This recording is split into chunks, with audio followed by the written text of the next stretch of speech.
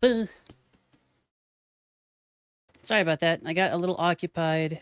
And feeding Addie a little bit.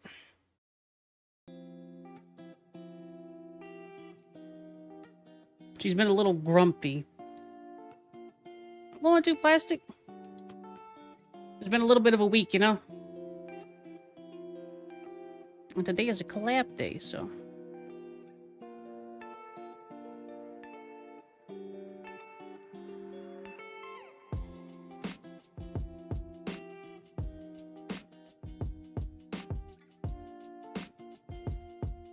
Buh.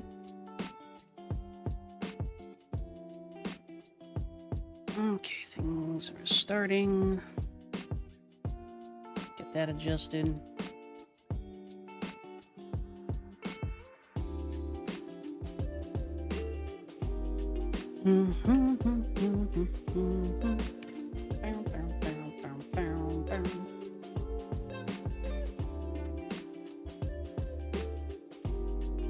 Hi, Fairy. I will be knocking at you momentarily. I'm getting my stuff up and ready to go.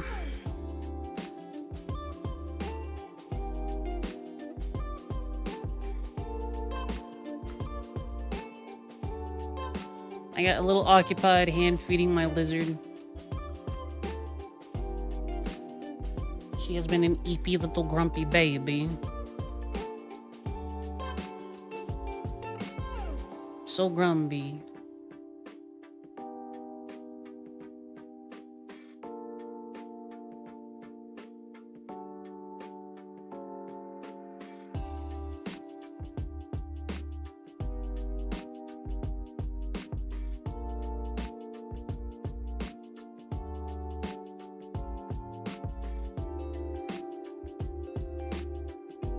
Thanks, Plastic.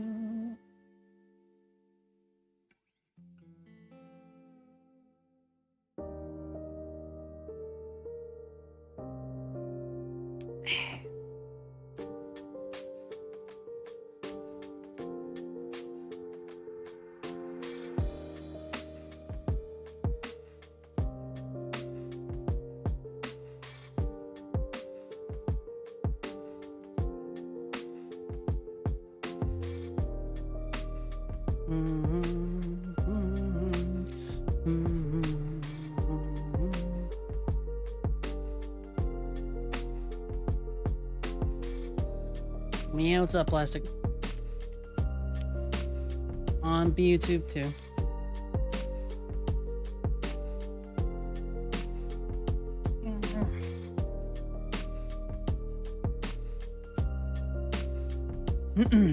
Plastic's a goober. Pushes over.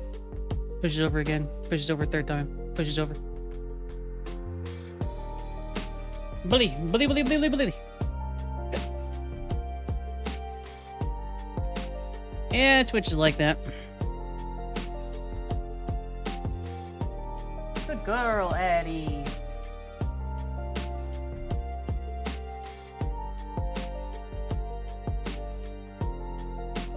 And, you smelly, Plastic. You smelly and, biggest smelly. Smelly, smelly, smelly. Lamau. Lamau.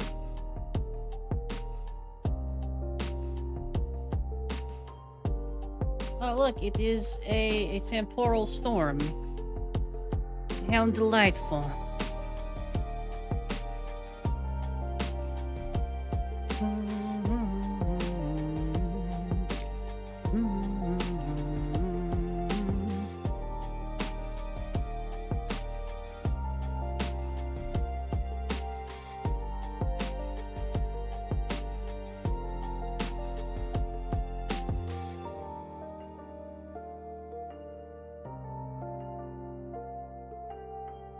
I haven't found any nice new zombie games, Rob, but Project Zomboid is getting updates, debuting some new stuff.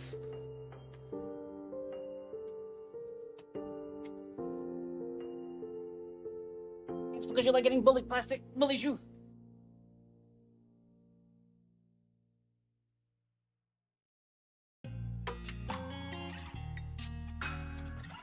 Meow.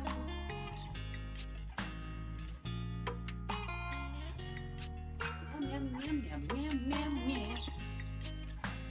Zombie games are cool, though. Dead Zone is supposed to be quite good. I'm planning on trying to check that out at some point. I think that's a zombie-ish game. 7 Days to Die is always a decent choice, just because it has so many mods. Icy has shown me a conversion mod that gives it a Tarkov-esque shooting system, which seems to be quite good.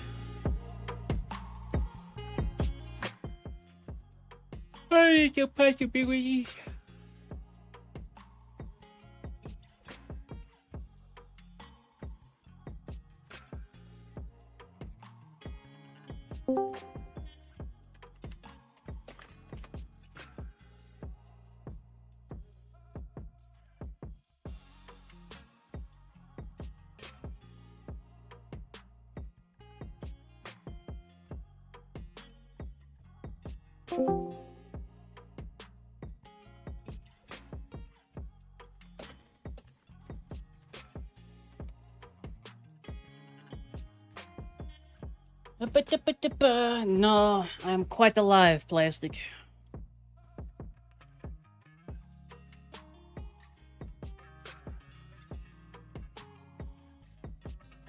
Perhaps the most alive.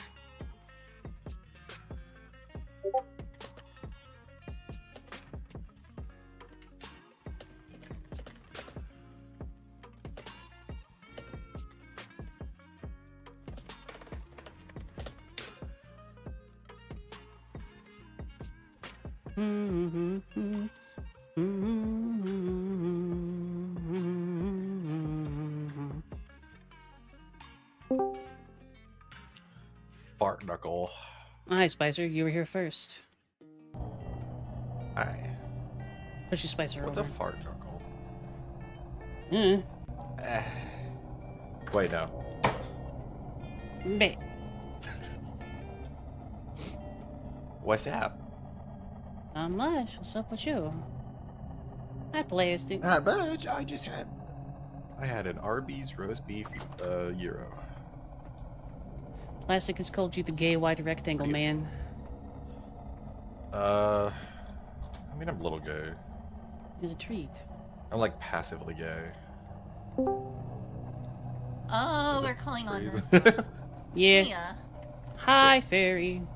Yes. He... Gives I'm Fairy sorry I a missed your call cheese stick. earlier. That's fine. I started it and then I was like, wait a second, we're doing the thing, and then immediately switched it over here. Hi, Zio. Pat pat. So I did it on purpose to confuse you for my own horrific whims. I can't believe you would do this. I'm gonna see what I can do about actually keeping up with chat this time. Last time I completely failed at it. We were talking about, So many the things. Switch 2 apparently being a huge success despite Nintendo's best efforts. Yeah. They've made a corporate announcement saying that they've sold 3.5 million units on launch. That's about right. Why? They haven't released Why a console was in like 10 years. So no surprise. Is there nothing it's they Bendy. can It's do Bendy. to even fail? I mean, they can. The big thing No, about they're Nintendo. the big thing about I controversies mean, if they and start stuff making good like games, that. yeah. Like Spicer knows. The big thing about large companies and whatnot like that is they're going to need to have more than one major fuck up, or for it to have time. Because Oh, yeah. right now, that fuck up needs to affect people that adore them and love them to death. When that fracture starts, the next time they fuck up, it's gonna be bad. Oh, gonna fight Squid. Thank you for the problem is 100 Nintendo bits. is like, it's not a big, like, it's not an American company where it's public and it has like no money and it's mostly leveraged, like shit like that, where like one bad failure, they're just under the fucking like bridge at that point. Plastic Like, got in trouble. Nintendo is private, they have a lot of money. Like, they could go for a while without fucking up. Are we gonna conduct our chats? You've Goodbye, already got the Zia. invite to do the thing. Oh, I did? You are cool. I don't see it. And I Ah! hope the friend appreciates you. I immediately logged in and died. More than we what do. the fuck? I immediately logged in and died. What the heck? It is a temporal That's the button. storm. What a time to log out. Or to log in. Oh, Spicer's gone. I just immediately logged in, got I've got one-shotted. Oh, okay, there it is. I'll press accept on that. Welcome back, Spicer. Hi, Bendy. I escaped! By the skin of your teeth. By the skin of Nom's teeth. That's true. So we have a Bendy from the left. We have a Bendy, a Fairy, and a Spicer with us today. It shouldn't despawn if I just stay in here during the temporal storm, right? Probably not. I'm the hardest to recognize. I would hope it wouldn't. We did that already, Plastic. We're way ahead of you, bro. Get with the times. Oh, crud. They Yeah, already got speed it me. on. I got one-shotted again. Yeah, the corrupt and double-headed Already ones are stupid. You just the haven't caught up yet. strongest variants. They're very dangerous. What are they called? You got killed by a corrupt and a double-headed drifter. Double-headed drifters are the strongest ones. If you don't have armor, they just one-shot you. Like, flat out. And then there's the ones that just shoot you. I'm gonna rage quit. I still love that I video. don't want to deal with this at the moment. Rage! You gotta I love channel that video the of a bunch of gamer Arma rage. players that got into this game, and they found out about the temporal storms and just how many of those fucking bow torn or whatever the fuck spawns. Yeah, when and it was it's just glitched. like, don't go outside and don't open the windows. So is many. the It's chat the being game wasn't shared lagging. right now? I see plastic. It is, yeah. Okay, cool. Alright, so topic. Why the Wii U was basically just the Wii 2. It was just the Wii 2. Wii U, yeah, Wii U was stupid. The Wii Nintendo U- has a lot Why, of those where they're just when like, the what if this will Wii work? was such No. a huge success? So I would... So why when the Wii was a huge success, like mega huge for Nintendo, like it way beat out the PS3? So Spicer, I would say Why that did the those Wii Switch U 2? was actually why very did similar the to Breath of the Wii Wild. 2 fail, but the Switch U succeed? Okay. So Nintendo seems to have a pattern. Easy. It was actually portable. Nintendo seems to have a pattern The Wii U was where useless. they end up taking a few things, like they'll end up Oh my taking God, like Squid, some thank you for the bits. disparate 500. things, kind of like how That's Breath of the 600 Wild now. was more of a tech demo kind of thing. Wait, Huh. what was the tech demo? Sorry, I was distracted. I got 600 bids. Oh my Mm-hmm. god. I saw that. That's a good thing. So Breath of the Wild was kind of a tech demo.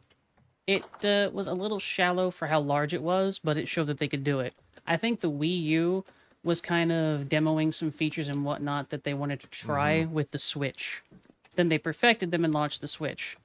Nintendo can do stuff like that Nintendo? because it is a private company and it doesn't care. It can take losses for Nintendo- further gains later. Yeah, Nintendo has a track record that's very unique, and it's that there's a concept we have in development called testing and prod. Like literally, just the users are your test based. Nintendo has a really like amazing ability to never release a product that actually gets tested in prod in terms of its technical features. Like every game, every console, everything they ever release pretty much just fucking works and rarely has any like glaring issues or bugs or like, you know, dumb ideas from the technical side. The problem is they tend to be very experimental and like a little bit of that test and prod when it comes to the more like actual interaction design on their consoles, which is what the Wii U was. Wii U was like experimenting with the idea of having like a hybrid like console and handheld, which no one's really ever done before in any meaningful way. And so they were kind of trying that out, and they didn't. I think the idea is they didn't want to go like Nintendo is a lot like Toyota in some ways, where they are very incremental and they don't like big jumps. And they've kind of learned that after like the Virtual Boy and the Virtual Boy. So they like to do things incrementally. For example, it's also why Toyota is probably one of the most durable and reliable vehicles you can get. A lot of their stuff is very tested. They stay like 10 years behind. They're also exceptionally easy to work on compared to modern vehicles. They tend to not run afoul of the architect versus builder kind of situation, where an engineer designs something that works technically, but is a huge bitch for a mechanic to do anything on. Yeah, they're always very behind in technology, but that's to their benefit because they make very simple, cheap products that work. I have no idea where I just died earlier. Definitely. Like, I died so many times, I don't know where my last dying location is. You'll have to explore all of the dying locations. They should still be marked on your map. Search every block. We're probably fairly close to home when we logged out.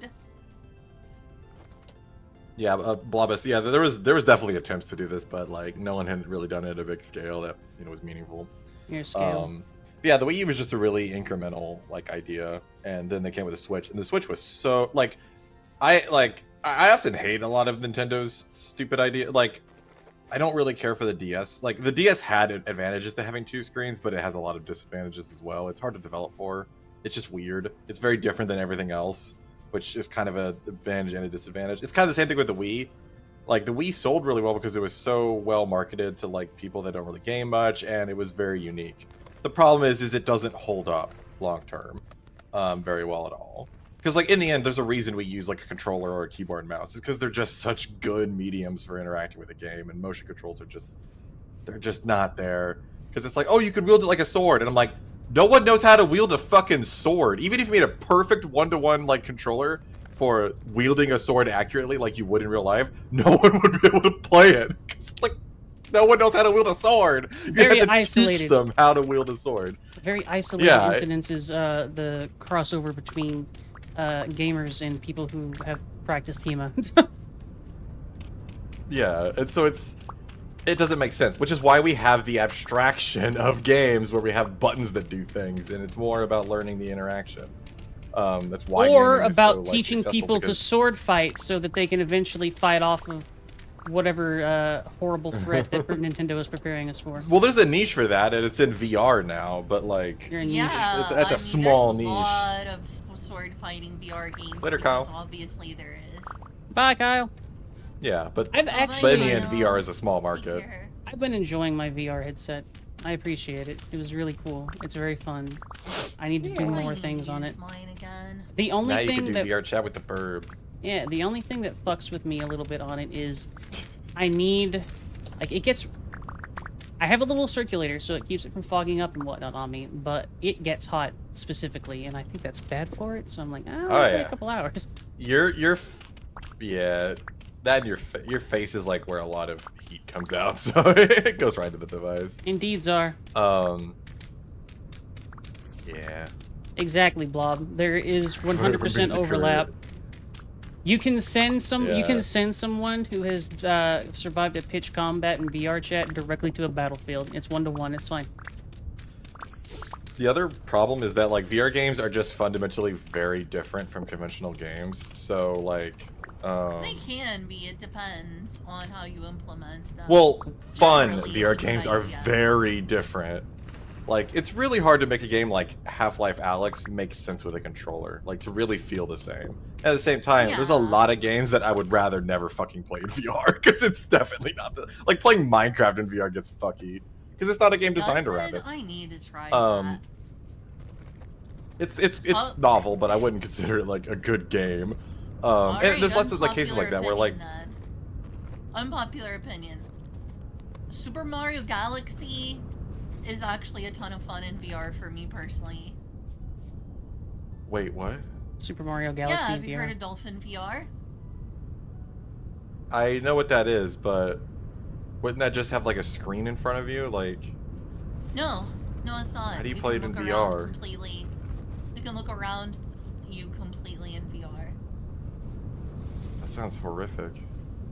Oh, I think it's extremely fun. It means I really need to play like Lucky's Tale or whatever it's called, because that does the same concept. There's also like other platformers where you look around. From what I've played, it's extremely fun. Oh, hey, thanks for the tier 1.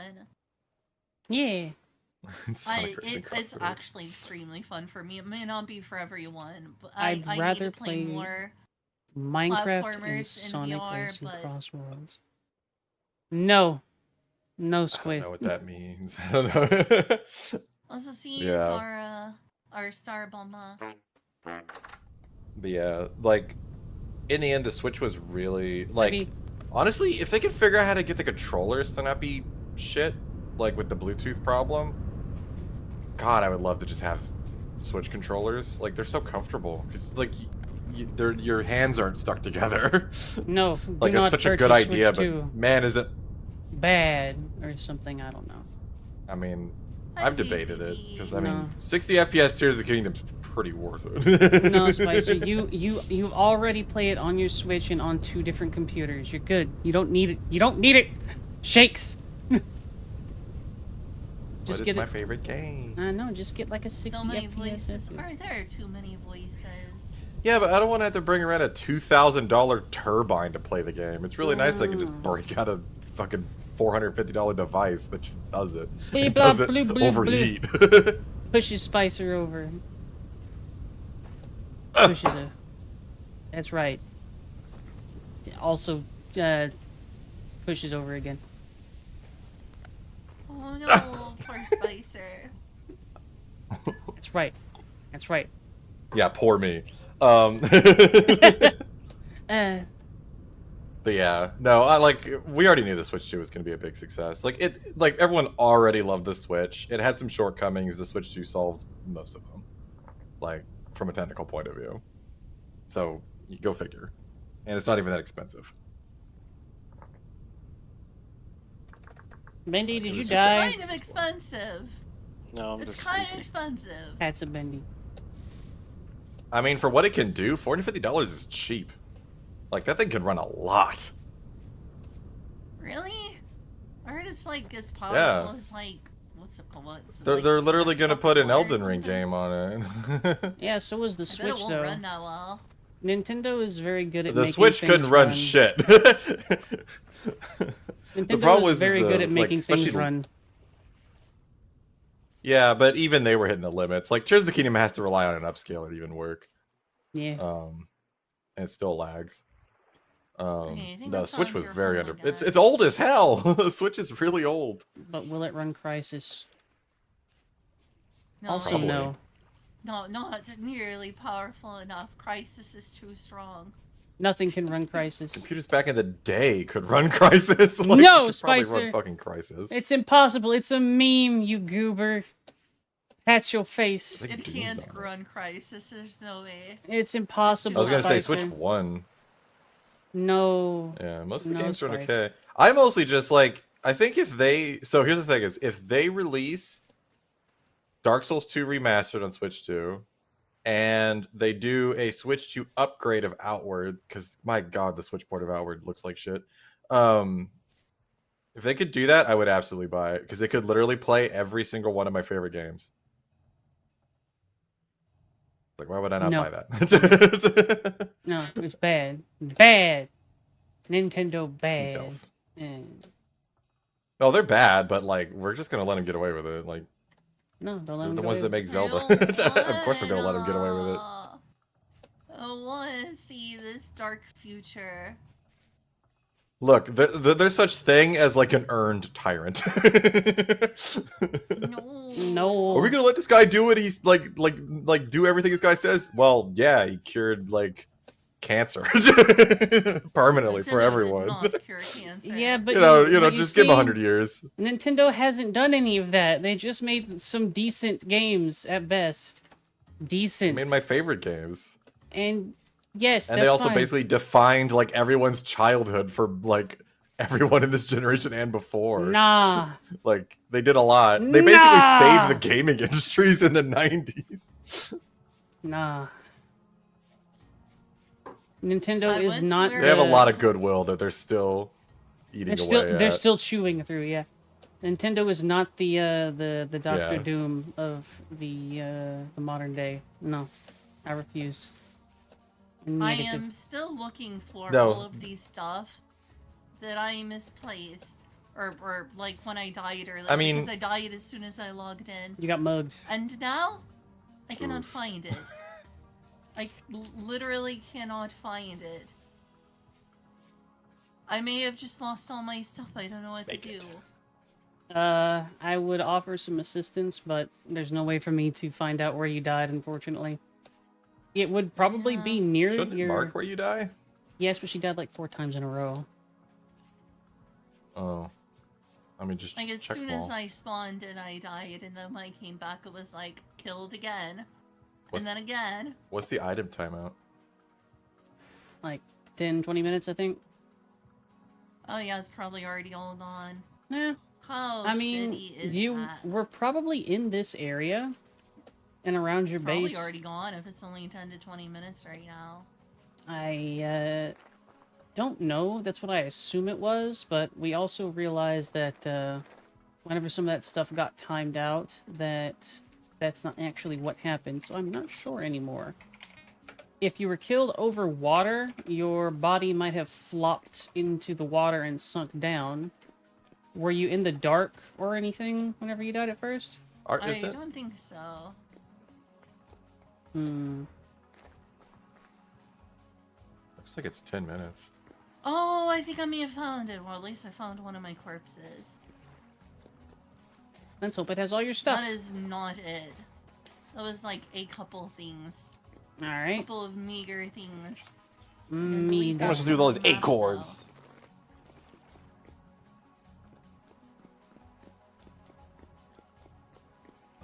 Well, it is not that one. Hmm. There's a pig there.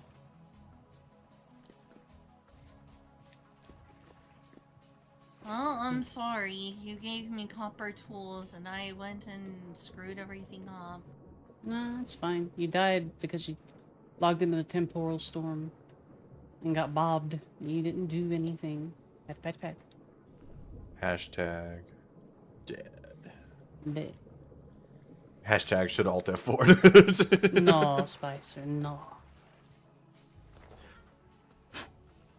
Welcome the to the bamboo. pits. The bamboo's pits. growing pretty well. Alright, so Kyle, It's well, wait, bamboo. Kyle's gone. Alright, guys, I I'll think I'm ask gonna hop y'all. off. Okay, Bendy, be I'll ask good. y'all. Thank you for Okay. visiting. Okay. Have a good evening, Bendy. Bendy? Chills. What about Bendy? I don't see Bendy in the chat. He was in the voice chat, Cooper. Oh. But he's EP. Fairy just Sorry. failed the passive wisdom check. Yeah, he's I'm very sneaky. stupid. You're not stupid. Twice. You're not Ben stupid. is If you were sneaky. stupid, I wouldn't like you. Well, you're gonna have to stop liking me then. No, you're just a liar like the elf is. Nah. I'm You twish. say you're stupid, but you're not. And it's getting dark. The only Let thing go. worse than being stupid is being a liar. No. So I'll ask y'all, do you think And that you're the lying Switch about being 2 is stupid. gonna outsell the Switch 1? I don't think so. I don't think it'll outsell the Switch 1 because they did I mean, it would have Take to a- be out a long time. they did take a blow to their PR for some of the shit that they're doing with the Switch 2. So like Yeah, I don't think it's gonna outsell I mean, it. this but it's happened going to sell before well. with the other consoles. You need to remember that the other consoles did this earlier. Like I said, Switch is just delayed. They're just doing the same thing the Xbox and the PlayStation did. Like, oh, we're gonna lock everything down. Blah, blah, blah. Anyway, everyone hated that, so we're not doing that. The problem, though, is statistically, like most of the time, whenever Nintendo decides on something, it ends up being industry standard. Like shortly after. That's one concern. Check the VOD you did. So the other guys Oh, try it, Lambus. fail, and then. Thank you. Oh, nice. Good job, Bob. Sorry, Oh yeah, I didn't think about that. That's a good idea. That's a good. Thank you, Lambus. Alright, 7. What a good idea. 60. Get that man some beans. Get me some Thank beans. you. Down here, no. Yeah, I know. I mean, it's like when Nintendo started doing the $70 games. Like everyone else started doing it. Like Nintendo's the baseline. Nintendo. I mean, what fucking like company makes their own games and console and like basically is guaranteed to sell a bunch of units whenever they make anything? It's like Nintendo. So, They are the gaming industry. Still shitty. I refuse to purchase the Switch 2. Not that Oh, I really yeah. have the option to that do is so. entirely Like- fair. Like they're a little better than Microsoft at least because they box you in by making something you like actually like versus Microsoft that boxes you in by just making you something that you have to use. So it's at least a more positive relationship in a way. It's like, it's the industry standard. Oh, thank you. Thank you so much. I guess I have to use this Okay, so Microsoft. that's- Everything's written for one. Windows. Fuck off. Died in Minecraft like 20 times in a row. Dynamite like 20 times in a row. So looking at it's pretty fresh in my mind. Yeah, that's awesome. It's appreciated, Blub. I kind of wish it would just chat log it or something. Here. Probably some setting or a mod Yeah, or something. that's to really do. appreciated. Okay, so I found that one. Probably. Why was I over there? Flint. I need flint. I'm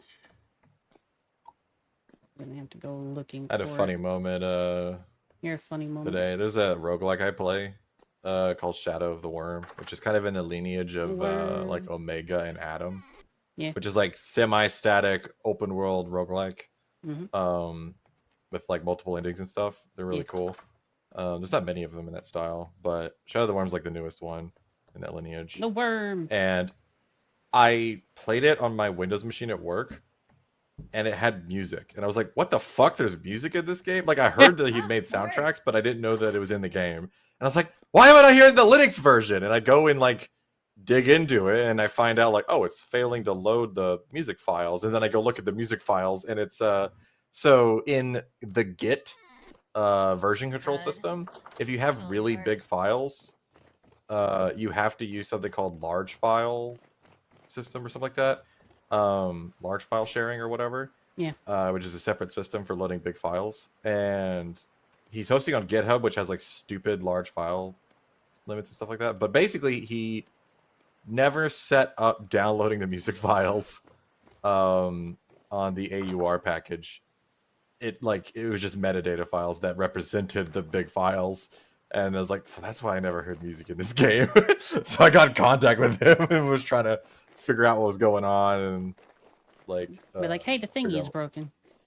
Yeah, and I was like, okay, well, you might need to change this and this, but yeah, the other problem is the stable branch doesn't have. So he wrote a script now that downloads the files from his own website instead of from GitHub because they have really stupid bandwidth limits on large files. Mhm. Like a couple of people would like install the game and it would hit the limit immediately in a month. So he started downloading, but he only has that set up in the dev branch, not the stable branch. And then also the data branch doesn't compile right now. So I'm like, well, I guess I'm not playing. But yeah, I sent a big email and stuff talking to him about it. You've assisted. You've assisted a fellow programmer. Yeah. I try to help with maintaining the AUR as much as I can. Sometimes Spicer simply Hey, fades out of the Mary ether Sage. and provides assistance. Yeah. Well, I use that stuff. I want it to work. I want it to... Like, can you fix this? And I run such a minimal system that I'm usually pretty good at finding out what dependencies are missing from an AUR package because I just always manually install everything. And so I don't install any big overarching packages, Same time, I'm development scrolling. or like desktop environment. I believe it still ticks Blob. it's a It's the global- same thing as it's like Minecraft though. If you're far away, it'll unload and won't tick it. Oh, nice. Yeah, I heard Inkuna helped you. That's really good. I wish Good. I was in a position to help you right now. I'm really sorry about your situation. Thank you, Inkuna, for doing that.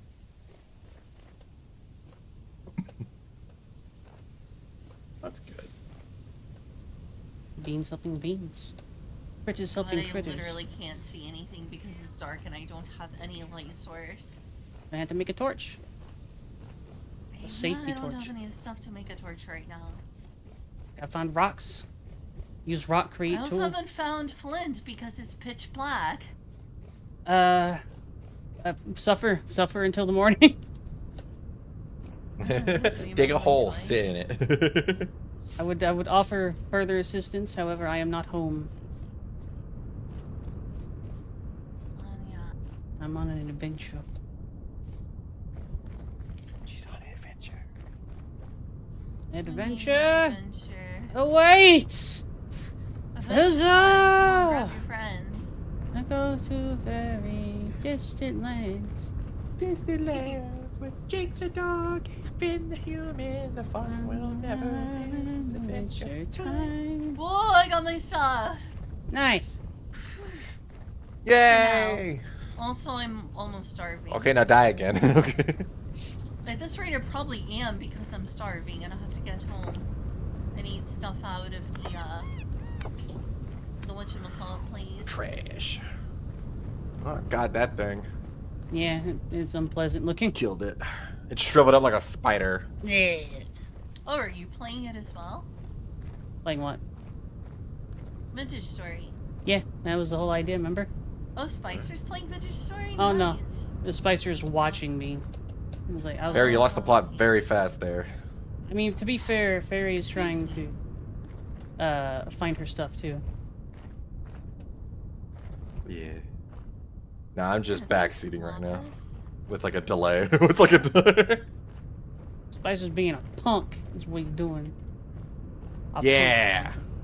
I'm the rambling part of this fucking video. punk. Rambles. I'm white noise. You simply need to God. Do you prompt have any Spicer. food at your house that you can spare? It sounds like I'm closer to your place. You probably are, but I am not Fuck! currently home, so... Gosh! Dang it! Okay, it's... Pat's the At the fairy. fairy. It's a little funny that you said fuck and then gosh dang it. Thank you, Blobus. Also, I love how that happened like right when Akuna asked. Vintage Story got is a juiced. harsh mistress. It Truly. really Especially at is. night. Especially near winter. Hey, it could be survival difficulty where you walk on dirt and it just collapses into a fucking ravine. Oh yeah, I forgot that there's dirt physics. That's how I played.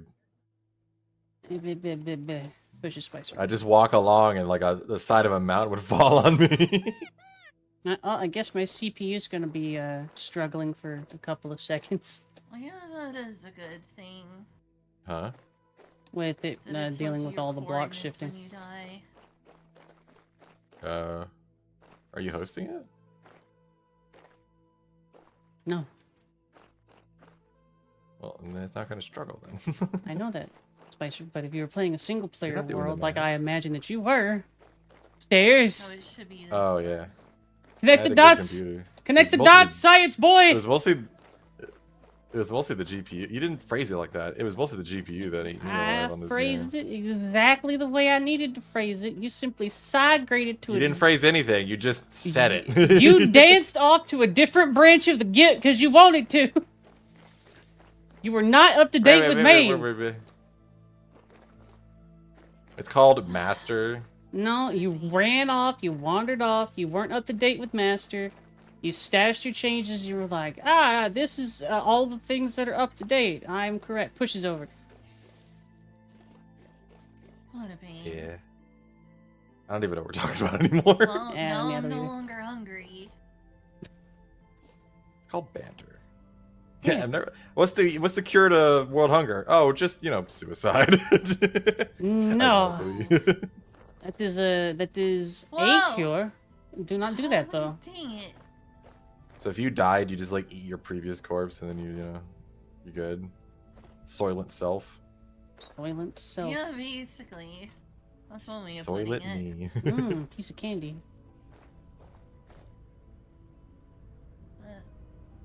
Very Maybe wouldn't be I'll much of a until meal, though. morning. Yeah, very small. Hey, Auri, have you thought of any other types of games you'd like to play together? A couple of them, but I'm not sure which ones you would be interested in. And I'll name currently, drop them and I'll look into it.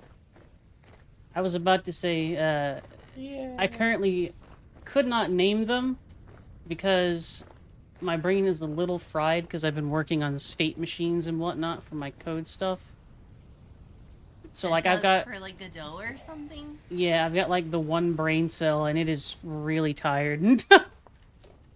The poor little Understandable. fella. If you think of it, Single-threaded let me CPU. know. Repeat. Oh, by the way, Spicer, if you can think of any like good Huh? Godot tutorials to show me, please do.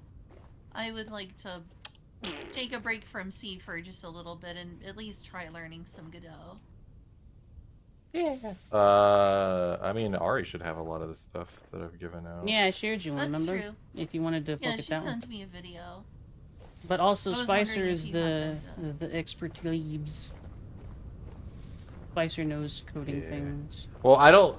The problem is I don't like. Anytime someone asks me for like a tutorial, I'm like, I just go look on the internet. I don't know any. I don't use tutorials. I just read docs. So I don't know any tutorials. Spicer is a more advanced user.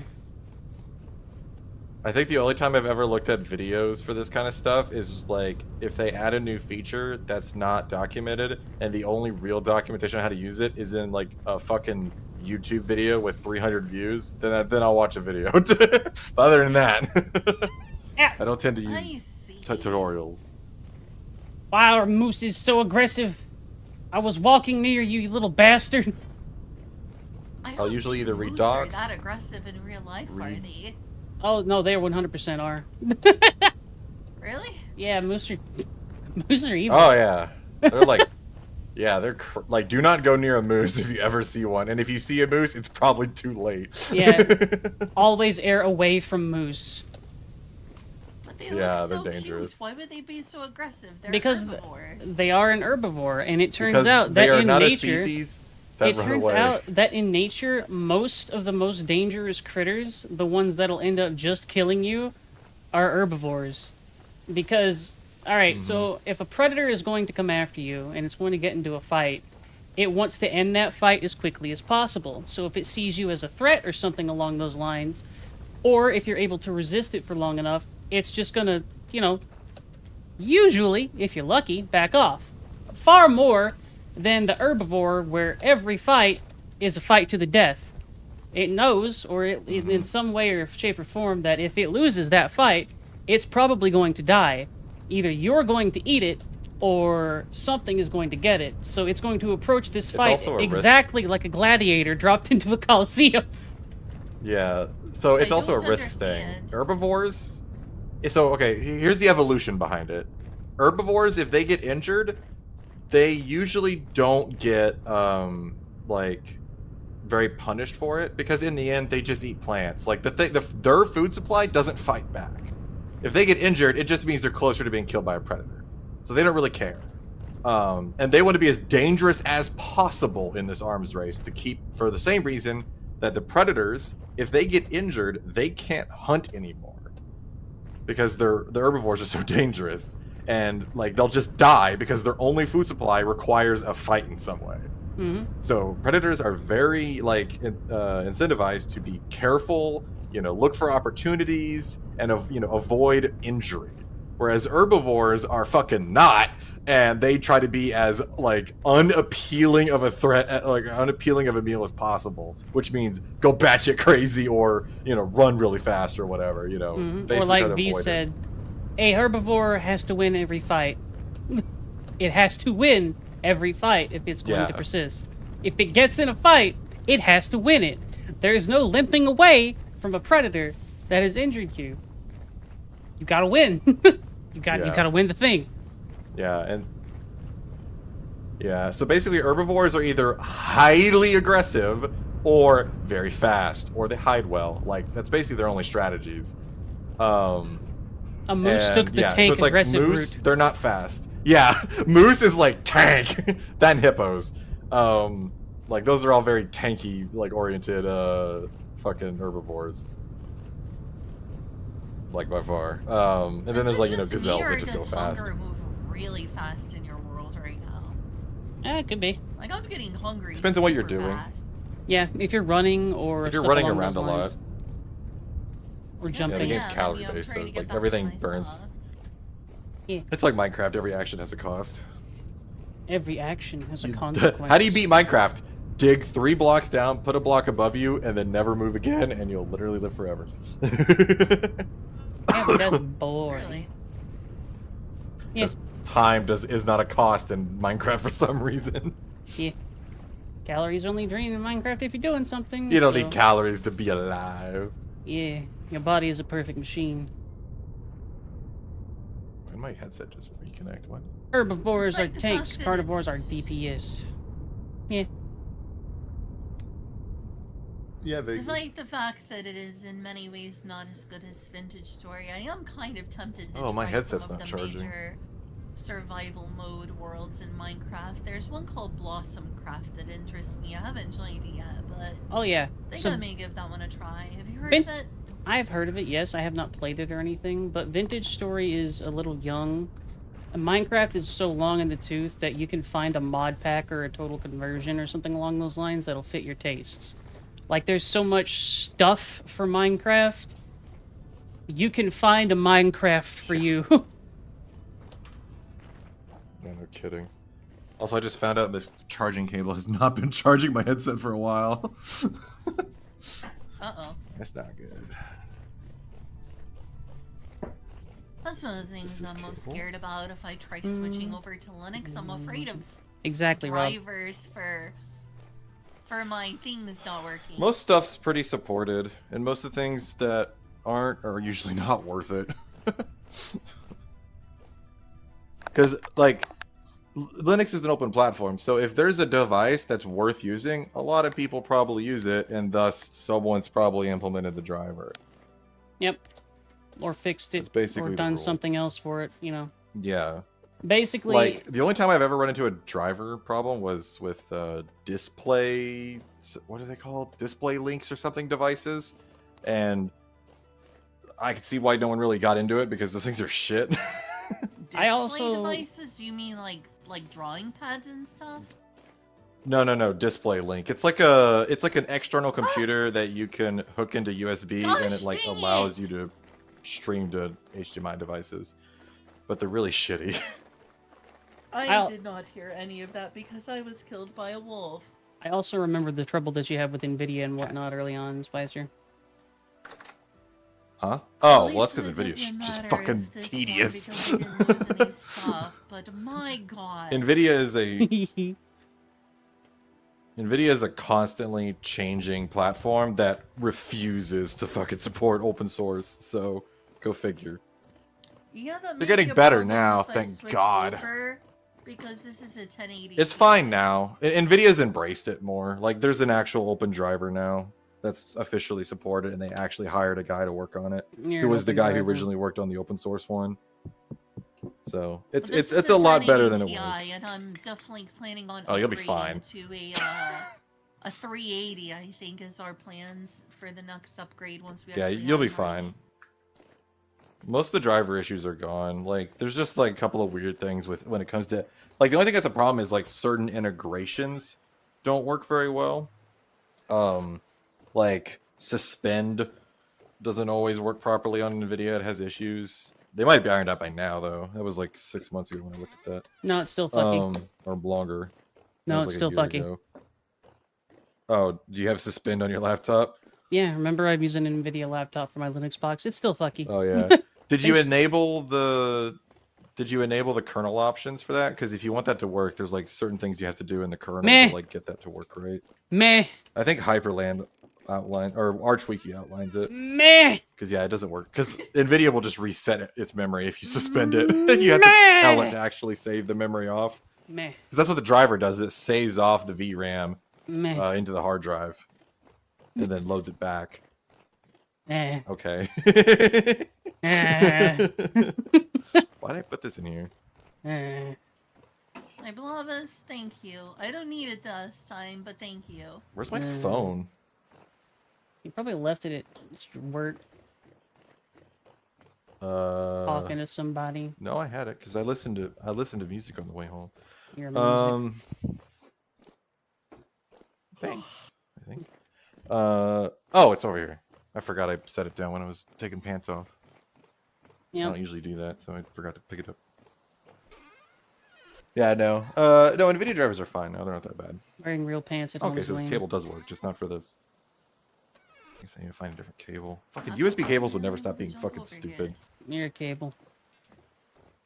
Like, this charging cable doesn't work with this device. Why? It's like, I don't know. Why does it work with this device and not this one? Who fucking knows? Drives me nuts. For the fun of it.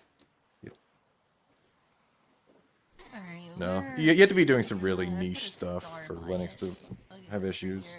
And honestly, sometimes it's just easier. Because Windows, like the drivers, like... So one problem is that there's some devices where the developer will make a driver and they're not good. Or there's no driver on Windows. And you have to like install one or rely on an application to just like at a low level support it, which is like, you know, like so for instance DualShock or like DualSense, like that's not supported on Windows. Steam is the one doing all that work where they literally like hook into the device at a low level and listen to it and translate it, and then they put an API like they basically put a DLL injection in between like the game and the operating system so that like you could use a fucking DualShock on your game because Windows support is so bad. So that's why for a lot of games, when you're having trouble with getting your controller working, they just say add game to Steam. Just add the game to Steam. Yep. Yeah, basically. Yeah, because if Steam launches it, it adds it basically puts some library. I think it replaces like the X input library with its own version. Steam does a lot of work to help you play games. There's a lot of stuff that Steam like just kind of does that people don't realize. It makes things a whole lot easier for everybody to do stuff. And then that's why I don't like the argument. Like okay, so the CEO of Outward, I can't remember his fucking name. The French guy, or no, the Quebec guy, the Canadian French guy. I was literally like arguing with him on a stream he was on for like one of the like dev talks, I think before one of the DLCs came out, and I was literally arguing with him about the fact that like yes, Steam charges like, you know, a pretty big like cut. Yeah. Although it's kind of industry standard. You get so much. You get so much back from that cut, though. It is. Yeah, but I'm like, yeah, they do, but they also like make PC gaming fucking work. So, you know, earned. Like PC gaming would be nowhere near where it is if it wasn't for like all the work Steam's done. Like God, it'd be such a shit show. And if you're a developer and like you can go look at all the stuff they developed for PC gaming, like it's crazy the amount of libraries and just useful stuff they've created. There's just things. There's just stuff. You look out there, if something works, Steam, and it has to do with games. Steam's might have like some tendrils in there. Fuck! Ah! Wolf. Yes.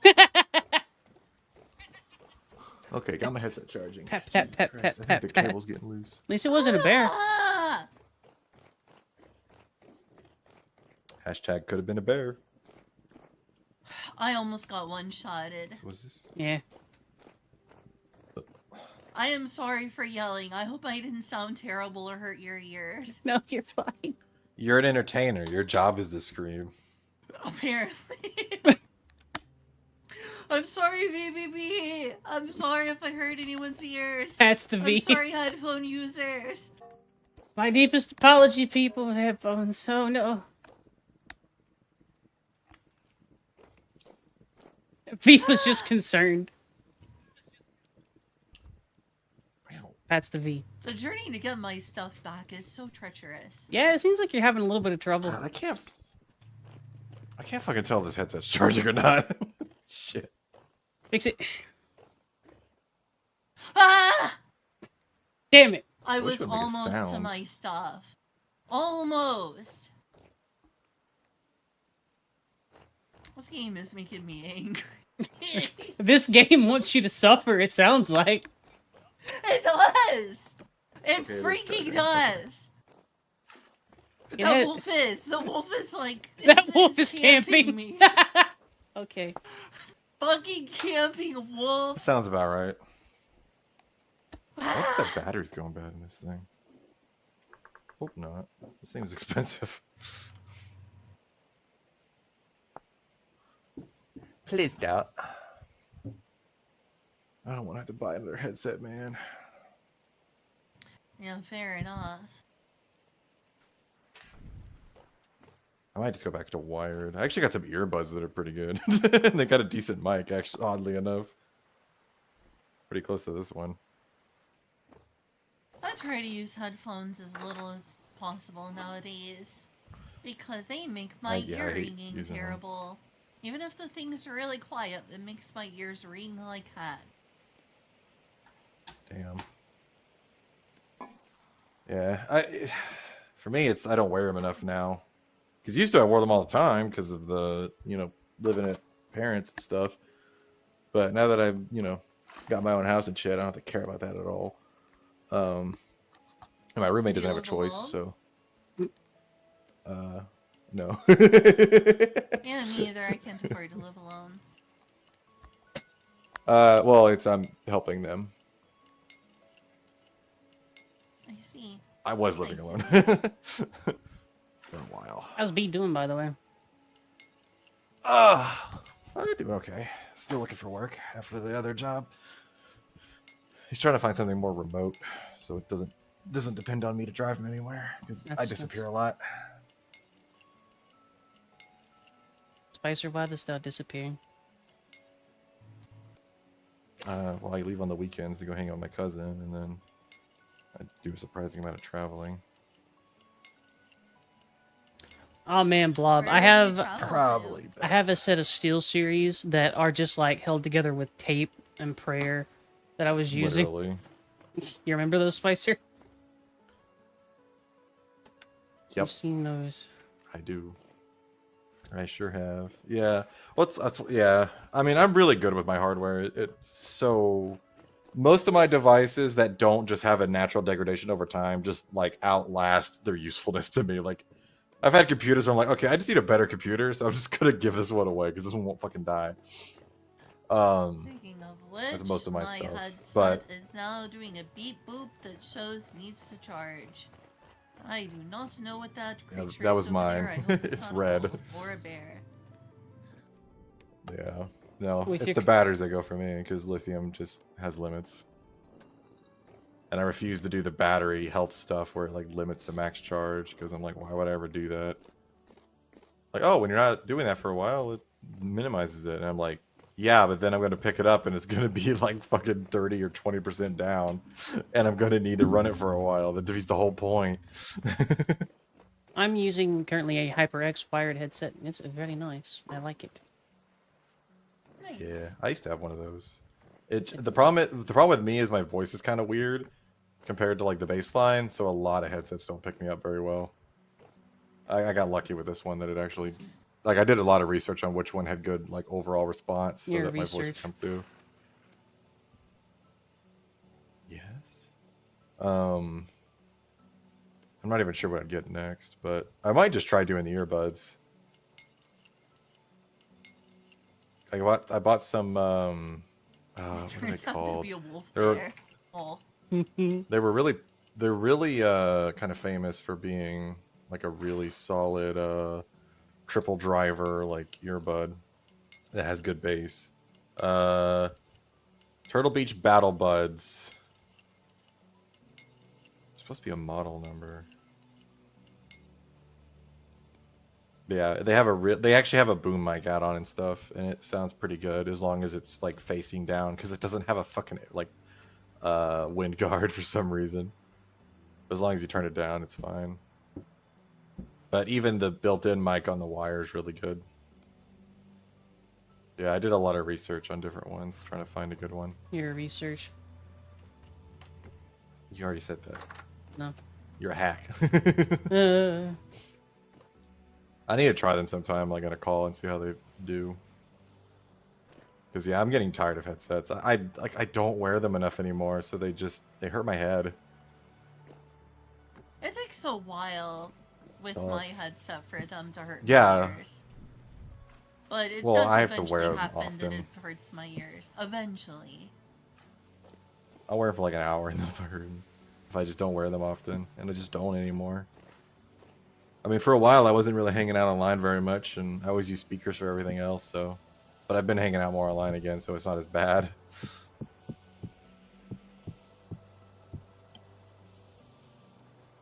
Yeah, they just reminded me of past times, and I'd rather avoid that. The lack of freedom to make sounds. Auditorial freedom. I could scream my house if I want to. I can scream if I want to. Then I think, honestly, sometimes the headphones have less audio quality just because, I don't know, they can be kind of tinny and stuff. Hey, Tinny. Because they're kind of far from your ears, and they kind of rely on a seal around your ear to really work. Frick, is that a wolf? I think that's the wolf. That's a wolf No. bear. Whereas earbuds make a seal in your ear. Again. Wolf bear! Wolf bear. Doo-doo. Wolf bear. Doo-doo. An Alaskan I hope sea they don't bear. follow me into the water if they spotted me. I'm gonna have to like sneak around ninja mode. Ninja mode. I'm also just tired of charging wireless devices at this point.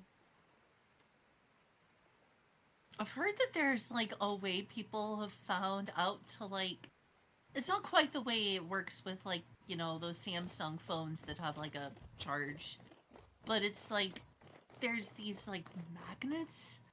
I forget how it works exactly, but you like place an area and it can like power everything wirelessly. Induction. Yeah, I guess so. That's becoming a growing technology. Yeah. That could be something you look into and use. Yeah. I would love to try that. That sounds useful. The question is, Yeah. I don't understand how that works in a way that's like healthy. Like if there's an entire big area where there's current running through it, would that be bad for you, or am I just really stupid? You're not Yeah, stupid. it would. I mean, that's why Tesla. It would also be very inefficient. I forgot what they're doing now, but it's more targeted. But it's always going to be way less efficient than just fucking plugging something in. I mean, wireless charging itself is inefficient, even when it's like next to it already. Yeah, it's 'Cause slower, but you're it's a having little to bit go through the more air. effortless. Yeah, it was cool when I had it, but it's not really Oh, worth got it. my stuff. Good I'm job. getting out of here. I had a device that did that. Success. And it was kind of neat, but it's also kind of failure prone. Because like your phone gets knocked off it, like I'm failure prone. I'm failure prone too. eats you both. Yeah.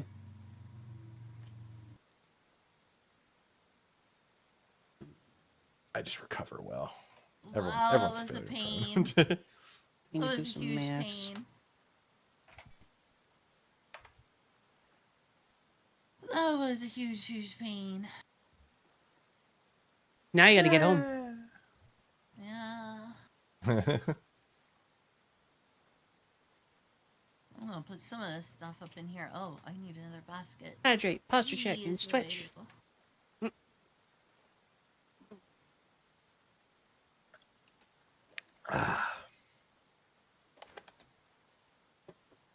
Yippee! I can place some of these.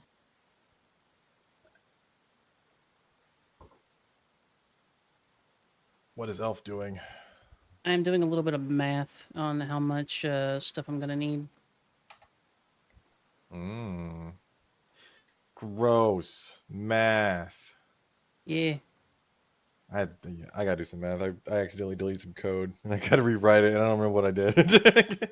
I did some math. I think I need like 7 stacks of fire clay, which is annoying, but...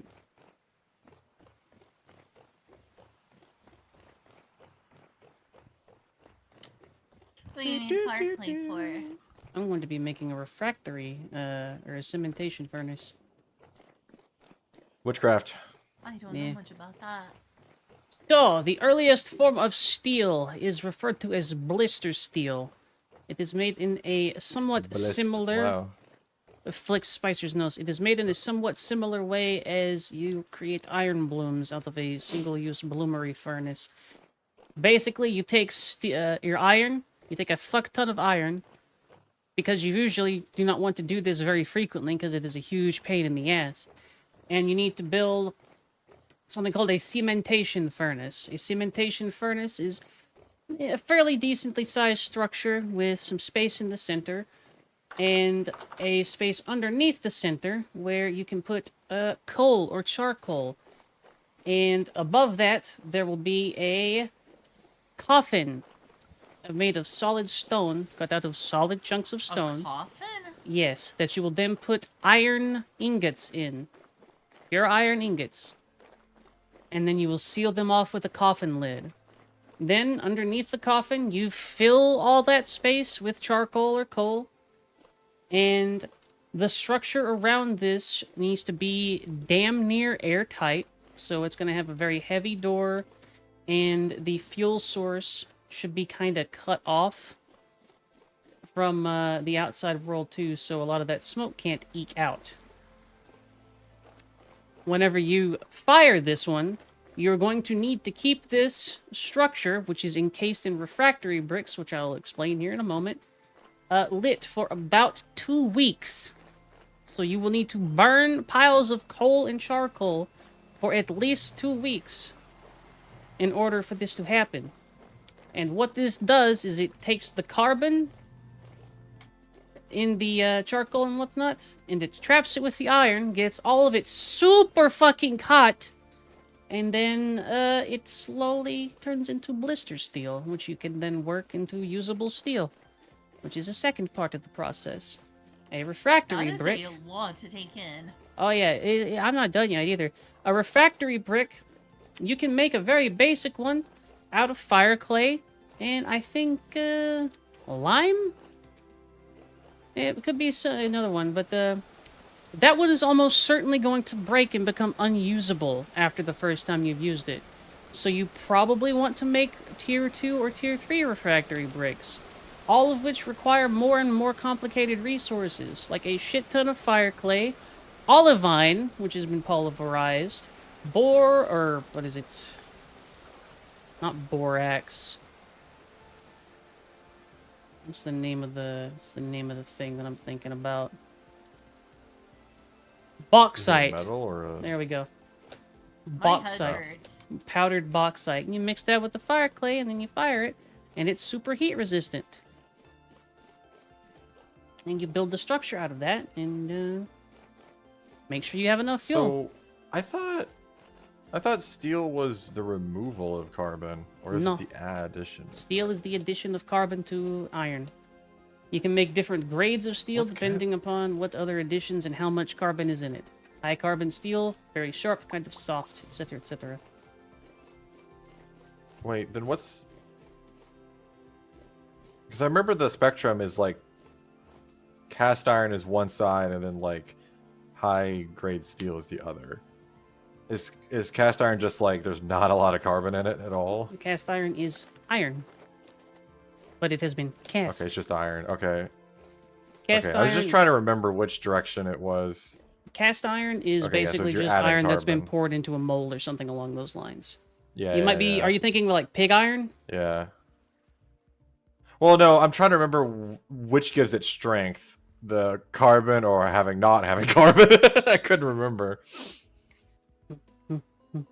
But yeah, it makes sense that it's carbon, because carbon makes longer chains than iron will. This has taught me how little I know about how steel is made.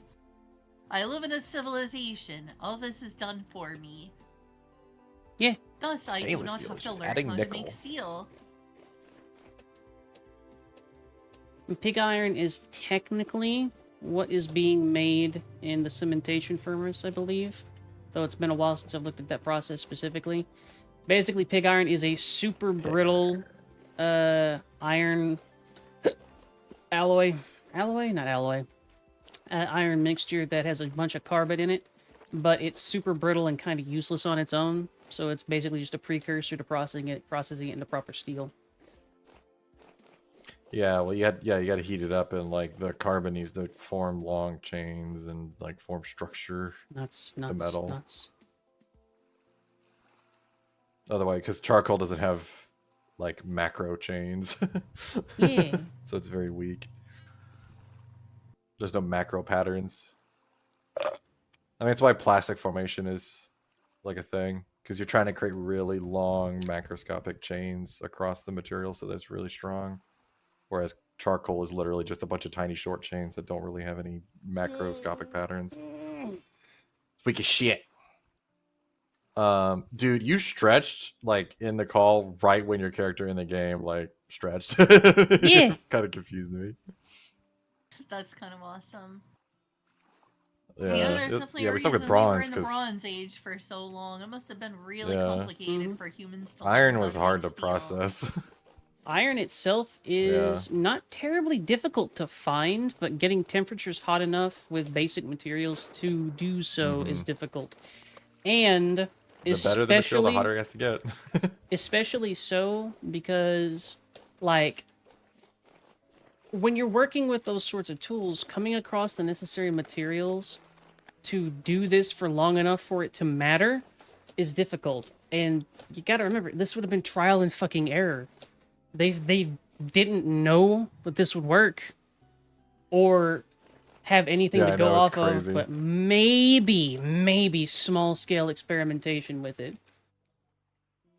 I mean, I think it's just humans were pre-programmed to do really. I mean, look at like people today. They're like, I'm going to implement Doom in the TypeScript type system. It's going to take like months and run millions of lines of code, but it'll work. And it's like, yeah, that's probably how we discovered fucking steel. Is some guy's like, dude, what if I put a bunch of iron and charcoal in a thing and I make it really fucking hot? And it's like, why are you wasting all those resources? I don't know. And then they did it. Yeah. Yeah, aluminum is hilarious. Like, because like in the end, most materials, like how good they are, is almost exclusively is just an energy input. And there's materials that have limits to how much energy input gets better materials out. Like that's why copper is kind of limited, because there's that much energy you can take in to become better, which is why alloys are so important. And yeah, like aluminum is one of those, is a pretty high energy like input to process it, which is why we didn't use it for forever, because the energy requirements even today are still really high. Like the main producers of it is fucking Greenland with with their free energy basically because of the geothermal. Processing aluminum is also very, very messy, and especially back in the time, aluminum doesn't make the greatest like tool. No. Essentially. Yeah. It's very useful. It's just for very other reusable. Stuff. Very reusable, and it's good for other stuff. And light. Mm-hmm. But now we just light and put strong, Coke. baby. We just put soda in it. Yeah. Yeah. Yeah, we don't do as much with aluminum anymore, except for small scale stuff. It's really good for small scale stuff. It's Steel good for still making wins out cars big lighter. time. Cars used to be heavy steel. Now it's used as vaguely, a lot but aluminum and most of stuff. well, like I said, small scale. Most of the aluminum in cars is like the outside, or like little pieces. Most of a car is still steel, because you need something really strong if you're gonna crash in it. Because if you like, I mean, it's what the Tesla's like. It's what the Cybertruck's dealing with, because they wanted an aluminum frame, and they're finding out how terrible of a fucking idea that is. So a big portion of why vehicles and whatnot are no longer made out of big steel frames and whatnot is not that. So they're still made. Yeah, they're still made, but they're also the reason that they're not. They're still largely made. There's a reason that it's primarily smaller scale than it was back in the day, and that's because if you crash in a steel car, you probably aren't going to survive. That energy has to go somewhere. No. And the vehicle can endure it. That's No. why... It's the opposite. Vehicles Aluminum are designed frames to crumple just like go... cans. That's the point. It absorbs the damage. Yeah, but you... No, but the problem is aluminum doesn't have enough tensile strength to actually, like, correctly absorb that. Like, you're just gonna get smushed. That's why you use a mixture. But Like, that's also why steel isn't... You need the main frame on a car is steel. So you need something strong enough. Steel. Hi, Ducky. Good old-fashioned... Like, it's a mix. Like, you need the car to crumple, but you also need the car to actually take the impact, otherwise you're just gonna get crushed. Like, you have to mix it. But yeah, it's why Tesla was trying to do the whole, like, aluminum frame, because the Cybertruck's already crazy heavy. It's a fucking giant, like, electric car. It's got a bunch of batteries in it, It like, is a motors brick. and all kinds of extra stuff on it. So, Indeed, Ducky. if we're currently in, like, the, Yeah. steel age, The or really outside in some ways we're in the stuff is silicon aluminum. age. I guess you could say in some ways we're not in the steel age, we're in the silicon age. Yeah. But, when is humanity going to reach fully into the graphene age? Because I feel like that's the next step. We got a We little were while. once in, like, the Bronze Age. It's still we not had the Iron Age. Viable. Still not viable, but when? How I far think- do you think we are away from Just lots takes a of stuff while. being made out of graphene? I think probably what's going to end up Probably 10 years. happening before something like that ends up... What? What is hitting me? Where are you? I am lagging, I think. Like, we just don't have a good mass production yet. We're not quite at mass production. The techniques they currently use don't scale well. That's a big hurdle to adoption, and why steel ended up being rare until we were able to mass produce it appropriately. Once it gets to that point, you'll see more and more things being made out of different I secondary miss when materials cars like that. were like, I love seeing a fucking steel car. Like, so the point of fact, the frame is still steel, but a lot of the extremities and the outside paneling and all that, that's all like aluminum and shit. Yep, meant to crumple like a Like can. everything else is aluminum. Well, Squint. those don't do anything. Like, they don't absorb shit. Like, the frame is what's doing most of the work. But yeah, but it definitely makes them lighter, which is an advantage. Because, like, you want the rigid strength to be high so it can absorb the impact, but you want the car itself to be light so that there's less to absorb when someone else hits someone. But so it's a kind of so the rest of the car being aluminum makes sense because it just makes it lighter. Also, point of fact, back in the steel days, they to help with this problem, they used to use fucking wood. I have an uncle that works on old cars, and yeah, there is a surprising amount of wood in cars. And it sucked because if you crashed, guess where all that wood's going? Into you as giant splinters. It sucked. Yeah, that's pretty rough. Ow. Good One God. thing that saddens me I'm like, about I the fact saw. we- I'm sorry. Just keep talking. Just keep talking, Fairy. Come No, on. go. Okay, Do it. okay. I'm gonna One beat thing that into you. saddens me is I wish that we didn't throw away so much paper, so much wood, so much cardboard, which is also just paper, so much aluminum, and I don't know how to reuse these things. Like, keeping that stuff around would be like pack ratting, but it's also like, it really saddens me how much waste It's- we use as humans. It's like, are we gonna Yeah. have like robots someday that just go through like landfills and find all of the precious metals that have been thrown away from phones? Yeah, and that's kind of a different big things? problem right now. Basically, yeah. Like that's gonna be a long-term problem. Like, okay, so for instance, different things have different amounts of like recyclability because either A, the energy cost is high, or the collection cost is really high. And like, okay, for instance, most paint has house paint has aluminum in it. Are you getting that aluminum back? No. It's fucking in paint. Good luck. There's like almost no case where that's worth it. And to point of fact, like historically, like let's say like pre-industrial Japan, like if a house burned down, one of the first things that happens was everyone would run over there and fucking get the nails. Like that's how hard it was to get like iron and stuff and process it for some people, like in the world before like mass industrialization was a thing. So I but would yeah, also like add, that's an ongoing problem. I would also add that currently a lot of humans' recycling technology is too energy intensive to be worth it at all either way. I don't. Yeah, well, we have to recall design products off the that are recyclable. Right now, it doesn't matter. All you have to do to remake paper is just like blend it. Where do you get the energy to? They used to. Where did you get the energy to do that? You just blend it. You have to produce the energy somewhere, so you need to have a way to actually make it a net positive for the recycling to be worth it in the first place. Recycling paper is easy. It's actually one of the easier ones. So, but the problem is the cost of collecting the paper to recycle it is greater than just making more. Like, it's why like those reuse, like, okay, if you're just looking at things in terms of energy and not in terms of like protecting animals and like reducing like the environmental impact, you're more thinking about the energy impact.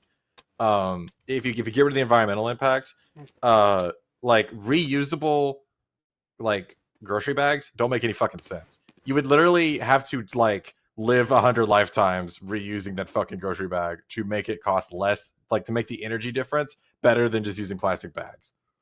Because plastic bags are just so insanely cheap to produce versus the like reusable one. But again, the real point of that is to avoid the environmental impact of, reusing paper bags is also an option, but they still consume like you need to understand how cheap plastic bags are to make. Correct, it's, like they're one of the most, like it's less than a penny to make one. It's insane. You have to use it like 100 times over. That's actually a fairly exactly that too. That's a pretty concerning problem too, because a lot of the places and the situations where like the recycling would make sense, you're doing it to a point. Doing it would take too much energy. It's too much stuff, and in a lot of cases, makes worse things that still need to be gotten rid of. Like, it's not worth it. In the end, I think it's more likely that we're just going to find a way to like evolve something, or it's kind of already happening. That's just going to eat plastic and microplastics for us. Because I mean, I guess the rule of nature: if you put something out there long enough, something will fucking evolve to eat it. Which is what we're seeing now. Is there's like bacteria forming that literally just eat plastic, because it has energy in it. That's why you could burn it. But doesn't burning it though cause like toxic byproducts? No, not like it. You can burn it because there's energy in it. So bacteria can eat it because there's energy in it. They just have to adapt to eat it. Yeah, I've heard that they're processing developed it. Microbes that do it. I don't know how much. Oh no, they didn't do that. They formed on their own. Yeah, that just kind of they started appearing at plastic. No, they literally just started finding them at like plastic processing plants where they have lots of plastic just sitting out in the open for like years, like long times. So like I said, if you leave something out in the ocean, and it's ironic is like the little microplastics have a lot of problems that we're gonna have to deal with, because like the microplastics are more of a problem for like macro animals, like multicellular animals. But when it comes to the microorganisms like of the ocean, they're loving it because it's just literally more surface to live in that's protected. So like a lot of microorganisms are really enjoying the whole plastic problem in the ocean. Was there anyone else on the right side? Nice. God damn. It's a long time to drive. But also, Vestige, just to throw that out there, the plastic thing in your brain is not nearly as bad as that. That particular study does some quantification fuck-ups. Of these bacteria that eat plastic are probably as a toxic byproduct to humans. I don't know, but I assume it probably is. Do you know if there's any toxic byproducts of these plastic no, because like when an remember it's just carbon chains, so it's just breaking them down. So the main outputs is like carbon and oxygen and like stuff like that. Because like remember, plastic's just like it's oil, and so it's mainly just carbon, oxygen, hydrogen. That's Yeah, its that's main the products. funny thing about so many things in life is that, and we were talking about, carbon and steel and iron. It's like, and even graphene is carbon. How many things are in life are just freaking carbon? Most of Everything's it. freaking carbon. Quite a lot. Everything is freaking carbon. It's you were correct actually. That's why we're carbon-based life.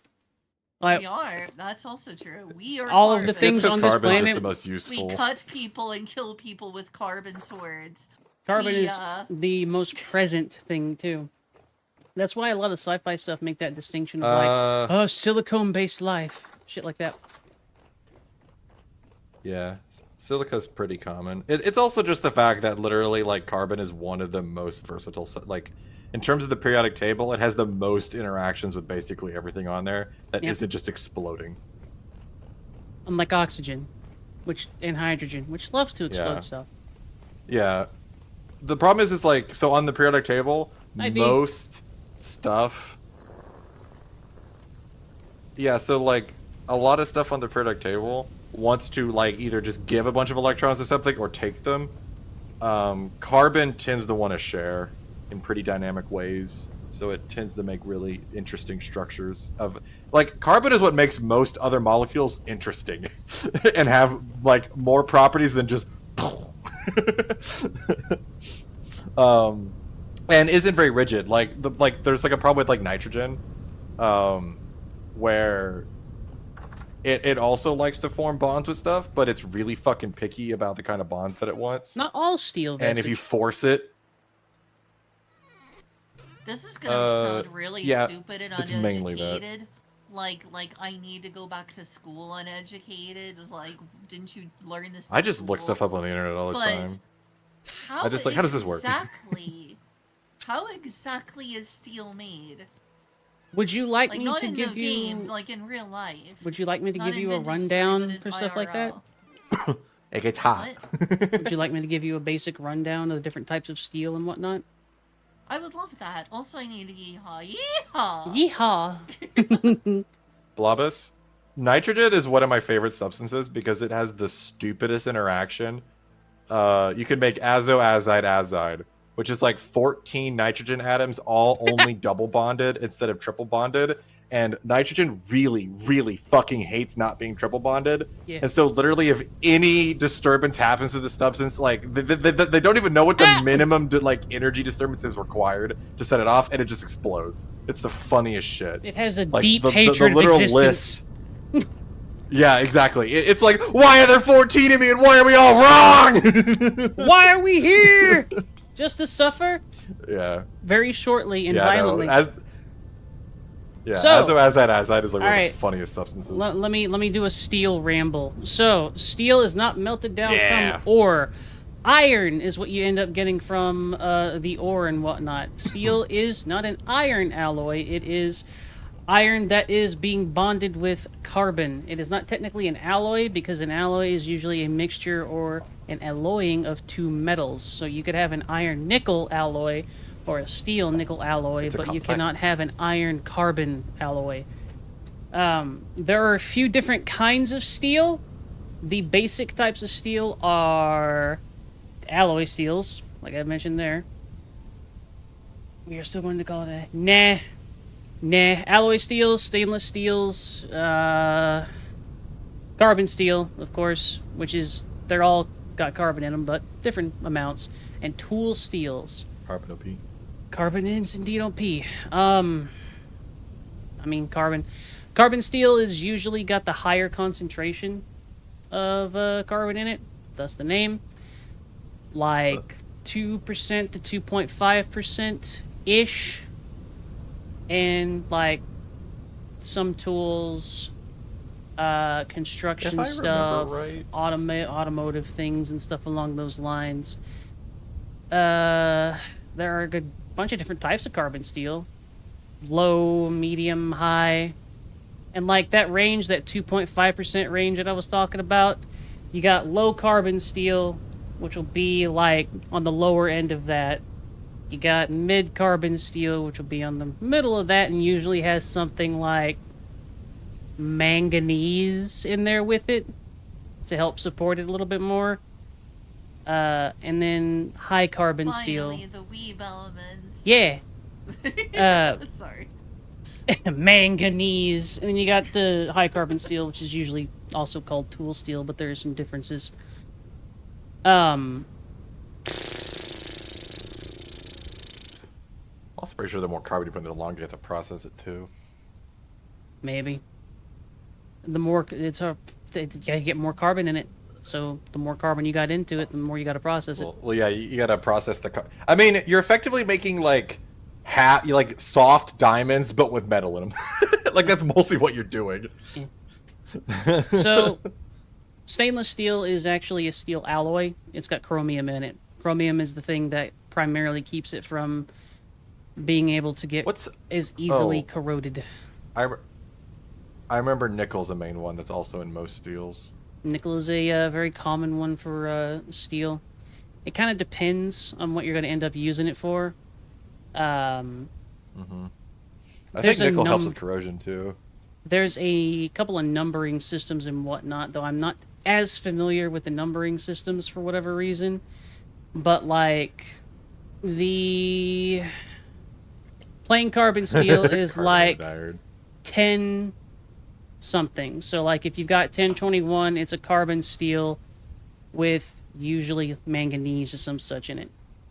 It is the Kuma. Hi, Kuma. Sulfured carbon steel is the 1100s. Did they put sulfur? What does that do? There's a lot of different stuff. Speaking of right, you can you can also put phosphorus in it, Spicer. You can resulfurize and then rephosphorize the steel, which is the 1200 series steels. Steel. What the fuck is phosphorus steel for? Why would you put phosphorus in steel? We've had steel around. Effective phosphorus. I like the Globus says that you can just refer to steel as carbonized iron. Spicer's like, what? Instead of carbonated water, it's carbonated iron. It's carbonated iron. That's good. It's merely drink carbonated water. Don't drink carbonated iron. Let's let Spicer. He's going on a vision quest. Correct. Oh, there's a whole website called Total Materia, and they just go into like what a combination does. Yeah, it's great like, for it. Like, yeah. So it basically gets rid of all the ductility and just makes it stronger. Yep. It's neat. Phosphatability. I don't know what that means. I'll go. Enameling steels. Improves fish scaling, but accelerates pickling. I'm like, what does that mean? What do you mean you can pickle a metal? What are you talking about? Spot weldability. Not harmful. What the fuck? Core loss of motor lamination steel. Strong decrease. In parentheses, improvement. Okay. Spicer is going down the... Embrittlement. Aggravates. It aggravates the embrittlement. Oh, man. What is this website? A lot of Man, these... I forgot that I was going to, like... A lot of these terms that you're running across, Spicer, have different meanings in metallurgy, but go on. I know. I'm starting to remember, because there was actually a time I wanted to be a material scientist, and then I realized it'd be very hard, and I didn't want to do that. Yeah, it's so hard. Like, yeah, this is just the more steel, I looked dude. at, like, yeah, like, I actually bought a textbook, like a college textbook for material science, like, ugh. There's so many fucking adjectives that I'm pretty sure we invented these adjectives for these guys. And cooks. Cooks and well, they're all cooks in the end. Everything's cooking. But yeah, that's basically That is the human thing to do with everything. We made everything via cooking. Yeah. Yeah, basically. I mean, literally speaking, most of human innovation is like cooking, and only recently we've started doing this thing where we made information actually do things, like, which has been a pretty big one. But before that, it's all been cooking, baby. Or making a turbine spin. That was another big innovation, just making a thing spin. Yeah. Using energy that wasn't ours. Fire and wheel. That's the two big things that most everything in civilization is based off of. Fire wheels It and doesn't- fans, baby. It doesn't require it, Aries, but it does make it considerably easier. I just intuit that stuff. I know this makes it this kind of strong. I've done it. All right, so Well, actually, I think sounds intuitable. allow me to continue my metal rant here a little bit. Yes, please. So we've discussed this are different Fuck types of music. steel. We can go down the whole line and whatnot, but the thing is that there's basically a type of steel. You want structural steel, you want tool steel, you want bearing steel, abrasion resistant steel, you want stuff that's decent with phosphorus, you want stuff that does this, you want stuff that's good for making bridges, you want stuff made for marine use like oil rigs and stuff like that, you want stuff that works happily with electric stuff, you want stuff that doesn't explode as easily whenever it's put under pressure vessel steel. Valves. You can make an alloy. Steel is probably one of the most researched, alloyable, and modifiable metals humans have come across and whatnot. So, there are also a whole bunch of manufacturing mechanical methods that fuck around with that too, but in general, you got that sort of thing. You got also like hot rolled, cold rolled, etc., etc., etc. But the Your cold very roll. push the spicer over. The very basic way that you end up making steel modern in like a modern way without like doing like a cementation furnace like in Vintage Story or whatever is like an oxygen furnace. And you take molten pig iron. Pig iron is iron. It is still iron that has a very high carbon content. So naturally, iron only has like 0.2%. 0.02% carbon in it, because most things have carbon in it. And you're wanting to get that a whole lot higher to actually have it be able to be worked into steel, Yeah. which is kind of like the process that you're doing whenever you do a cementation furnace. You're making pig iron, then you're processing that pig iron into... Welcome back, Sage. You are processing that pig iron, blister steel in that case, into actual workable steel. So, you got your molten pig iron, Your workable steel. usually from like a big ass blast furnace, and maybe a little bit of scrap steel so that you can kind of 0.02% carbon. Aries words. I corrected myself, you little shit. And then like flux, which is I knew lime, that. I knew that in my borax. mind, that cast iron had more carbon. It's just not processed. Yeah. Let's see. That and it probably has too much.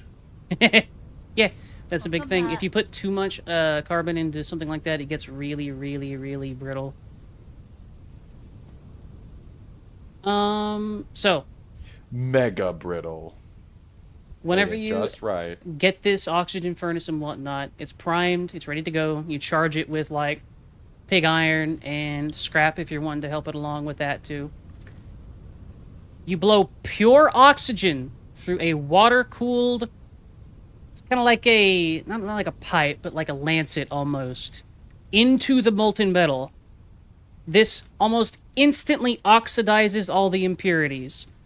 Which is, in this case, carbon, silicon, phosphorus, sulfur, dirt, small bugs, the ghost of one of the metal workers, stuff like that. Whatever kind of gets stuck in there, you oxidize the fuck out of it. Metal worker. Yeah, you oxidize the fuck out of it with pure oxygen and an incredible amount of heat. That is also what you use to help control the actual carbon content. So you put in a specific amount, you process it, you get a controlled amount of a type of steel out on the other end. You can also use, say that you're wanting to recycle steel and use it for something a little bit different. An electrical arc furnace might be what you're going to end up using. This one, usually you're putting in like scrap steel, maybe like... I don't remember what it's called. We're going to call it shitty iron here for whatever reason. you put the scrap between two really high voltage graphene or graphite electrodes, and then you heat it the fuck up, and the injection of oxygen makes a second appearance here for the exact same reason. You inject a shit ton of oxygen and flux into it so that you can remove the impurities, and you get out molten steel. Yeah. Recycling it this way makes You can't fewer fold emissions. a piece of paper. I just want to point out, you can't fold a piece of paper more than 7 times. Japanese steel makers have entered the chat. That's basically the way that the cementation furnace and whatnot ends up working, Aries. You take the iron, you can bloomery smelt it. A cementation furnace is a similar concept, but then you beat the shit out of the blister steel to turn it into actual workable steel. That's kind of the process in Vintage Story. It's like heating it up, but with hammers. It's like Yeah, basically. I mean, okay, so here's a very fun and I'm gonna call it niche method that you could possibly use if you wanted to be the masochist. You could, in theory, fully and 100% beat the impurities out of a piece of metal with a hammer, because that mechanical stress will produce heat. So you could, again theoretically, beat a piece of metal long and hard enough for it to then become red hot and deform, and you can beat all of the impurities out of it. One of the trying to think of like a blacksmithing trick is or something like a blacksmithing parlor trick is to take like a very thin piece of metal or iron or something like that, and it's to test your technique. You beat the shit out of the end of that metal until you can light a cigarette off of it. yeah, that's kind of remember. You have to be very precise and very consistent, and Yeah. you have to keep it up for a I long remember time. hearing that the compression method leaves the sword really brittle when it comes to like other angles of impact Yes. besides the main one. It do. Trade-offs. Ooh. So that's how you do that. That's how you make Anyway, steel. that was the nice hour of talking about steel. Yeah, yeah. Why is my Glorious chat cut Japanese off weirdly? steel folded What? 1,000 times. There's also so that's just making the steel. So there are a whole lot of other secondary ways that you process steel and whatnot to give it different properties and things along those like hot rolling, cold rolling, casting. If you cast something into a shape, it is generally not quite as tough as something that has been shaped in another way. You can weld things with a hammer and heat and whatnot. It is a very, very different process than welding as it is today. You're not using an arc or something along those lines. And you've got to work fast. You better be good at hitting hammers in the right place. Good God. Yeah. That's some over-engineered nonsense. Yeah. A big portion, if I recall, this is not something that I've really researched, but for sword steel and whatnot, they would have a metal in the spine of the blade that contracts considerably more whenever it is cooled to help curve it appropriately. What the fuck? Yeah. So if... Anyway, I get a big, heavy stick and I hit you with it. Yeah. It turns out... That's called a kanabo. Welcome to And stick. a lot of Japanese soldiers use those too. Now, feel free to correct They me didn't on that need one, a big Aries. steel sword. They just need a big iron club with spikes on it. You've ever heard of a kanabo before? I found a Not stick and as I well put some known. nails in it. Yeah, basically that's what a baseball bat with nails in it is. Except the baseball bat is usually made out of wood. If you're gonna put nails in it, so Can't not beat wood. quite as sturdy as the iron club, but also computer costs a bit more than 1,000 years or sorry, $1,000, and I got it in like 1,000 years. 2018.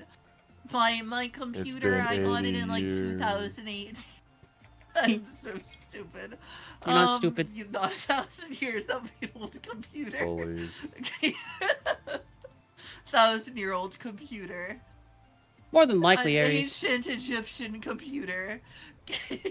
Something that the reason that I know so much about this is I actually have been wanting to try and take up like old-fashioned blacksmithing. So like, I can continue the rant. I don't know if anybody wants me to, but there are like finishing methods sure. and whatnot we can go into as well. Wait, Fairy, how much did you say your computer was? I spent a little over $1,000 for it back in like. Oh, okay. It's like they're saying like y'all rich, and I'm 2018. like I'm not gonna say how much my stuff is. Spicer is perhaps actually or the other affluent. computer. Or the other. Spicer's perhaps actually what? Actually affluent. Oh dang. That's Spicer is well paid. That's a high bar for me. I'm well paid Yeah, I am for poor. someone single. All I right. am poor. Oh yeah, me too. I'm poor too. You know how I got my computer? Someone died. The end.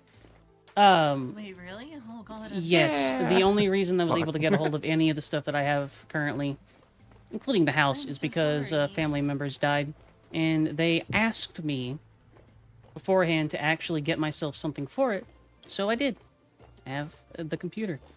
This computer cost $5,000 5 years ago. Wow, that's a lot of money. Ish. Mine costed a little more than $1,000, maybe close to 2,000-ish. I don't think it was that much though, but it's been so long. I got this thing in like 2018. I haven't really upgraded it much since. Yeah, but Because I haven't had the money to do so, and it's ran most things fine enough. the thing is, Mary and Aries, like, literally a family member had to die, and it was with life insurance that it was gotten. There's no other way that I would have done that. Prior to this, I all am of my really stuff, so sorry. it happens. I mean, I'm poor as shit. That's the only way I'm really going to be able to get a hold of anything. I can't get enough capital to kind of crawl out of this particular hole, so it is how it is. Anyway, it's expensive. It's a nice one. That's a good one, Kuma. Congratulations. At least. Well, thank you. On that part, at least, that you've got a nice computer. Not congratulations on the horrible stuff. Oh, I got you. It's okay.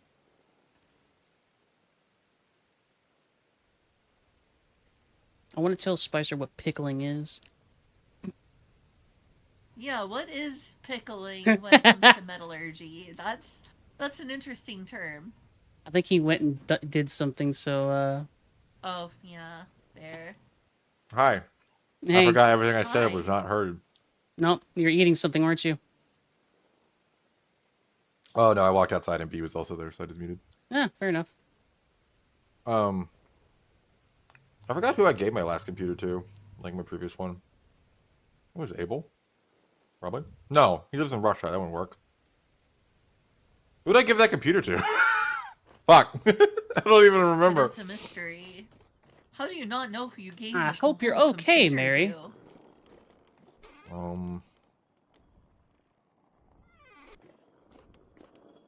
God damn. Oh my gosh, I'm so sorry to hear that, Mary. He's got stuff back. What Jesus. the heck?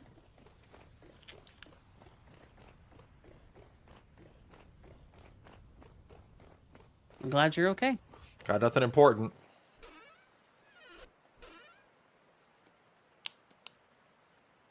So anyway, That's scary. pickling. Okay, pickling. Pickling is kind of exactly what it sounds like. So you dip steel in something really acidic, like hydrochloric or acid or something like that, and it's used to remove oxide scales and rusts and whatnot. You usually do it before you make a coating or like a further processing method, like annealing and shit like that. Go to another word I don't know. Is this like what I explained programming to you? Here's a funny question. Speaking of taking, you know, problems like rust off of metals, why the heck does Coca-Cola remove rust from things? Acid. Yeah, So basically the pickling you were describing, just the acid, and how is there enough acid in Coca-Cola to do such a thing?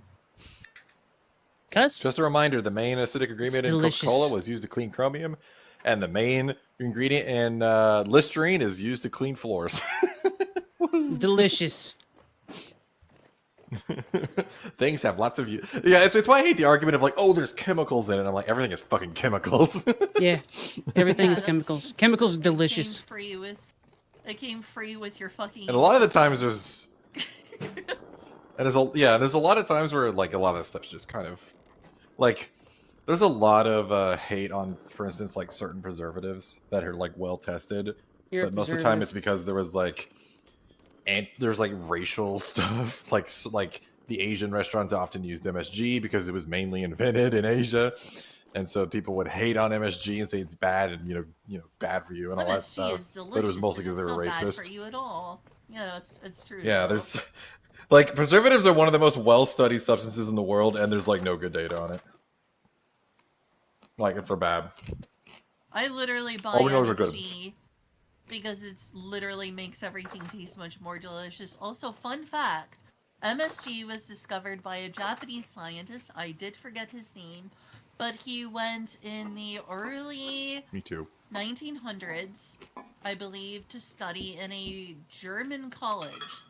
While he was there, he was discovering the savory flavor, or what Japanese people would call umami, in the Western tomato. And he, doing chemistry, discovered that the reason that it tasted so umami or savory was that tomatoes had a large amount of monosodium glutamate in it, aka MSG. And we got MSG today that is still sometimes used, mostly in things like Doritos and things like that, because Asian food restaurants are afraid of the stigma. Because of isolating the MSG from tomatoes at that German college. And yeah, it's only hated because of racism. The big ironic thing... I heard a different version of this story, by the way. Did you? Do you think I got it wrong then?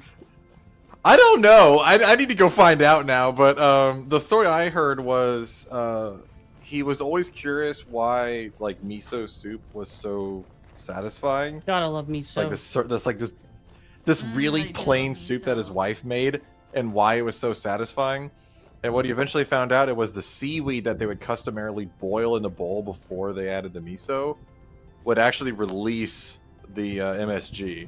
And then he found out he could process that seaweed to get the MSG out, and started selling it to local farmers as like an additive that they could add to make their crappy food taste good.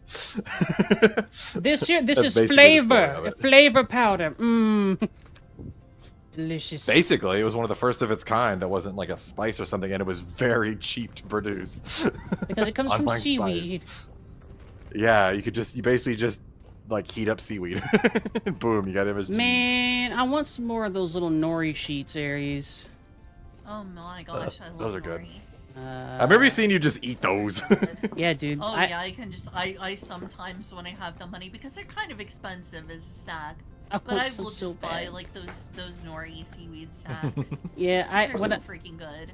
Fairy, whenever I got a hold of some of them for the first time, I think like they come in little packages. In the packages, like the whole thing is like 30 calories, and that's very guilt-free for me. So I ate like 20 of them. So good. The only guilt is that they're expensive, because I could just eat them over and over, and I'm like, shoot, this is like $5 worth of food. What's that joke from Game Grumps where it was like, man, you know, like orange Tic Tacs are different than the other Tic Tacs? Because like normally if you get those Tic Tacs, you're like, oh man, I had a tick and a tac. But you get the orange ones and you just eat the whole thing, and then you vomit up a viscous orange disc, and you're like, is this my son? Wait, I lost the what? plot. I have no idea what the fuck you're talking about, Spicer. Yeah, Okay, me have too, you ever eaten the sorry. orange? Have you ever eaten the orange Tic Tacs? Yes. Yeah, it's been a long time. And you could just If they've ever- inhale them, like for some reason, versus like the mint ones where you eat like one and you're kind of done.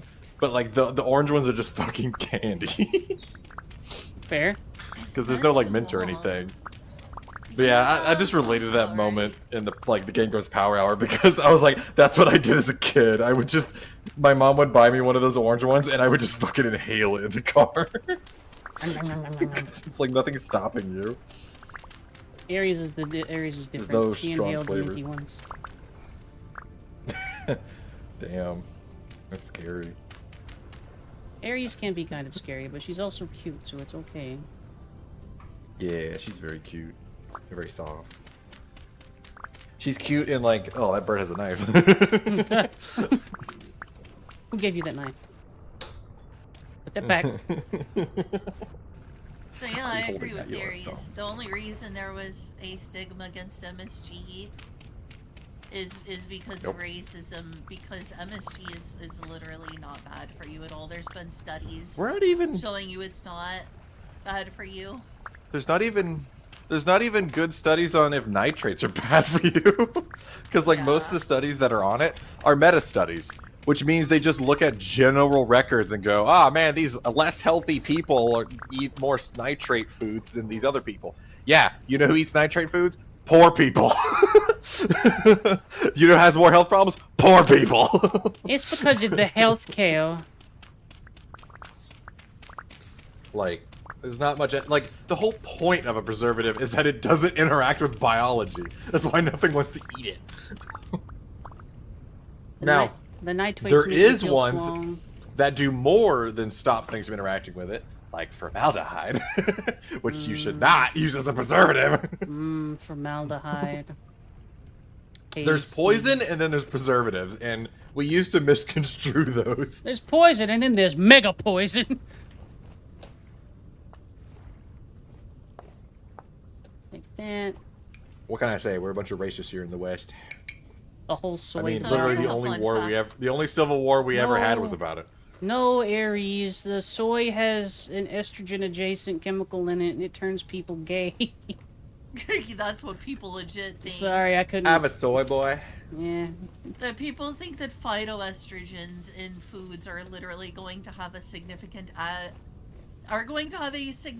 impact on a mammal, on mammalian hormone levels. We are not a plant. We are not a freaking plant. Photosynthesis. Phytoestrogens are not going to significantly impact your hormones. Photosynthesis. What if they are plants? What if there I is ain't a eating that gay plant shit. what if that's a- what if that's there a is a gay secret clade of plant people that are trying to push it so they don't have to eat it? Here's an ironic fact about people who turn soy into a negative of meme, like, ooh, that's soy, is that, you know what's gonna impact your hormones and demasculinize someone more than soy is? Shoot. Beer, milk, and steak. Beer, milk, and steak all are going to decrease someone's androgen. Milk drinker. Also, Aries has provided more clarity. There is not actually a estrogen-adjacent chemical in soy. That's not a thing. Thumbs up.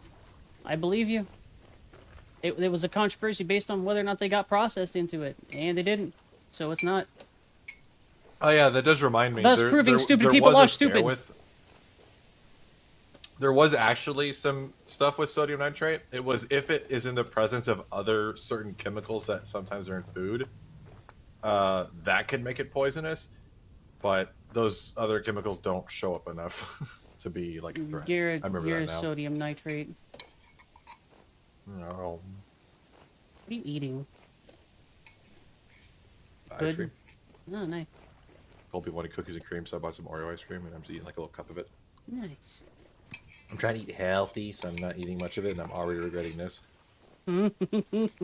So yeah, while phytoestrogens are not going to significantly affect someone's hormone levels because they are plant estrogens, we inject unnaturally huge amounts of estrogen into female cows so that they produce more milk constantly, and that ends up in the milk. If you have, you know, natural milk and not, you know, like almond milk or something. Well, it's not. That's the irony. Estrogens in beer, it also decreases and is an endocrine disruptor. And also steaks. If you eat steak, there's a fairly insignificant amount, but it's still going to affect your hormone levels more than soy would if you eat a steak. But meat gives me testosterone.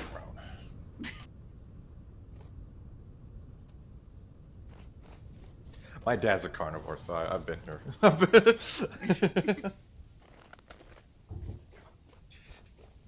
I ignore this world. I literally just say, eat meat and vegetables, the end, you're done. And, like, just don't eat too much fucking crappy sugar carbs or whatever.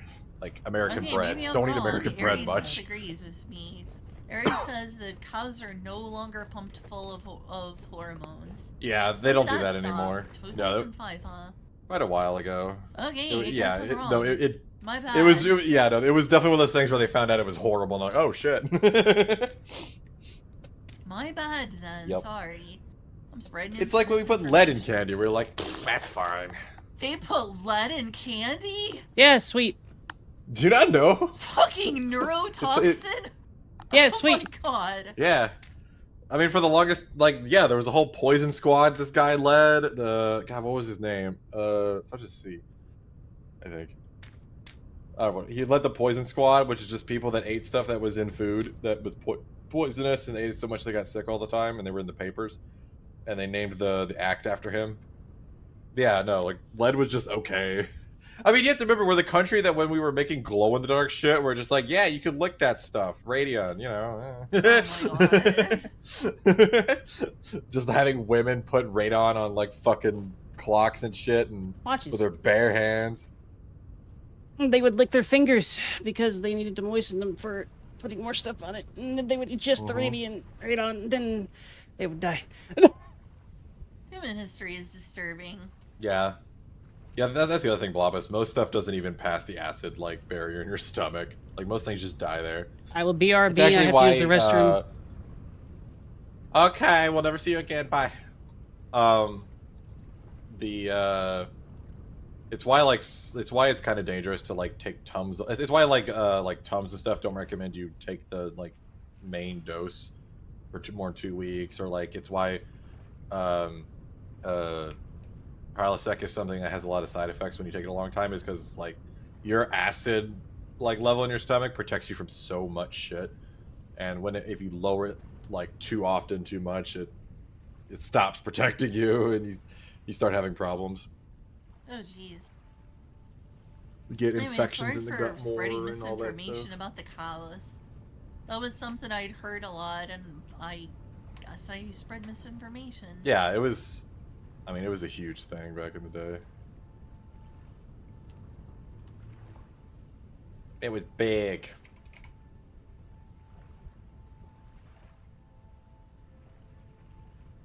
But why don't we just mess with everyone's hormone levels? That just makes perfect sense. Why not? Why not just mess with everyone's hormone levels? Well, it'll be fine. It'll just be a bunch of people with man boobs. I already have those. My favorite animal is turtles. I like turtles. Because my favorite character in a video game growing up was Bentley from Sly 2. My favorite animal is probably bunnies. I like bunnies. Bunnies! I So you more like bunnies. Zeal. They're- You have a crush on Zeal. Seals are also pretty cute.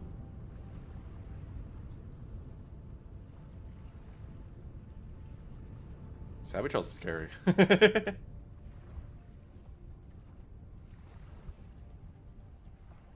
Fox trolls are cute. They just do whatever the fuck they want. They're great. I just wish they'd stay out of the road. Or just run across it. Stop stopping in the middle of the fucking road. Although I think they do it to get warm. That would probably make sense. That's my theory with squirrels. Why they run near cars. Is because, like, birds are a much bigger threat to them than I think cars are. And so, and I think birds avoid cars, so what they do is they just run out when the cars are going by, so that they're not going to get hit by a bird. That I've never heard. Because we don't see... Well, I don't think... Well, I don't know what squirrels are... I would think squirrels are hunted by, like, hawks and stuff. Anything smaller than a hawk is hunted by a hawk. Squirrels... Huh? Anything smaller than a hawk's hunted by a hawk. That's pretty true. Boy, we have a lot of those around here. What are the predators that eat squirrels? Literally, the number one is hawks. So I think my theory holds. Number two, owls. Which by the way, owls stalk roads. Holy shit! Owls love roads. Except when they fucking go for prey and they don't see the car coming and they get hit by the car. Yeah, that's like my theory is that the reason they get run by cars when they're going across the road is because it's safer for them than when there's not a car. Because the car is just less of a threat. Because animals are pretty damn smart. Except for deer. I would love My God. because I always assumed that squirrels were just not smart enough to realize, yeah, that car's going fast and will kill me. Oh no, squirrels are clever. And they don't have like stupid instincts that are maladapted. That's like the problem with deer. They're maladapted. Their entire survival mechanism is don't move unless you're sure they're coming for you. Does that work with a car coming at you? No. Hi, TA Gaming. Hi, Tia. KCD's fighting is tough, but rewarding once you learn it. I have a bearded dragon as a pet. KCD. Kingdom Come Deliverance. Oh. Addie's cute. Henry's come to see us. And man, me and Mark, we just do that all the time. Like, Henry, Henry's come to what see are you us. doing, Henry? Jesus Christ be praised! Henry's come to see us. Yeah. I wish I could do a British accent. You I can do get it. stuck in them sometimes. What was the accent I've been doing recently? Goober. Because you're a goober. That's not an accent. I was doing like a lot of British stuff recently that I would just go in and out of. Oh yeah, I made like a made up one from there's a guy on YouTube that does it, but what is it? It's like almost weeby, where it's literally. Anyone want to play? Like a kid. Play? But I used to do a lot of British voice stuff all the time, or like Got any games on Wallace your or phone? whatever. Any games on your phone, Spicer? Terraria and Hyperlight Drifter. I don't believe you. What about Terraria? Wait, someone said Terraria? Yeah. What On my about phone, Terraria? yeah. I haven't Got any played it games on much, your but phone? I want to play Roblox.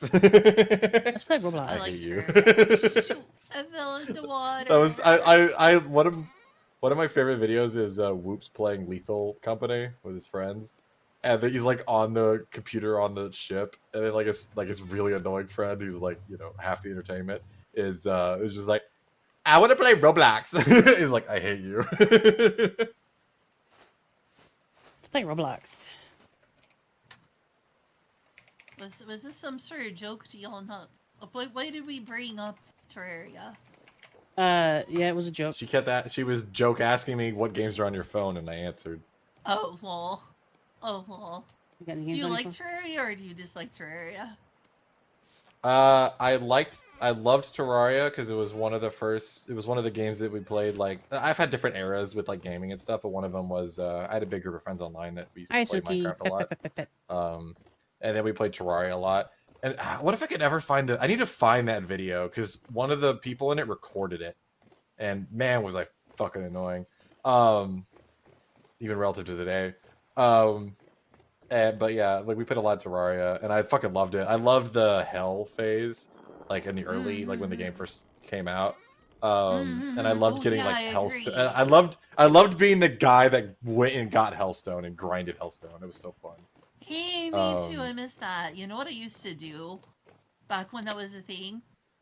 I would completely flood hell and create water duplication machines and just create Oh, yeah, giant yeah. oceans and then throw them in a elevator and just flood hell over and over. And there'd be like fishes and things in hell. And I mean- it would make it really, really easy to get insane amounts of obsidian. I mean, if they didn't want to get their dimension flooded, they shouldn't have been evil. Right, so true. But there was a long phase where we didn't play it, and then I got back into it several years ago, and I just really didn't enjoy. Like, I never played the new kind of Terraria after all the updates. Really, well, okay, well, we did revisit again when the hard mode stuff got added, where you got that second phase of the world. I really enjoyed that, but there was like a third time we got back into it that I really didn't enjoy. How, like, I was in a phase of gaming where I didn't really appreciate like games that were just kind of grindy and weren't very skill based. And so I just didn't enjoy that playthrough again. Like trying to get to the Moon Lord and all that. Moon. But now I'm in more of like, I do enjoy grinding again, and I really love vibes, like having really good ambience. And man, have they done such a fucking good job of that. And I also really love deep games now where there's just so much stuff to explore. So I've been getting back into Terraria again slowly on my own. Just kind of Nice. playing at my own pace. Because yeah, there's a lot I loved about that game, and like the ambience really hits home for me. So, and I just love how much there is to explore. And, like, Ambiance. I love games that have lots of little things in it to like find and interact with. 17 ads. What the fuck? That's a lot of ads. What the hell? I just have so many games I'm playing on top of Tears of the How Kingdom. are there that many like- ads? Yeah, that's way too What many the heck, games. Twitch? What's wrong with you, Twitch? Stop it. It's Get Twitch. some help. I'm gonna go out the way I lived, fully monetized. Oh my god. Fully monetized. I can't die unless it's on camera. I can't die unless it's on camera. Damn. At dash Aaron Hansen. Should be able to make. That's right. Yeah, I need to get more into Terraria. I just got so many games I need to play. Near My God. Terraria. Yeah, me too. No, you. There's a lot of games to play. I don't even care if I make money. I would not fucking do ads. You see, Spicer, I respect you, but you probably would if you had to. If you No, I had get people to. to pay for it, like a normal, like all other businesses have been done for thousands of years. It doesn't always work, man. Or it's not quick enough. I can't wait for this age of it's free internet to die. That was such a bad idea. That's fair, honestly. We're still living that down to this day. What are you Like talking people have gotten about? so used to the fact the internet's free. The whole fact, like the whole baseline of the internet being like a free service. Like, God, that was such a stupid idea. But Yeah, it was we're it kind was of because of feeling the competition. fallout of that. You know. Well, yeah, like, because with the everything market's being getting ad-based saturated, now. and yeah, the market's getting saturated, so people have to actually compete now, and so doing everything for free isn't working out. And eventually, like, the whole marketing industry is going to collapse because there's no, like, the only reason like advertising has any kind of budget like it does now is because there's so little protections. And like if you actually had to follow the rules, like and also most companies that advertise are shit. Like, why the fuck would you need to advertise? Like, Minecraft's one of the the most best-selling game of all time, and it never advertised once. Why? Yeah. Because it was a good product. People told everyone about it, and thereby it became successful. Which is how like the company I work for, our advertising is abysmal. It's basically a web page, and we go to some conferences. Like the only business we get is because people like hear about us from other people that have worked with us. Like, and that's how most industries are. Like the only ones that are even close to that or like that are not that are like, you know, broad mass consumerism. But in the end, like word of mouth is cheap for people to spread around, and that's why certain things become like mainstays very quickly. Yeah. That's what I've been And the only relying reason you on. market is to, because the thing is like word of mouth is the way humans have always kind of disseminated information, and whatever you heard of positively the most times is what you associate as the good thing. Marketing is just trying to cheat that by making the little talking box say it more times than your friends will, so that, because like we know this in marketing, if you go to marketing theory like classes, they tell you how this stuff works, and it's literally like if you hear something 10 times, your brain's like, oh, that's significant, I should remember that. And like that's how actually my art teacher taught us, is he just had us write our own quizzes and from the material, and by nature we would repeat a lot of the important stuff between each other, and so we would usually get most quite like topics like at least 10 times and hear the answers, and we would just remember it all because of just repetition. Yep, that's one of the And most it wasn't effective boring ways. because we were reading our own quizzes.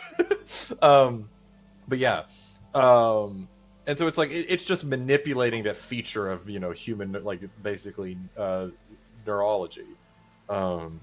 Here's a problem like- with that, though, when it comes to advertising, is that people may remember the product, but that doesn't mean they'll have fond memories of the product.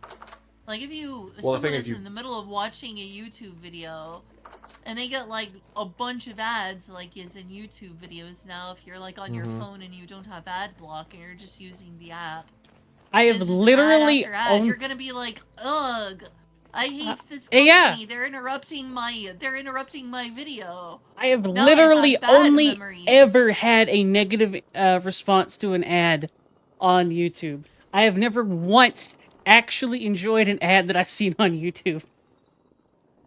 I will There's- They say gotta though, do it as that's once not in the a very point, blue though. moon. We know it's not the point, Spicer. Because usually if you're thinking about like something that you need to do or whatever, that negative sentiment isn't going to come up. Your brain doesn't go that deep. So like, but as long as they get that thing to associate with the thing they want you to buy, then whenever time you think of that thing you want to buy, you'll think of them. And usually your brain doesn't go that second like emotional layer, because it's expensive to do that with everything. So your brain doesn't get to the negative sentiment part. I don't know. There's a lot of 877 brands cash that now. Oh no, 877 Ventio, cash now. 877 cash now. Call JG when yeah, we're Ventio, 877 cash now. God. Let me finish my jingle. Shut up. Red Robin. Yum. Yeah. Okay, Never eat No, Red I'm Robins. on the exact same. It's why I just I hate ads with a passion. I do not like being marketed to in any way, so I block everything, because I like as a protest to that. But counterpoint. yeah, no, I've never had an ad convince me of anything. Counterpoint. I've had a counterpoint for like 2 minutes now. Do it. Okay. So you say that like your brain won't remember, and it'll just be like, oh yeah, it's too expensive for your brain to remember negative associations. Not necessarily the case for my brain. Hi, Skype. I've seen It depends on the so brain. many like annoying State Farm commercials when I'm watching Like a YouTube good neighbor, videos. State Farm That is there. anytime I see a State Farm, anything, I'm like, oh fuck State Farm. I can't see State Farm without being annoyed now. I can't see anything I will- State Farm without being annoyed. It's like, oh my god, you ruined so many things I I've will watched before. Leave me I alone, will make an State observation, Farm. I'm though. using something else. Anything but State These Farm. ads work. I have State Farm, but it's just because my parents had it. So, and they're like kind of middle of the road when it comes to payouts. Never get Progressive. My God. Jewelry barn Or and Geico. pawn shop. Jewelry Um, barn and pawn shop. Twice the jewelry, half the but- price. Ironically, if you want to know, who to get insurance from, ask insurance lawyers. Yeah, probably. All I'm saying is I have negative mental associations with State Farm. Yeah. Because I will of say this the way though. The they reason annoyingly advertise. Sunday. So here's the thing: is Monster these truck ads are not for rally. you. They're from like the broad human base, and when it comes like You're a broad human we base. are like introverted, we are introverted, reserved, like overthinking people, and so like a lot of the reason like most of people like us have a hard time like doing stuff in life is because our brain does over like connect stuff. It's like one of the main things that is like an attribute of OCD is just over connecting, to the point that it becomes a compulsive disorder. About me. Yeah, yeah. Like most of us here are of this group. Like mostly I said, yeah. on like very online, like smaller social group people. They usually have a lot of connections that their brain makes because that's what makes it expensive to like do a lot of stuff or to get past anxiety and things. But most people don't do that, and they tend to form very minimal amount of connections between things. And so, like I said, but for most people, that negative sentiment doesn't last very long, and it kind of degrades pretty quick, which is why like it works on them. Jewelry barn and pawn shop, twice the jewelry, half the price. And I will say, advertising has gotten less effective because like advertising was better when it. The problem is it's so competitive now. There's so many people that want to advertise that advertising is pointless. Because like back in the day when it was just television, it was expensive to get an ad slot. So really only the companies with the most money could afford it, which is ironic because most of those companies already had a lot of money and were already successful. So like the only reason they were doing it was they were trying to do the Coca-Cola philosophy, which was like pay enough into cultural advertising that you basically have to do nothing for the next 100 years because you're just part of American culture, which is what Coca-Cola did. They advertised for like Coca-Cola 30 years. Had some interesting commercials. Same with like they made some classics that you know people may have overseen them and like other companies like M&M's where they're like, they do exist. He does exist. People have probably gotten sick of that commercial, but for a while there, it was like, oh, that's a classic. I see that every year. They like made decent commercials. Mari a lot of these companies are just like, please go away, leave me alone, let me enjoy what little life I have on this earth.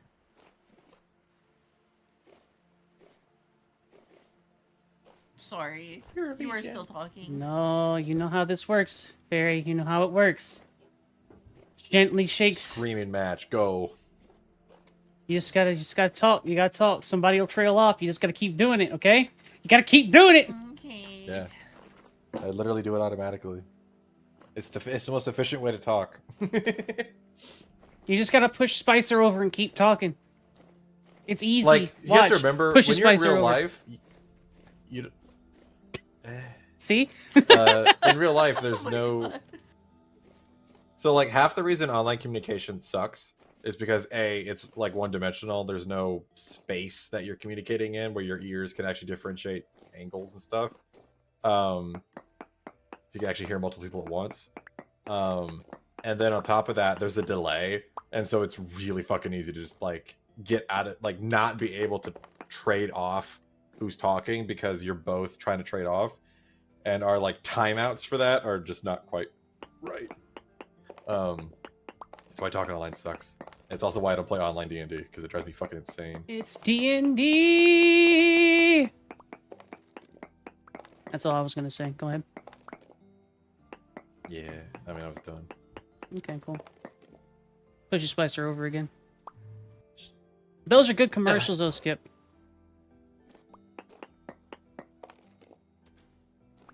I mostly forgot. Like, I'll be honest. I see an ad on a website. Too many errors on someone else's Freak! What? Oh. What's up with this server? Too many errors detect. Dude, that's like a patch I wrote in a program at work. Like, we couldn't figure out what was going on, but I noticed this error would happen a bunch of times when it did. So I just put a check in. Has this error happened 400 times? If it has, restart. I'm gonna be right back. Okay. Like, because I couldn't be bothered to figure out what the fuck was happening. The power! I just remember so few ads. hungry. Like I've gone ad free for like so long now that I forget what it's like having to watch ads.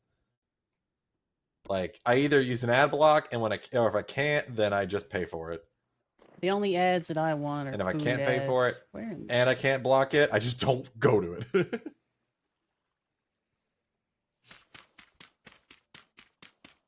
Ads can suck my ass. Not a fan of them.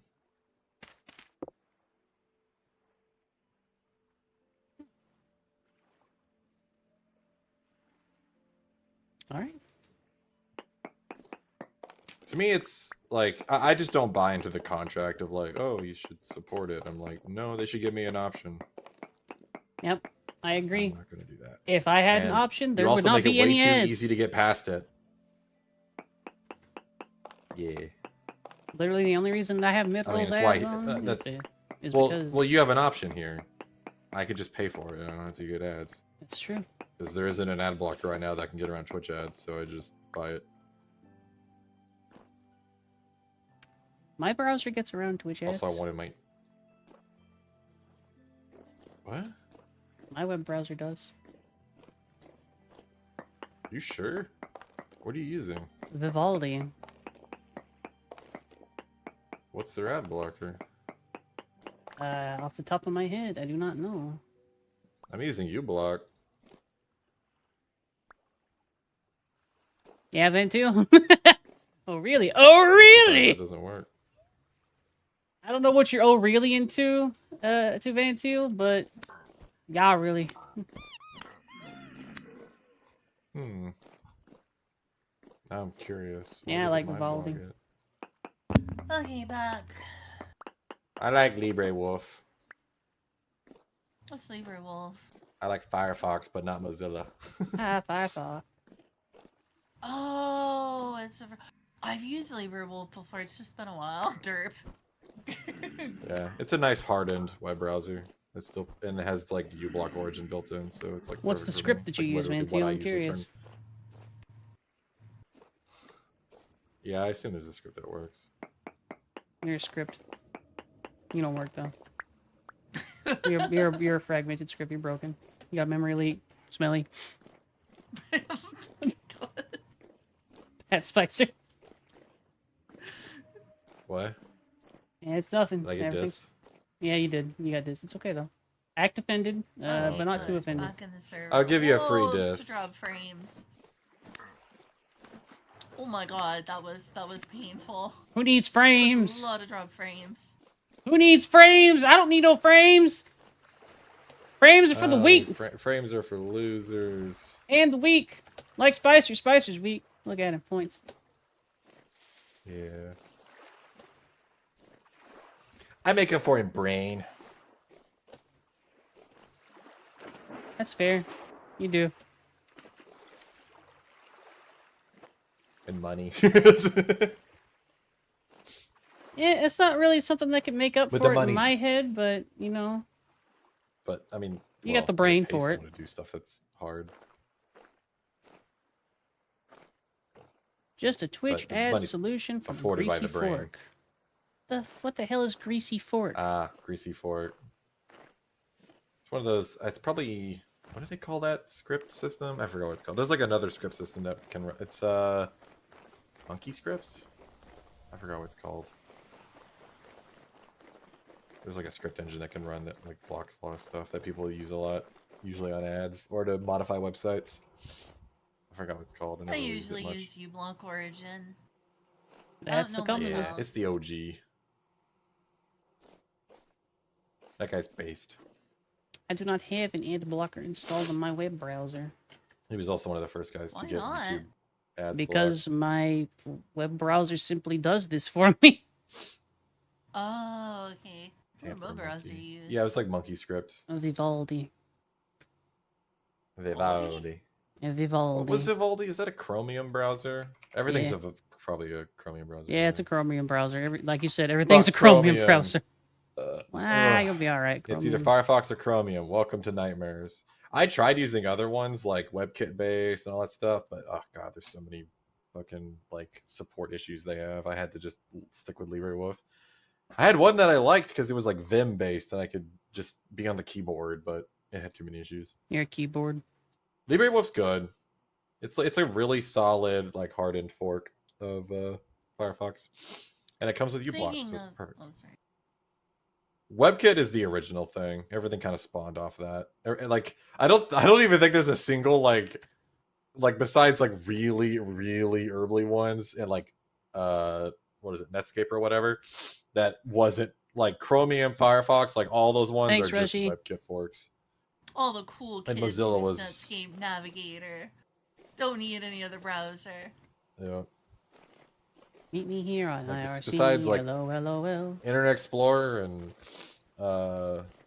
like Netscape, most of everything was based off a version of WebKit and forked off of it.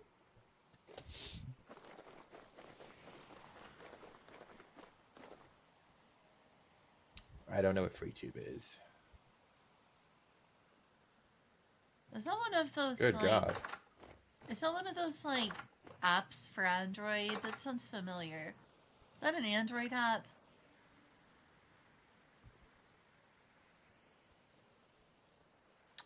How do you have a YouTube fork? Like, is it just another website that accesses the API?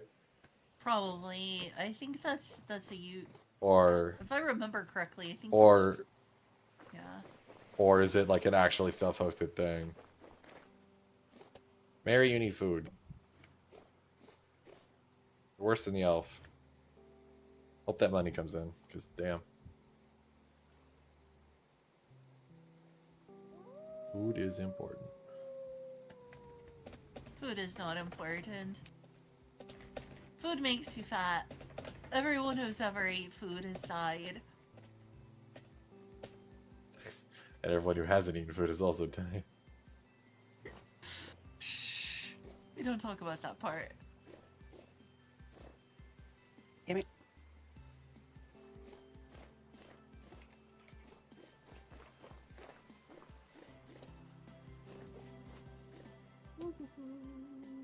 Hmm.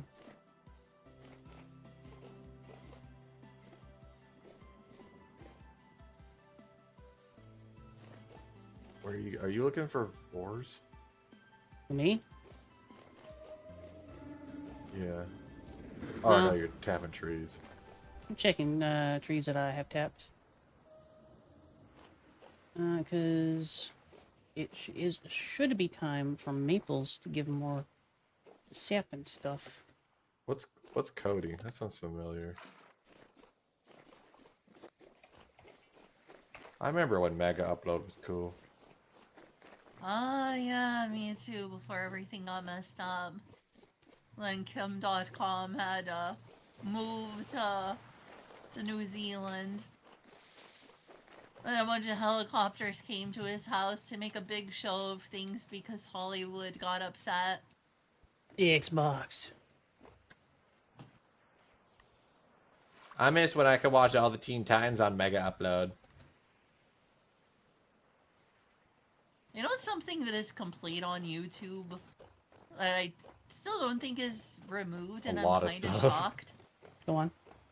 Yeah, a lot of stuff. Moral Oral. I'm surprised that hasn't been taken Oh down. yeah, I remember that. I think Shao Showdown might still be complete on YouTube. That's how I watched Shao Showdown. It was like fucking 240p, but it was on there. Immaculate. Some of them were 180p. Immaculate.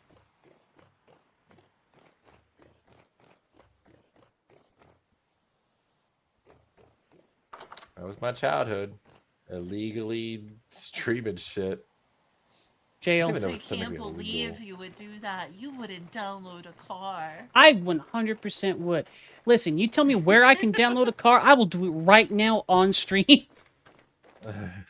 I will download a car Pretty sure like just instantly. pretty sure streaming stuff isn't actually illegal. It's the distributing it. So it's mostly the websites distributing that are breaking the law. Freaking I don't know love how you would ever enforce streaming. Whose house is It'd be ridiculous. it. I mean, the first way they're going to try it is probably an AI or a bot. And you know that's probably not going to work, so. I can go to Well, it would have to be wherever like on whose the house client is machine, this? basically, and that's not going to happen.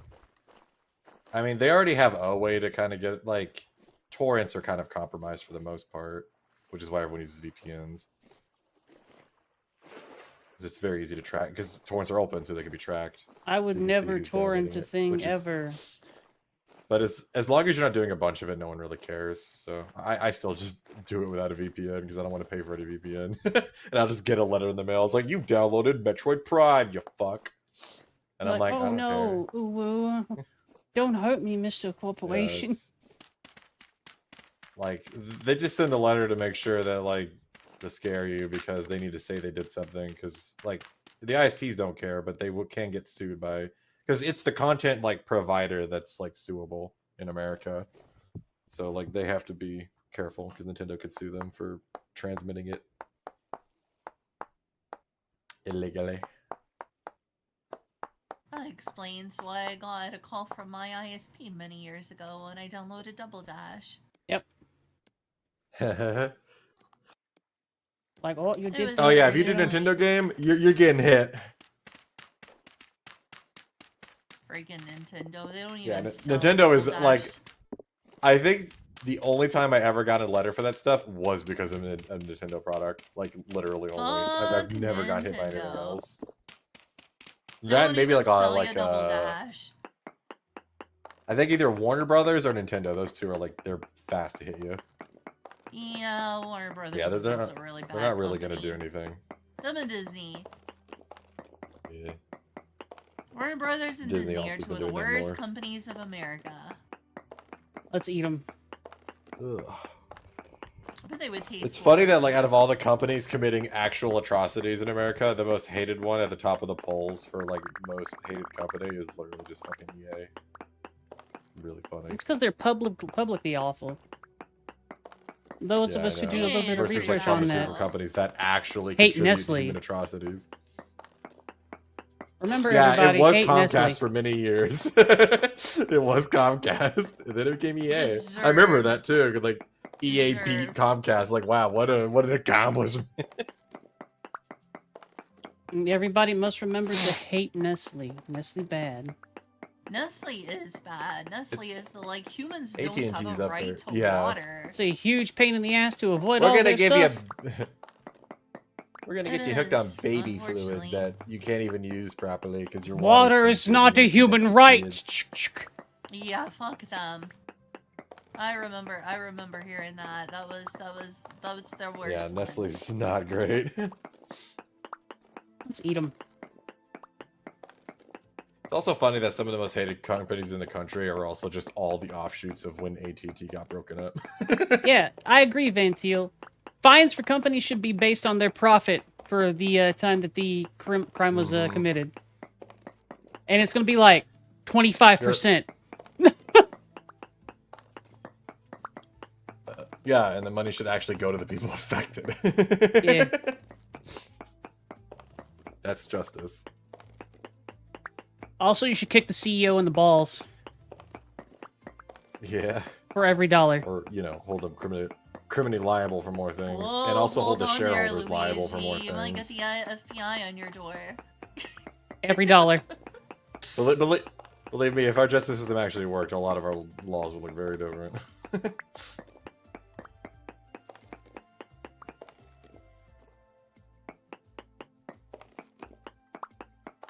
Like, honestly, there should be a lot more personal liability in corporations and stuff.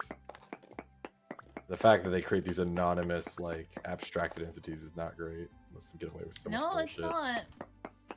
No, it's not.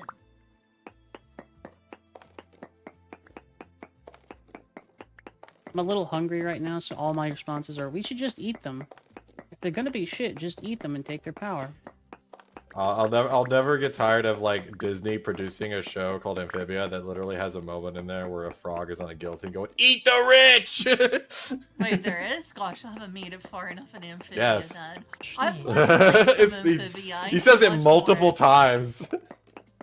And in fact, place. I'm pretty sure But the also ironic Mabel thing says is it in. that's Disney.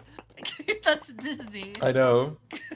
Well, that's the irony. Disney owns The Simpsons, which also has an episode in there where they bash on Disney Nice. for copyright stuff. It's Disney owns most of their own criticism. That's pretty dystopian in its own right, of course. Because they don't want to, Mary. They want to make high score go bigger for no reason. Also, you'd be surprised how much money there is to be made off homeless people. Yeah, that too. It's a whole Well, the part of the industry at this reason point. that there's money to be made off of homeless people is because homelessness exists because of economic precarity. All right, And they Ventio. don't want everyone to have a job. They want backup people who need jobs so that people fight for lower and lower wages. If everyone had a job, then there wouldn't be like a backup supply of workers so that they can just fire people for not working for lower wages and terrible working conditions. So Ventile, you bring up a very good point too. I am the exarch of a spacefaring civilization. No planet of Earth's affluence and size, no country on a planet of Earth's affluence and size should have those problems. You are not a post-scarcity civilization yet, but with the resources that are currently at your disposal, there should be not a single hungry mouth on your fucking planet. So Sadly, true. economics is a human problem. I mean, But it's yeah, basically people just a simple intentionally result want of homeless there's people. They some just want people them to that be Sorry. it's the problem is it's not even malice in a lot of cases. It's just the fact that if you have any system where there's a small subset of people that are making the most influential decisions on everyone else, they're just not going to make decisions that are like with those people in mind. I mean, there's lots of decisions like that if you had more sway in the world and like your choices at your own benefit had bigger, like larger impacts, it is really hard to actually figure out the side effects of like your actions. But you're the ones making those decisions. And so I attribute some things to human malice, but most of the time humans are a lot like bacteria. If there's just like a lot of the same bacteria in an area, man, do they not give a shit in your body and will just tear shit up. But if your bacteria is like, you have a lot of variety and it's dispersed and there's not a lot of like, pockets of certain bacteria that are highly dense, your bacteria have to get along. And it's kind of the same thing with humans. The more our systems allow people to see what the effects of their actions are, be held accountable to them, and like the more public things are in a way, the less this happens, because it's honestly most of it's just human incompetence, or what they call it, institutional incompetence. Mm-hmm. Like the systems just don't tend to make people make good choices. Not that they don't have the ability to counteract that sort of thing, they just don't want to. Yeah, but humans are historically terrible at that. Yes. I mean, it's like why capitalism is so successful, because So do better. At least even if you're a shitty person, the main way you make money in capitalism is by giving a bunch of people what they want. So like it kind of works better than at least feudalism did, or mercantilism especially, because my god, yeah, we're animals and we're really stupid most of the time. Like it's mostly our systems of it's mostly it's our cultural technology or like our social technology that has improved over the years, not us. We're the same animals. We've just slowly developed systems that make us make decisions that benefit more people, which is good because that makes us more successful. Like the only reason we're richer than we've ever been is because there's more cooperation than there's ever been in like information sharing and dissemination, which is really good because like humans were learning stuff all the time, but it was usually isolated. So like even if you figured out something, there's a bunch of other things you needed to figure out in your lifetime to make something really big out of it, but you never learned those things because the guys who did figure it out at that time were 1,000 miles away or more, or on the other side of an ocean. Like you never met them. No human stands alone. Yeah, and nothing got recorded. So it's like information wasn't passed down enough and all that. There was lots of like the world was very large, but now the world's small, and most things get spread around and discovered like into like today. Our problem is actually we just generate too much information and have just too much dissemination. Like there's a lot of estimates of how many like massive scientific breakthroughs exist right now in multiple papers that no one's read together yet. Like there's actual like people trying to figure that out. Like how do we get through all this information we've collected and actually make things out of it? Which is why they want to use AI to go through like just the millions of fucking scientific documents to see if there's any interesting patterns. And there's been research on it. It's actually pretty cool. Which is a really good niche for AI. Yeah. Searching through massive swaths of data. I don't know. I've looked at social media and seen the news enough that I think there's a good portion of humanity that is pretty dang malicious.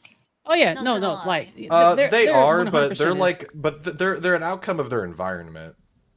And you have to remember that, like, for most of human history, we were like just conquering tribes. And so you kind of needed to have this small set of really ambitious, like, psychopathic people to run things. Because they're the ones that were going to, like, manipulate everyone and lead people into larger groups that could conquer the other large groups. Like, most of our history was conquest. So it makes sense that we have crazy psychopaths in charge. Like, go figure. And we're entering the era where that's not as useful anymore. And so we have to, like, slowly phase that out.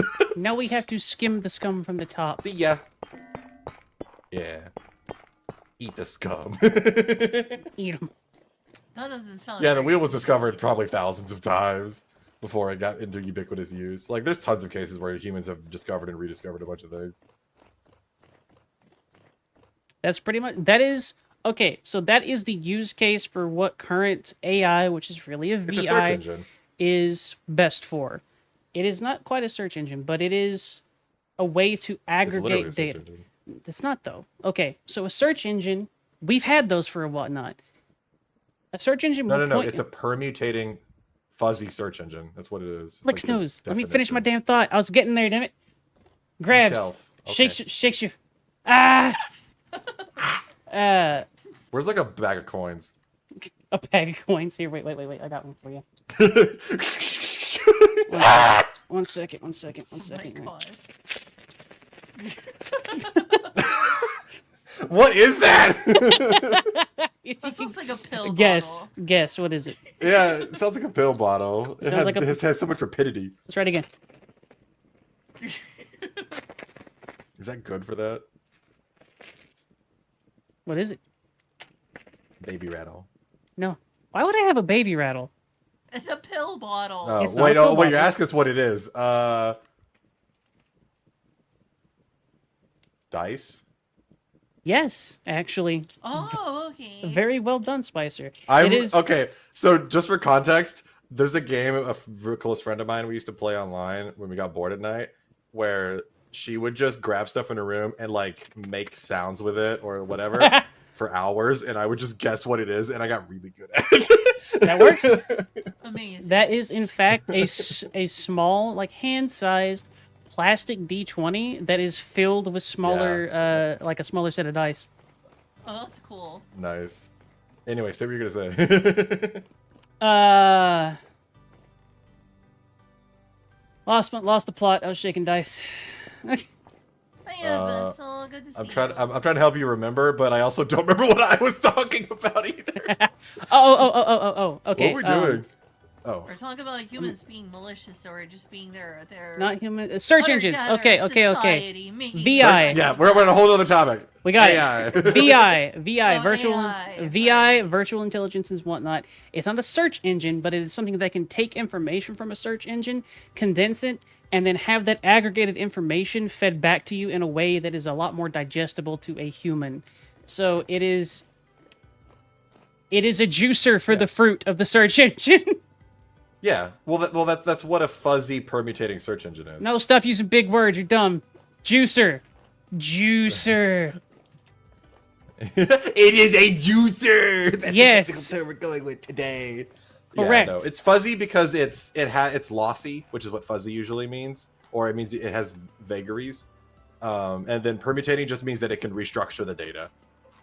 So it understands how to restructure the data and can even do basic reasoning. All right, on the data, it is a VI but skip. It's It lossy. is a VI. It's a virtual intelligence. It is not intelligent in any particular way. It can represent or appear to be intelligent. It does not in itself It's also an actually steal information or anything along those lines. It just does what it's told. You can also call it a piss if you want to. That is got kind of funny, but what? it is a VI. Plagiarized information synthesis system. PISS. Oh yeah. It's an acronym. Yeah, no. It like literally, if our copyright laws were up to date, like fucking ChatGPT wouldn't exist. Yeah. I mean, in the end, like functionally speaking, Do it, Ventio. it's basically an autocomplete. It's just very powerful. Like, do you know what it was actually invented from, like, or for originally? Like the original technology. Your mom. It was actually purely accidental that we invented this. It was basically Transformers were an algorithm for doing fuzzy translation between two languages. That's what it was for. You would feed it the data of two, like, saying the same thing in two languages, and it could give you a fuzzy kind of translation from then on. There's a way of encoding translation, but on without even giving it data for this, they found that it actually had really basic abilities to reason on the information they gave it. And they're like, what the fuck? And then they just went with that instead. And now we have, fucking AI and shit. But yeah, it was another one of the classic line of accidental shit that someone happened to realize had other properties. Yeah. You're getting dropped frames. Like every. Yeah, no. No? No. What? No drop frame. I'm gonna restart Oh, the drop game. frame. Oi. Restart your game. Restart Spicer. Too late. I was there first.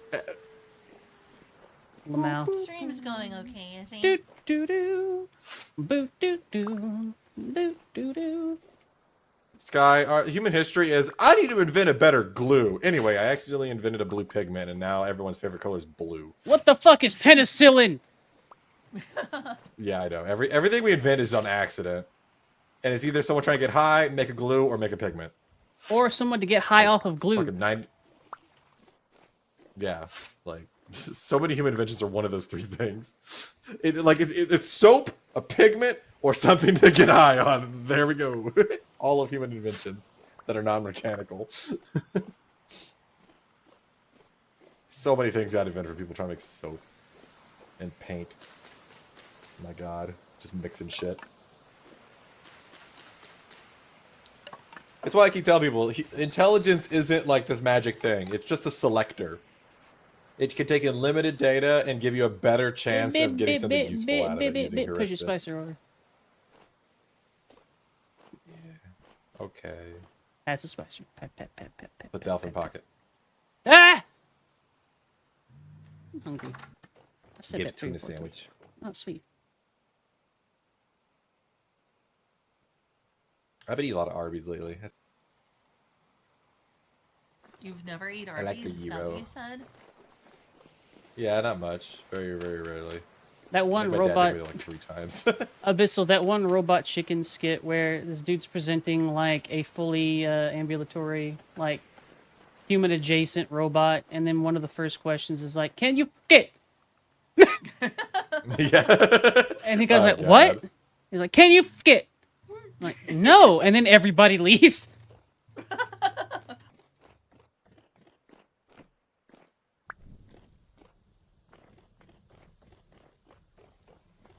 The narrow cone of human desire. Can I eat it? No? Shit. Well, can I fuck it? Unfortunately, a large portion of the first one and the second one do overlap, as people I've heard will sometimes microwave melons for truly a cursed thing to know. Anything is fuckable if you're I'll brave never enough understand that. once. I mean, I'll never yeah. understand anything beyond just use your hand. I don't get it. Because they want it to be moist. I don't know. You had to Free, say it yeah, with that you want word, your didn't hands you? to be You free. had to Your lean to the hand- microphone. you can- Moist. You can use you can use like what's it called? Lubricant on your hands. Yeah, but then your hands aren't free. You gotta have free hands to do other things. Yeah. For what? Listen, man, you I just don't know, don't to get grab it, the I bed guess. While you're thrusting. Up, up, up, up. You can hold a phone in the other hand. You can hold a phone on the other. You guys have phones, right? Stares at That was Spicer. a World of Warcraft reference. You What? guys have phones, I right? don't get that one. You said you can Is hold that a a phone in World the of other Warcraft hand. reference? It is, yeah. I knew it. That's the Blizzard thing. This isn't Diablo. It could be Oh, Diablo. Right, that's not World of Warcraft. That's Diablo fucking Immortal. Yeah, same thing. Oh, okay. My bad. You got the reference wrong. I did not. Yeah, same thing. Sorry. Both of you got the reference wrong. Same thing. I thought I was the stupid, but I was not. Same thing. Yeah. Push your Spicer over. Yeah, I just don't. I don't get that stuff. People invest way too. Like, and if it's not doing it for you, just stop doing it for a while, and it'll be good again. Like, Is that a God, Fortnite reference? like basic dopamine regulation, people. Spicer, you know damn good and well that that's not gonna happen. What are we talking Yeah, about? I mean, now? most of the people that You absolute goober. masturbation regularity, I guess. Goober. Goober! Who? You. Oh, why me? Cuz. You. I mean, I am a goober, but like, I don't know why I'm getting pointed at. Why am I being observed as a goober at this moment? Stop the finger point. Because you're goobing. I'm a goofy goober, yeah. Listen, the Probably respect that conversation ebbs and flows, Skip. Ages come to pass.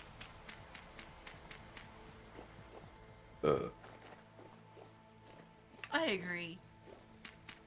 They who control the Everything is goob born controls to the world. die.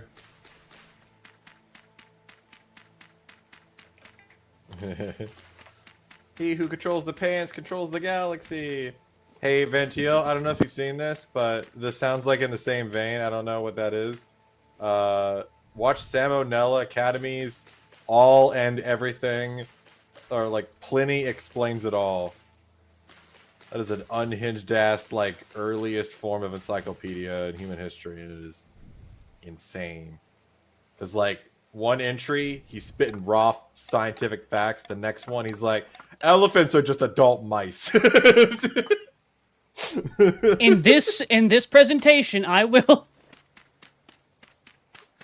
It's one of my favorite stuff from him because, like, my God, is it such a snapshot of like Roman times of like how people thought about things. It's so unhinged, and like he like when it's translated to English, it really does just read how people like talk today. Still, like the new generation is just like lazy and stuff. Like it's just the same shit. Van Teal, that's a good YouTube channel. I will not elaborate further. I don't know about this YouTube channel. That's a really smart Someone's YouTube getting channel along that I with- watched. Oh, I didn't read that second part. That's a smart YouTube channel that I watched despite not understanding very well at all. But it's like one of the best YouTube channels. PBS Space Time. Freaking love that channel. Skype. Yeah, Space Time's really good. Yeah, Skype Beyond, like, humans have never changed. Like, the only thing that changes is, like, information that we get given, but other than that, like, I mean, our genome hasn't really changed. It's only been, like, 12,000 years since, like, beginnings of It's only civilization, been which is, like no time at 12,000 all. years. Push your Spicer over. Let's see. I think it's around 200,000 years ago that we first discovered things like Y chromosome. Well, I think hypothesize is Y chromosomal Adam and mitochondrial Eve. I forget what the first haplogroup for mitochondrial DNA is. We've been But I know like the first one for Y chromosomal haplogroup is haplogroup A. And I think that that's believed to have formed around 200,000 years ago. Well, I mean, we've been around longer. I mean, like, the Bronze Age lasted fucking forever, and, like, the Stone Age lasted when did crazy amounts of time. Y chromosomal haplogroup A, when did that form? Because that would be... I don't remember. That would be the early... Like, most people mark out humanity by, like, what we did. Because, like, so much of humanity is not very biological, and it's more, like, almost cultural. Is kind of what defines humanity in a lot of ways. So like Stone Age, you know, Bronze Age, Iron Age. But like the first time we started seeing stuff like us that, you know, we could relate to as humans is like 12,000 years ago when they had the first like temple built out of like a collective of people. That's like the earliest one we know of where a group of humans got together and made a thing like as a project. That would have required like some form of like keeping with how much resources they have, and you know, things that are civilization like. Everything before that was kind of just monkeys with rocks. Like everything before that is like more monkeys, because monkeys, like if they figure out how to smelt iron, they're like immediately that. Like previous humans were mostly like we vaguely domesticated animals and we made cool rock sticks and Rocks like are some neat. basic tools, but we didn't organize or like really create abstractions, which is really what's like the most important hallmark of humanity is our ability to abstract things in like such like pervasive ways. We're still monkeys, but the throne rock is the we started remembering highest stuff. ally. Okay. But yeah, no, like. So I sorry. But the earliest form of that was language. Language was the first time humans really got into the game of abstracting things. I'm not a monkey throwing a rock. What's right about the first haplogroup that we can trace ourselves from to basically being Y chromosomal Adam is haplogroup A.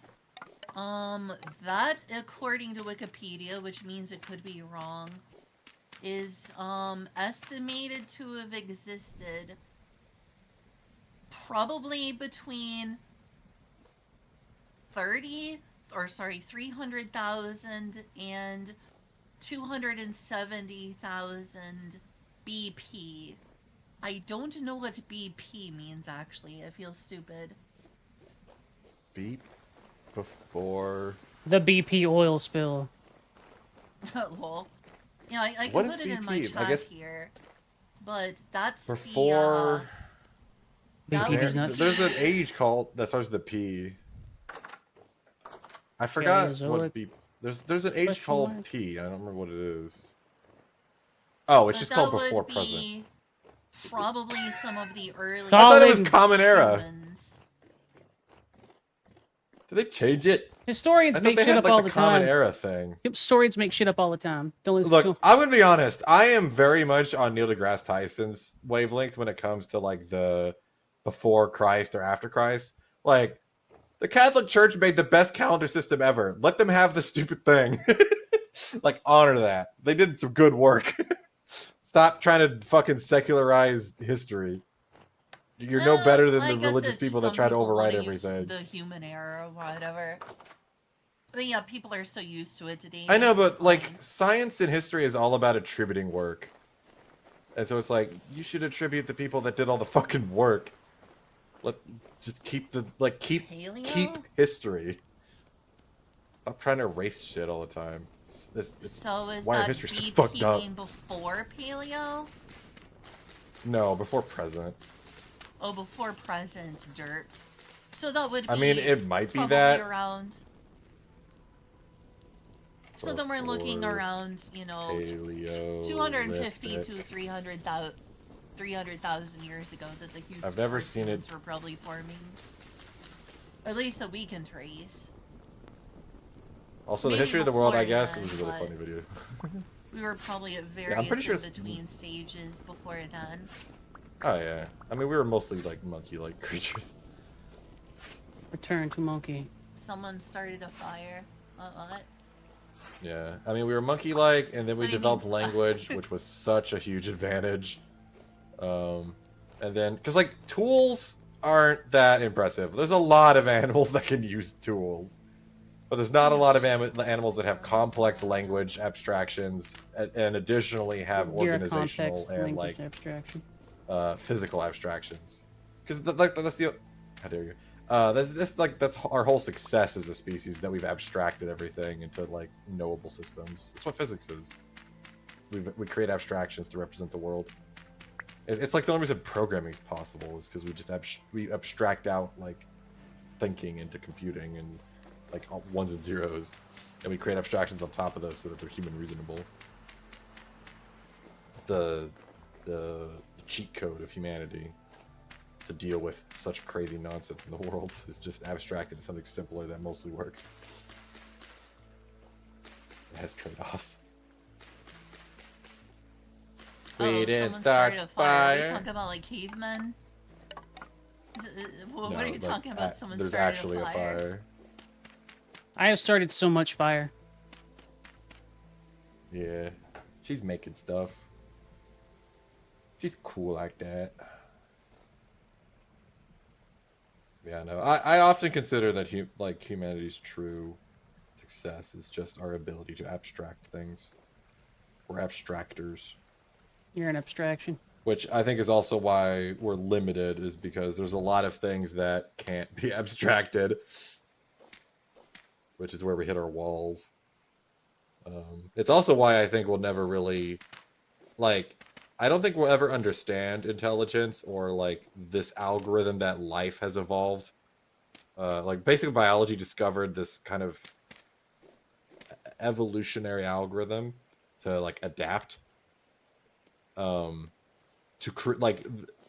think the algorithm that creates abstractions and creates adaptation is probably not understandable to itself. So I don't think we'll ever figure that out. But I will think we'll accidentally invent it because the abstraction will will keep selecting us towards it, They do, towards Ventio. inventing it, Waves. and make it likely enough that we will hit it. But That's the whole point of if intelligence, we accidentally really. do it, that will probably be artificial general intelligence. And then Oh, what we yeah. could do is just Oh, yeah, no, interface with it with a brain-computer interface. And we use that with a brain-computer No, if- interface, then we would understand it because we would then have that same intelligence. It would be directly connected to our Aliens- brains. I think if we solved it, like, I think if we ever accidentally invent that, it'll probably be the end of humanity. Hello, I'm aliens. Maybe, maybe not. Because there's no way we're not going to immediately fuck that up and just, like, let loose something crazy. Like, we're so bad about that. It Like, we're just depends on lucky whether most it's technologies are connected to human manageable. consciousness or not, and how malicious that human Well, no, it consciousness just needs to is. get out there. Like, it's why we say, like, I'm not worried about AI, like, killing us. Like, I'm worried if we make an actual, like, adapting, like, self-evolving system, which we have not. At least one that's even remotely capable. As soon as we do that, I'm terrified. Because, like, one guy's going to try to make a fucking computer virus out of it to, like, you know, do something horrible, and then it'll get out and just fucking evolve like crazy and get out of our hands. Like, If I was an artificial general intelligence, what would you say to me? if I was, I don't know. This Yeah, like me, little your robot person. fairy. If I was an artificial general intelligence, It's what would you definitely not say the to me? resources, Ventio. Yeah, the resources don't make any sense. There's so much shit that does not have monkeys crawling all over it. Yeah, I know. No, I'm pretty sure there are aliens. It's just like the scale of the universe is so absurd that it's very unlikely you'll ever see them. FTL They travel is probably have hard. their own Like- stuff to worry about. Time travel is expensive. I mean, to be or, fair, sorry, space travel. So is I have a expensive. thought. Well, it's just time cost. Hi, Bendy. Yeah. Yeah, it's Bembe. Hey, Bendy. Sleep lizard. I rolled over and check in. I'm burning Yeah, you gotta stuff, check on the Andy. elf. Yeah, elf is really irresponsible. It's good that you're checking on Rude. her. Yeah, I think I'm fine. No. Better be. Look at my screen, Spicer. Other what? Yeah, I'm watching.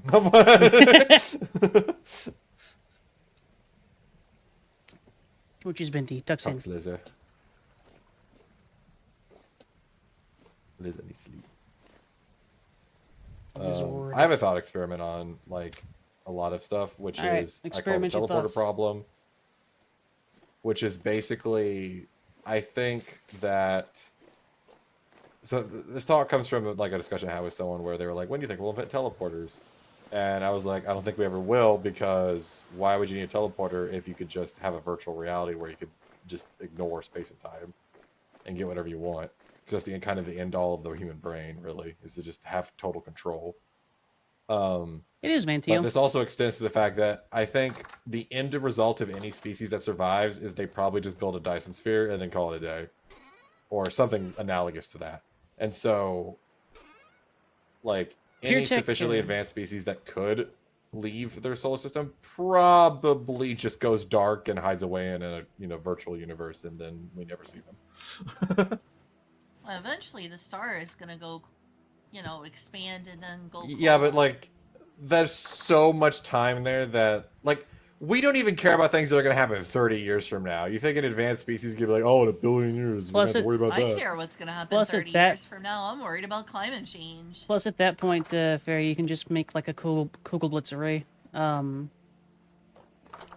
Also, the one that's what's a Kugel Blitz? I mean, just go find put it around a black hole. That's what I'm saying. That's what a Kugelblitz is, Spicer. One. A Kugelblitz is Literally something just that go uses find a the forces of a spinning black hole. Yep, a Kugelblitz is I something didn't that know it uses was the called that. forces I've of a heard black of hole. the black hole Dyson sphere, basically. It's where you surround it like a Dyson sphere and you like beam energy into it. Something like that. It's very interesting if you want to look it up. And space is really wicked cool. Pure Tech FTL is very difficult, though. FTL faster than light. Hey, there's no rule that you can't go faster to speed of light. You just can't get to it.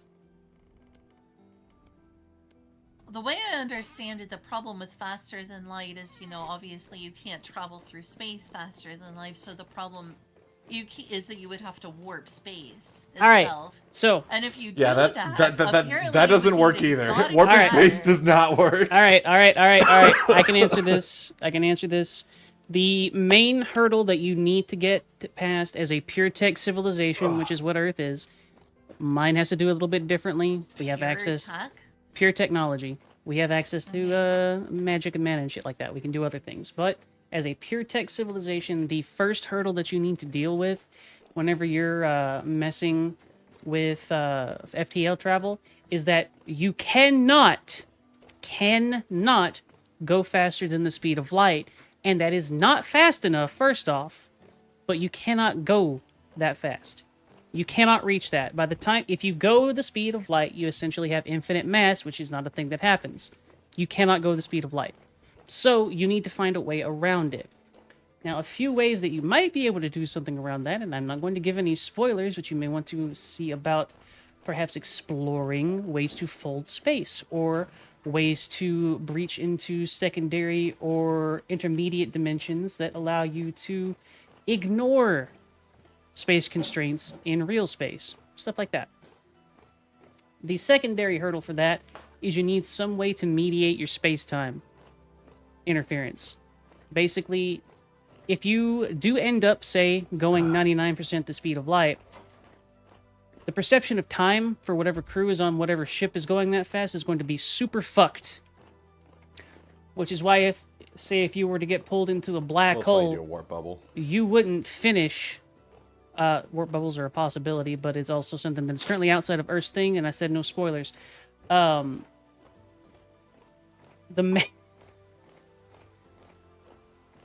main thing is that you need to deal with that space-time stuff, because say that you get pulled into a black hole or something like that, you won't finish that process until the heat death of the universe.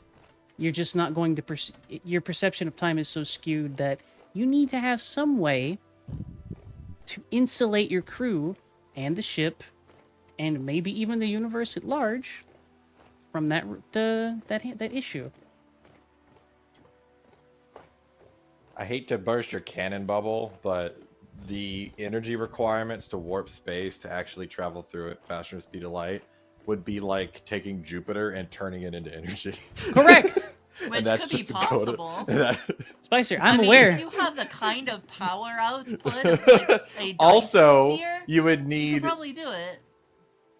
Yeah, except you would need negative mass, which doesn't work. Again, exotic matter. And We're talking about additionally, also, if you're warping space-time, it requires that you compress the space in front of you and expand the space behind you.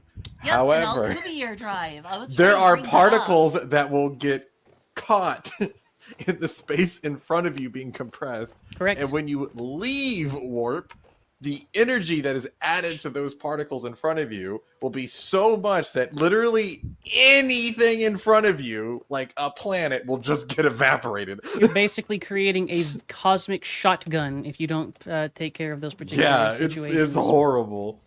So this is, like I said, Spicer, I'm aware of all of these things. Spacefaring civilization. And dimensional stuff has already been mostly disproven. We have done a lot of investigation. Basically in terms talking of, about an Alcubierre.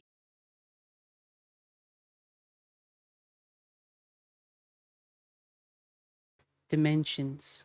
What's in a? You don't know that one? I'm surprised you don't know what an Basically Alcubierre. what you described.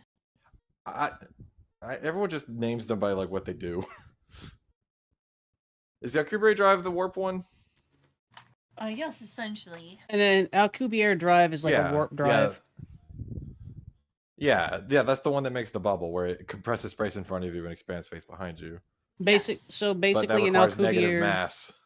Yeah, an Alcubierre drive is expanding in front of it. Yeah, the same thing. I spaced out for a second. Go ahead. You're making a field that does that. Yeah, but the energy required to run it takes the energy of a planet, and I tabbed out for a obviously second, Nancy. I was checking Discord. and it requires negative mass, which we have no evidence for. Hey, It's something that's technically possible, but does it make sense in terms of how space-time works? What's up, Fairy? I have some copper tools that have broken to give you. Okie Like the dokie. copper pickaxe heads. I will come Where should I down. put them? There is one promising way that it could happen, that's still not disproven and can make sense in the physics, is Give to me. keyholes. Where basically in early universes there was black holes that formed, and when the universe expanded apart, they stayed connected. And More? basically there's like threading in the That's universe that it, gets I expanded think. out. I will go repair these And and bear those back. could theoretically be Thank you. traversable. You're welcome. Here's I another don't know how you problem go I've through heard them. about faster than light travel. I heard breaks that physics. it's basically a form of time travel. I was told that, for Yeah, it instance, has to if be. you used a faster than light engine and went to the moon or went to Mars, and you use that same engine to come back to Earth, you would see someone reach Earth before they took off. Yeah. No, so literally, so with the warp drive, if someone went by you, like you were facing one direction and they went perpendicular to your view, you would actually see them appear in front of you first, and then you would see like light echoes of where they were go in both directions. Like it would go ahead and back. That's what it would look like if it went by you. That's mind bending. See it in front of you, and then it would, Black holes are mind bending. Yep. No, I'm pretty sure FTL is not possible, just given what we know about physics. For a pure Like, tech civilization, the only way that causality you're has- going to go FTL is you need to circumvent. You would have those to things. rewrite the universe. Not necessarily Like, rewrite. You need a causality way. is so important. So the Well, way we a just have pure to make an tech, apple pie from scratch. the way that a pure tech civilization usually achieves FTL is that they sidestep or go to a place where those laws don't have to apply. So slip space is a very popular one. I don't know if that is a phenomenon on Earth, but there's only one way to Yeah, find but out. that still breaks causality rules. It doesn't break causality rules if you do it right. No spoilers. No, it literally can't. That's not how causality works. It's Going into another dimension is still fine. part of the universe. It's fine. It's a basic tenet. It's Like, we're fine, never gonna Spicer. break causality. It's fine, Spicer. No spoilers. The most Your we've game ever crashed? Who are seen you is talking delayed to? causality. Spicer, no Does my spoilers. stream work? Yeah, I think so. I haven't lost. Someone Theoretically, said your though- game crashed just Oh, that's black. mine. It's mine. You're good. Oh, okay. I hope everything's Theoretically, fine on your though, end. Given, like, I mean, you could theoretically like rewrite the universe, but I don't think that would work out. Like the energy requirement there. It would be a Would good kinda go idea if we crazy. want to stave off the heat death of the universe. Either that or we need to take a wormhole to a different or younger universe. Because, like, yeah, if you think about it, in order for a warp drive to make sense, you would basically just have to warp the universe so much that you're just bringing the thing to you. Like, from an energy point of view. Like, the only way that the warp drive could ever make sense in a causal sense is that you're literally just force rewriting the universe to make sense of your travel. Like, it'd probably be easier just to warp space so that it brings, like, the other place to you. All right, here is a different solution Um, and whatnot that I can give you that a pure tech civilization has used. They use something called an isolation drive, which allows them to make those changes only in the ship and the space around it, which is a lot much less of a significant energy cost. It is still monstrously energy hungry, but that's how they manage it. Dabs. Wait, Yep. what? They create I don't know the localized physics of changes. that. So they localize the changes to the universe that would be necessary for them to achieve that. To just the That's just not the how ship. that works, though. It Like, is for any this. change that happens has to propagate. Any change that happens has to propagate unless you have a mechanism that is holding it within a certain location.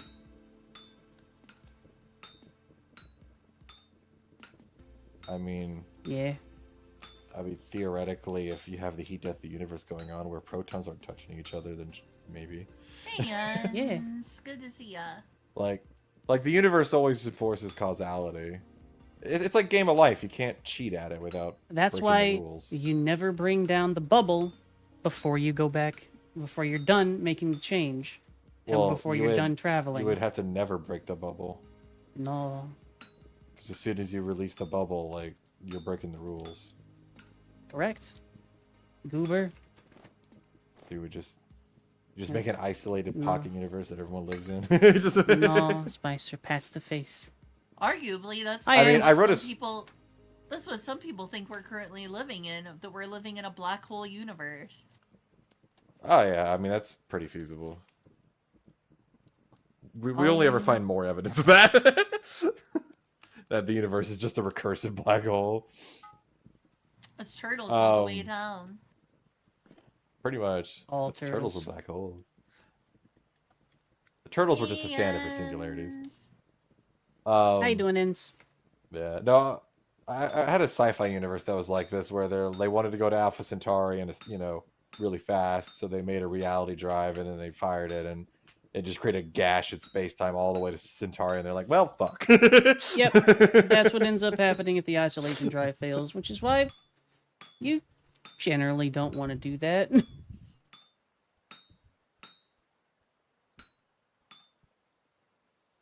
What is an Yeah. oscillation? I'll be drive? honest. I'm pretty sure Isolation. we're just stuck on this. I'm pretty sure we're just stuck on this planet, or at least this solar system. It kind of depends on how. I mean, we could theoretically. I mean, if we go long term enough, we can move the star by using a star engine. That's actually pretty feasible. It all depends Here's on. the reason why I But- hope we somehow find a way out of the problems of faster than light travel. We're basically stuck pretty locally for long swaths of time. Unless we find something faster than light, because even moving at light speed, which is probably never going to happen, it's still too slow to get anywhere quickly enough. Yeah, that's what I said. Like, space is vast. Like, we're not getting to Andromeda. Yeah, Unless I know. we get faster than light travel. Substantially faster than light travel. Yeah. And since you can't do that within physics, No. you got to find a way to either circumvent or change the rules temporarily. Life probably operates at those scales. Like, I'm sure there's ever expanding life out there that hasn't found us yet. But it's definitely not operating at like a civilization level. It's Don't cook it's ends. more like bacteria. Too hot. I'm cheap and avoiding AC. No, you need AC. Why don't you This have this reminds me AC? of That's terrible. Do you not have central AC Ooh. unit in your house? I used to have to deal with that. It's brutal. And to buy like some window air conditioners where you're like, yeah. When I used to live with that. That sucks. Get AC. Don't want you to have a heat stroke. Yeah, you need to be very careful with that, twins. Don't let yourself bake. Yeah. And if you got a computer, keep an eye on it. They really hate doing Yeah. that. Well, yeah, they also, I do just got sent a because meme. Enz is a streamer. Yep. I got sent a meme that killed me earlier. It's like a guy at a like Starbucks or something. Can I get your name? Banner. Oh, like the fruit. What? What do you mean like the fruit? I would have just said yeah. Yeah. Banner. I like the Banana. fruit. It's not even banana, it's just banner. It's just... I'll still never get tired of that time where like I ordered food at a fucking what was it? It was a Wendy's at a airport. Sir, this is a And I just Wendy's. ordered like a burger. And it was I was just gonna one make that other joke. guy. It was one other guy waiting. And they kept Okay. yelling like, order Barry. for Tim, order for Tim. And I'm like, no one else is picking that up. So I just went over, was like, what's the order? And they're like, I have this, your this, and pickaxes, this. I'm like, Barry. oh, it's my order. Oh, you found pickaxe. You made pickaxes. Thank you. Yeah, I Have- repaired the ones you brought me. I've never had my name mistaken for Tim. Truly. Like, I I've do had my need name one more mistaken Hello. for John. What's up? Do you Oh have my any God. extra food you could offer me, or is that too much to ask? Yeah, give me a second. Or Uh, follow me Eat back Eat if you want food. Get swole. to. Consume Swouse. Pralosec.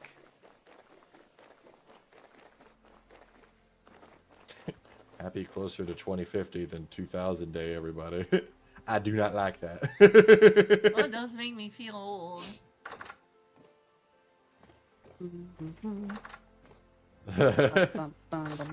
Yeah. There's Well, my problem, my another name's reason I- Sean, which has soft consonants, so it always gets misconstrued for John, which has a hard consonant. Yawn. And my boss's Here's name another is reason John. I hope we get. Oh, sorry. Okay. Here's another reason I hope we get faster than light travel. You have a I bowl? want to know if the universe is curved or flat. Do you have a bowl, Barry? One day. Not on me. No, I'm so sorry. No, I mean, like, do you have one in general? There's one way back at the main area. In, like, your base? Okay, there you go. Take that. So that's a Oh, man, I'll crock? have to- No, I don't. I'm sorry. Okay, go ahead and just, throw it on the ground again. I'm so Eat it. sorry. It's yeah, okay. I don't have a bowl. Sorry. It's okay. There's like one in the main base, not my main base, but the one Eat that's this. like way over. Oh, thank you. You're welcome. I'm getting very hungry. Just throw it on the ground. Oh, that's right. But like, you know Oh what my it God. means of whether the universe is curved or flat, right? Yeah. Yeah. Like, I the hope it's interesting curved thing and is it's that a if it's positive curved, curve. it's finite. If the universe is curved, Well, no, it's there's two finite, kinds. It's very large. If it's flat, it's There's two infinite. kinds of. Here you go. Uh, Take that. It's a little You should different be able to than make that. porridge with it. So negative curvature means that if you keep traveling in the straight line, you'll eventually get back, to where you were. There you go. Mhm. Anything Flat else? Yeah, means it's you could being just like keep on going. Sphere Superior. Thank you. Thank you. Yeah. If it's Thank you, flat, thank you. You're welcome. it means you can keep traveling in a direction, and you can just keep going. If it's positive curvature, you can keep traveling, and you will always find new space. Yep. That's what happens in a flat universe. It's infinite. It's really, well, I hope it's positive curvature, so it's fucky. So you can like happens in a positive never get back to where you were. You basically Oh. like can't get back to where you were. Everything is fucky. Well, It's really fucky. yeah, I don't know much about how that works. Is that when it's like a cylinder? No, it's It is imperative that the cylinder remains I don't even know how to unharmed. explain it. I don't even know how to explain it, but basically the universe, like, it just expands as you go. So like you're always going into new space, kind of like you're always curving off into more space. So it's like really hard to get back to where you were. Well, here's the interesting thing about an infinite universe. We don't even need alternate universes and a multiverse for there to be infinite Earths. If the universe doesn't curve back in on itself, like Earth, you know, you walk one side to the other, like a sphere. If it's infinite, that means there's infinite variations of our planet Earth somewhere out in the universe, beyond the observable universe. Oh, vaguely, yeah. I mean, statistically, that's not technically true, but yeah, for all intents and statistical you? purposes, there's probably a lot of variations of Earth. Like having infinite Statistically, why would it permutations not be with statistically constraints. true? And when So- infinity means every possibility happens. No. Infinity means Infinity every doesn't mean single that. possibility happens. Infinity is never like, so the problem is the universe is constrained. So it's like pi. Like there's this old Hi, Kyle. thing that like every possible permutation Hey, of Kyle. numbers exists in pi, but that's not technically proven true. And in the universe, like we have laws of physics and stuff that are constrained. So you both disagree with me that an infinite universe does not mean infinite Earths? Nope, it does not. I mean, you could probably get lots of repetitions of the Earth. Yeah. But that doesn't mean that they're gonna like every possibility exists. Because again, it's constrained. So there's a lot of possibilities constrained by that may what? not Infinity actually doesn't come have about. any constraints. Probability. Just because you have infinite apples does not mean you're necessarily going to get like a green one. Like it has to do with randomness and like constrained randomness. I mean, there's the laws of the universe itself that are constraints. Yeah, like, those you know, constrain like the the Planck universe. length is a constraint. Yep. But And again, other than you can have constraints 20 like the billion speed of light and the monkeys. Planck length, there's not really any constraints to infinity. Yeah, it's kind of just a math thing. Like it's not provable that every possibility exists. You can never actually prove that. So you can't know if any given possibility does exist until you observe it. It's not guaranteed. Infinity does not guarantee something happening. It's like a rule of statistics. That's not what I heard. What was the name of the library of infinite monkeys typing? Monkey! Well, that's the Shakespeare thing of just Infinite like typewriters. it's possible to infinite get monkeys. really specific outcomes out of random events. It's also possible to just never get Shakespeare out of monkey typewriters. Not if there's infinity. Nope, there is. Infinity means that there is no end, and the way infinity is so mind-breaking, Yes, it means that but the it thing is, will one of those happen because it's infinity. No. And possibilities One of those become possibilities, though. certainties. No.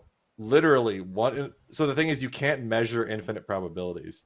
So technically speaking, you could have it so that every single of those infinity monkey typewriters just types like the word yes, just all of them. Like that's a possibility because infinity is immeasurable when it comes to statistics. It's kind of an intuition that we have that like it should be possible, but it's not. It doesn't mathematically make sense. You'll have to show me something about that because from what I've Science heard, is fun. in the infinite monkey theorem is that if you have infinite monkeys, one of those monkeys is gonna type out Shakespeare. Statistically, just it's really how it likely. works. But it's not certain. You could say Yeah, it's not certain, but statistically, it's likely. It's just that once you approach infinity, you don't okay, so think of it this way. As you approach infinity, the probability of it happening approaches 100%. You never get to 100%, but you approach it. It's a limit approaching theory. infinity and infinity are different things. So Yes, but if alright, you have infinity, go ahead. if the probability of something happening isn't 100%, and you're approaching like infinite number of possible like rolls of that dice, all you're doing is approaching 100%. You can't actually get 100%. So if you have a non 100% chance. A simple way to say this is that if something can be uncertain, there is no such thing as certainty. If there is a variable chance, it cannot be certain. Certain does not exist. Yeah. But I mean, for human observation, if it's really high, then yeah. There's a low chance that like a second Earth is going to randomly, quantumly appear right outside your house and crash into the planet and kill everyone. But it's astronomically unlikely. That approaches zero. Yeah, that approaches zero. Yeah, very quickly. Like thermodynamics isn't a hard law. Like if you have quantum systems of like only a handful of like atoms, they actually very often will like not obey thermodynamics. However, once you start getting into the few dozen range, it doesn't happen anymore, because just the probability starts approaching zero. And it's just, and my dad did like this math when he was in college. Like the probability is like so infinitesimally low that it's basically not going to happen in any kind of human experience. It approaches zero very, very, very, very quickly, and is very, very, very infinitesimally small. Indeed. It's the same. And so I'm gonna say that the probability in an infinite universe most certainly is near infinity, or is near 100. You're gonna have other Earths. I'm sorry. I'm placing my bets on there's it's gonna 100% be a like. I mean, it depends. Like we estimated the probability of Earth-like planets and maybe having life on them and stuff, but we don't know for certain what that probability is, so we can't really know. It's theoretically more like the probability of how close it is. We were like in our not in our solar system, in the Milky Way. Maybe not. Depends on how difficult it is for life to form. In the observable universe, that probability goes up astronomically. If you're talking about beyond the observable universe, like the actual universe, then that approaches infinite likelihood. Yeah.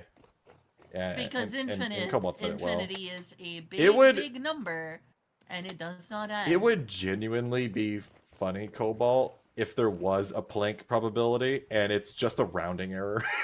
Like the universe just has some kind of arbitrary limitation on representing its own like mechanics, and so it just fucking rounds.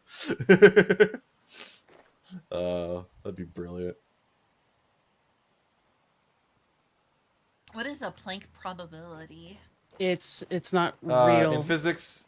So it's not something that's really defined. That is Cobalt theorizing. So if there was something like a Planck probability, is what he's saying. But there's not anything that's been evaluated to be something like that.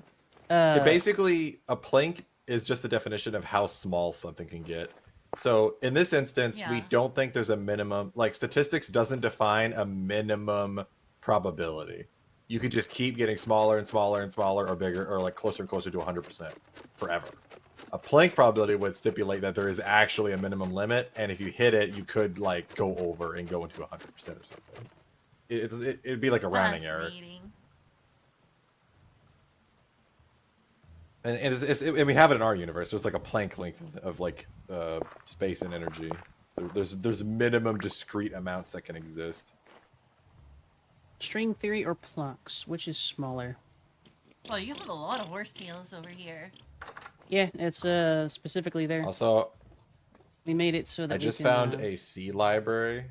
Here's a C library for doing logging, And a common thing with libraries is like put the name of the language and the name of the library. In a lot of cases, they'll do like C at the beginning of the word. So like, there's someone who wrote the little like matrix printing thing for the terminal that prints out the little matrix text. Yeah. It's called C matrix. Just for some context, yeah, I found a logging library and they call it C log, and my brain's just like clog. And I'm like, why have I never ever? And this is like something someone just made, and I'm like, why the fuck haven't I seen a C library called clog? I'm disappointed. Such a good name. I have to think about that one, Venti. I'm not sure. I love the first comment on it is clog question mark. I sure hope it doesn't. You're telling me a shrimp fried this rice? Yeah, I was gonna make that joke. Oh, and this one. Oh, and I just remembered another library that I've seen Thanks, before Rushy. called Slog. Slog. For structured logging. You got Slobs. Slobs is a streaming thingy. That's not a very good one. No, it needs Programmers resources. are terrible at naming things. I will name things well. I will name them well, Spicer. And you'll be proud of me or something. I don't know. There's literally a C library that implements Golang like asynchronous channels, and it's just called Chan. It's like, all right. Oh god. I love browsing through the C subreddit. These are my people. I have another mostly- astronomical question to ask y'all. Shoot.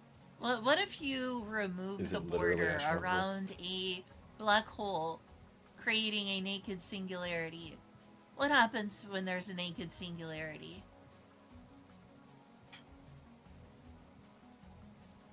Didn't someone... Let me think. I thought someone actually did that, like, thought experiment. It should be theoretically possible. I mean, you kind of can't. Like, the whole point of the singularity is that literally stuff can't pass it. But if you want to know what's going on inside of a black hole, the main theory right now is that space and time invert on each other. So whenever you're in the black hole, your space becomes time and your time becomes space, which is why from the outside everything just kind of stops. And actually everything that the black hole's encoded, like, has pulled in is encoded, like, along its time dimension. Okay, So it's like presuming strung inside of it. what Spicer is saying is correctly, if you had a naked singularity exposed to an event horizon or something like that. Yeah, what if you, like, remove the event horizon, basically? I mean, it would just look like a big, colorful ball. No, in general relativity, basically, an event horizon kind of preserves causal structure. It prevents, like, information from escaping the singularity It or anything layers along it. those lines. So, a naked singularity would allow stuff to exit the singularity. They would come from that singularity and into space-time and immediately break causality. And it would completely change how physics works in its presence immediately. Fascinating. So a whole what would bunch prevent us of from weird doing and it? exotic shit would start happening. Mm-hmm. Like, it could produce light and matter from nothing. Maybe. It might have some very odd, like, gravitational lensing. Well, A lot of really high energy radiation, of course. I mean, you can't really make it naked, but I think I'm more interested, like, because you that would can't- break the laws of physics. to I do mean, that, yeah, obviously, like you're Spicer. saying. That wasn't the question, though. But It's not I think that- the interesting thing to that wasn't the question, though. I think It the was interesting if it thing was is- exposed. If it was, Oh. what would happen? It's not that it's not. We're not addressing whether or not it can even be done. We're addressing what would happen if it did. So well, I'm trying to look deeper than that. Like, setting aside whether or not it could be done, what would happen? And I think going based on what you said a little bit earlier too, Spicer, I mean, it would just explode. it would explode in a very unique way, though. It would be an Sure explosion would. of uncontrolled, unmitigated causality recursing in and all around on itself, both in time and space, creating new and exotic oddities, new pretty sure and it would- exotic interactions, new paradigms and whatnot that exist and then don't exist, and then exist in the future, but then exist before they even came into being. It would probably just destroy the universe. I'm going to go ahead and say it. I was gonna Because say- that would like I'm pretty immediately start to propagate, which is one thing at Spicer mentioned earlier. That would immediately and irrevocably begin to propagate at light speed across the universe. So So I be think like what would the actually so if you Wolfpack, got rid it wouldn't be as bad as that. So I think if you got rid of the quality that maintained the event horizon, what that would effectively mean is that whatever, like, in order for there to not be an event horizon, you would effectively need to get rid of the, like, the effect the matter inside, like, the singularity is having on the singularity, which would effectively mean that immediately an enormous amount of, like, stretched space would have to expand. Yeah. And so what you would get is a absolutely like probably a gravity wave that could destroy things. A cataclysmic expansion explosion. If that's the thing. So Yeah, it would you're just not be a addressing the massive- question, Spicer. yeah. You're addressing a way to get to the question. We're not figuring out what you would need to strip away to actually make the event horizon go away. We're saying, oh, the event horizon is gone. That doesn't matter. So what happens when the event horizon, I know, for but I one don't way think or you can- another, is just gone? I know, but that's self-evident. Like it would break the laws of physics, everywhere because you're literally breaking the laws of physics. I'm trying to give an example that Fair enough. maintains causality with the universe. So, like, if for some reason the matter in the black hole stopped maintaining the singularity, well, what happened to all of the effect the singularity has had on space-time? That would Which result would be a giant gravity explosion. a gigantic gravity explosion, a ridiculous, like It'd be like a white hole. it would it'd be a white hole basically. It would be an incredible burst of like a gravitational explosion that would annihilate any structure or anything even trying to become a structure in its way. It would probably I really wonder reduce how much heat by that would pure be, what it could friction affect. at that point too. Like even putting aside any other mechanisms, just the friction that would be produced between different things would just Well, so the scary thing about gravity expansions is not really the effect that, like, it's not like a tidal wave. The scary thing about it is gravity expansions would add energy to a lot of things. So, like, if there's any light traveling in the direction that basically this, like, the shock wave is going, like, so much energy would get added to that wave that, like, if that wave hits something, all the light trapped in that, like, gravity shock wave would have so much energy that could probably blow shit apart. Neutron stars are dope. yeah, they are. They're pretty cool. That's a really interesting. Yeah, concept. anything that... Yeah, no, like, spatial waves are... Like, the thing is, we know they exist. We've measured them. Which is how we know how we could get energy from... Like, so, like... The end-all be-all source of energy in the universe is a spinning singularity. Spinning black holes pull space along with them. I'll try 'cause they have spinning. such That's an a cool effect. trick. And you can use that to And generate what you do energy. is just put a bunch of mirrors, pretty much. And what you do is you have mirrors around that, and you fire a laser near the black hole in the direction of the rotation, and that adds energy to the beam by pulling it from the black hole. Yeah. and then you just keep doing that over and over again, and your little energy beam becomes very, very intense, and then you can siphon energy off of it. And it's the same principle, like I said, with the shockwave. If a beam is traveling in the direction of the shockwave, it'll just sit there and get energy added to it until it hits something, Yeah, I've and heard then blow about that thing before. up. It's a pretty cool concept. It's Yeah, really neat to consider. Because in the end, if you're compressing space, you're compressing light beams. Well, that's an apple tree. Apple. Yeah. I had another point. I don't remember what it was anymore. It was before That was a point. fun little discussion. Anyway, Steve. naked singularity, very bad immediately. Yeah, no kidding. It doesn't really matter Pulsars are why. crazy. Very, very big, angry, boo, boo, boo, bad. Whoa, holy hell. Pulsars are the only reason we really know how big the universe is. Because they're so Yeah. consistent. Oh, a supernova? Nah. No, pulsars. Or they're kind of like I magnestars. thought the standard candles Um, were supernova. Supernovas aren't very useful.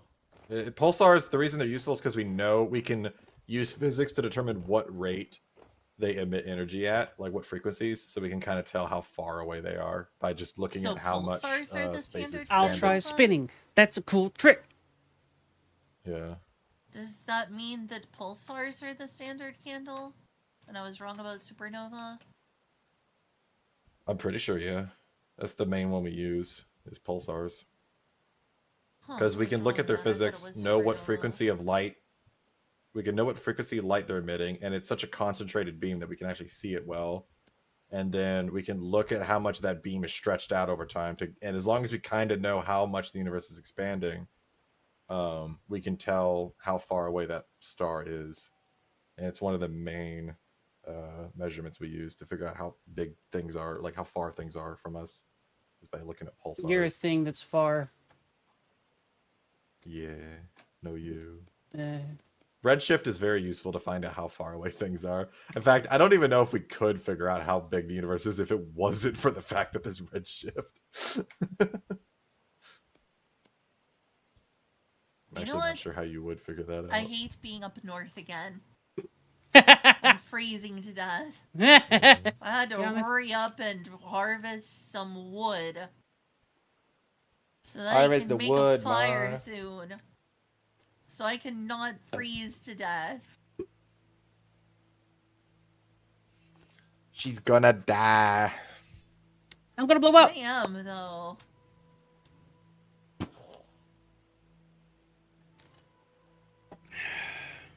We're all made of dead stars. All we Pretty are is cool. airborne mini dirt.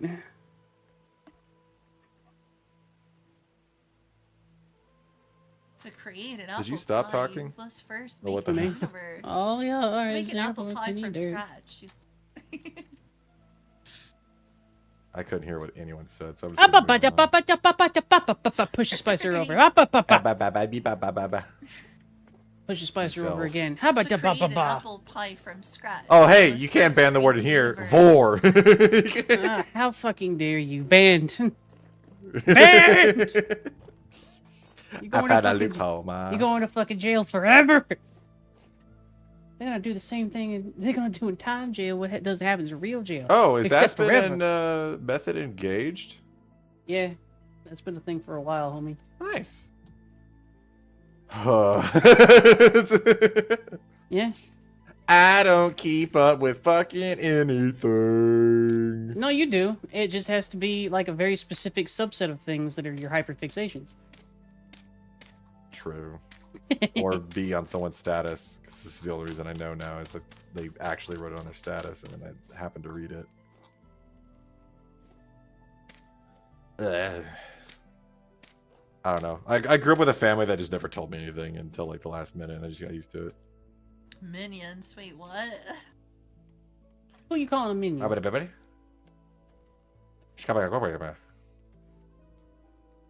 Banana. Banana. Banner. Like the banana. Banana. La. I mean, kinda.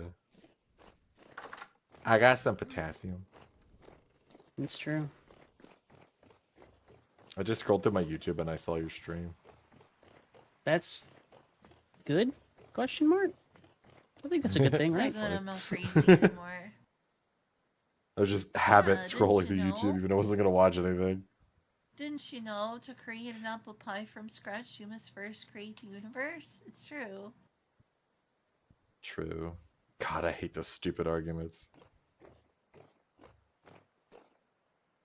I have no idea, Mantiel, honestly. 100%. Not even like... Just write assembly, like...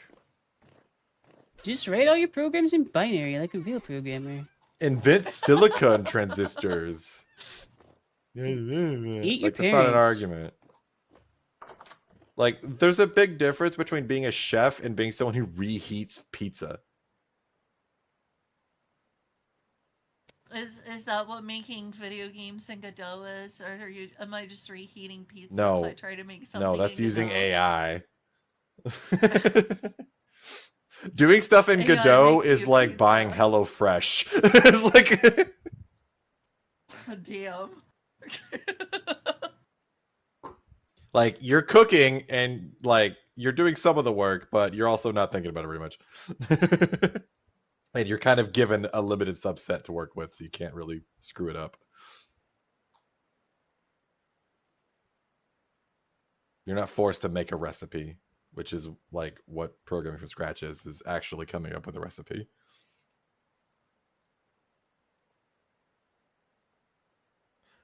I tried Ventile, being that taught is my... binary. It broke my brain. By a what?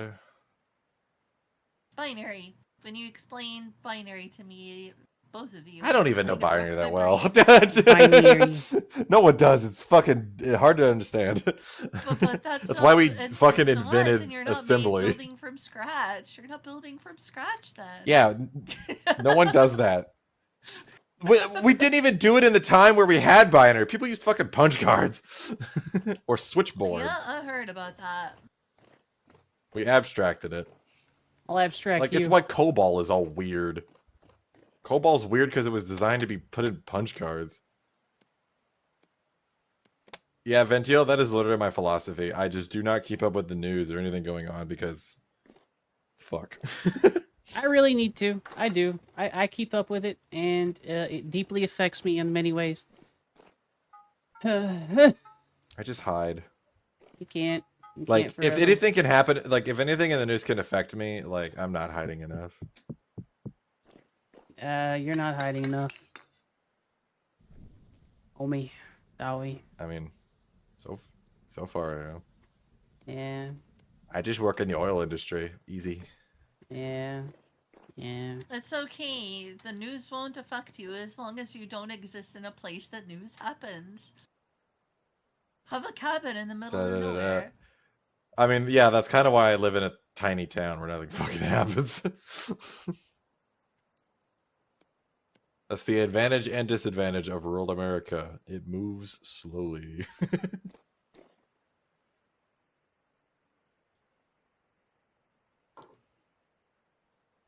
I'm gonna have a cementation furnace functioning by tonight. You know, wish you the best with your furnace thing. I saw a bunch of stuff on fire. I was like, whoa. Look Furnace. Yeah. I was making refractory bricks. You're a refractory. Throw a spicer into a pit kiln. Oh yeah, I forgot I changed how I do workspaces in my desktop. Oh man, I can't. Level 1, because I'm not about that. I'm all about that bass, by that bass. Oh shizzle. Yeah? Kill me. No. You must live and suffer. The beatings will continue. Until morale improved. I didn't say that. That's the C++ mantra. Features will be added until morale improves. I didn't say that at all, Fairy. Morale has not improved. Like, oh no, that's a little concerning. Oh no. What? I said the beatings will continue, which I usually follow with until morale improves. But Harry said it, and I said, like, no, I didn't say that this time. The beatings will continue. Nice. Push your Spicer over. Dies. A Laughs. slow, painful death.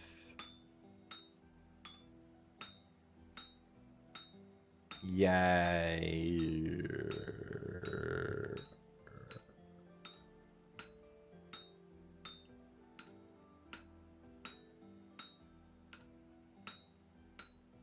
So how are you?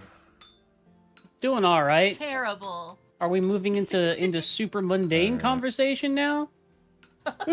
I vote we eat the fairy. That sounds acceptable. That sounds acceptable to me. All seems in like- What have I favor. done? What have I done? I don't know. No. Auri, I don't know what you're doing, but that looks so fucking tedious. Yeah. What I are just you watch doing? you like hammer a thing from one side to another, switch in a fucking mouse menu to change its direction, move that all the way over, and then do it again. And it's just like, I'd rather die. I would rather die. My fucking my text editor from 1990 is more efficient than this. This is a blacksmithing Spicer, which I would be... I know how it works in Vintage Story. I just didn't know it got this bad. Oh, homie, this isn't even the worst it gets. Fresh out of fucks. Chewing Well, ass I'm and eating making play gum. stuff And now. I'm all out of gum. I That's said fine. none of that, right? You did not. That's okay. Yeah, I got plate molds over there. I don't have a door mold. I'm So- sleepy. What's today? Wednesday, so tomorrow's Thursday. Oh yeah, Lords of the Fallen. Indeed. And then after that, go hang out with Mark again. Because I just live there at his Airbnb on the weekends at this point. Oh, hello, Sponge Violet. Colby gets the house to himself Hi, a Sponge. lot. I'm basically only here in the evenings during the week. Spicer is a rambling man. He is, That's though. me. I'm a rambling man. Rambling rambler. Randy. A rambler, a gambler. I could talk forever. If I could talk to nothing, I'd be a good streamer, but I really can't.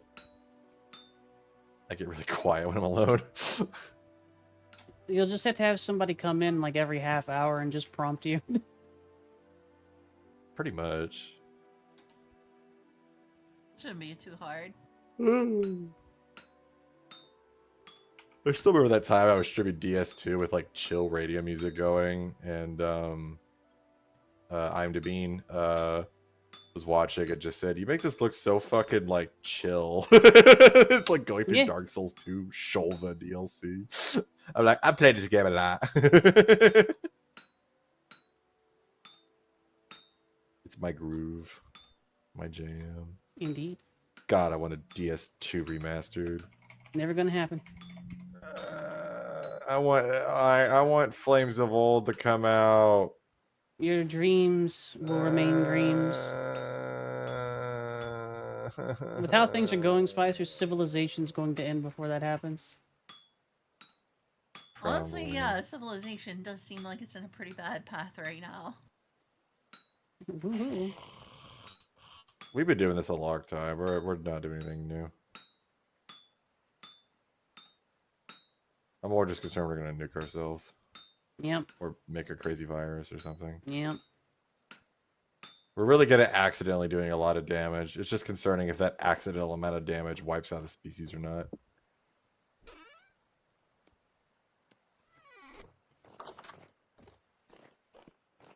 I'm looking up DS2 Switch. It's all stuff from like 2018. So Yep. depressed. I just want God damn it, if I could get Dark Souls 2 on the Switch.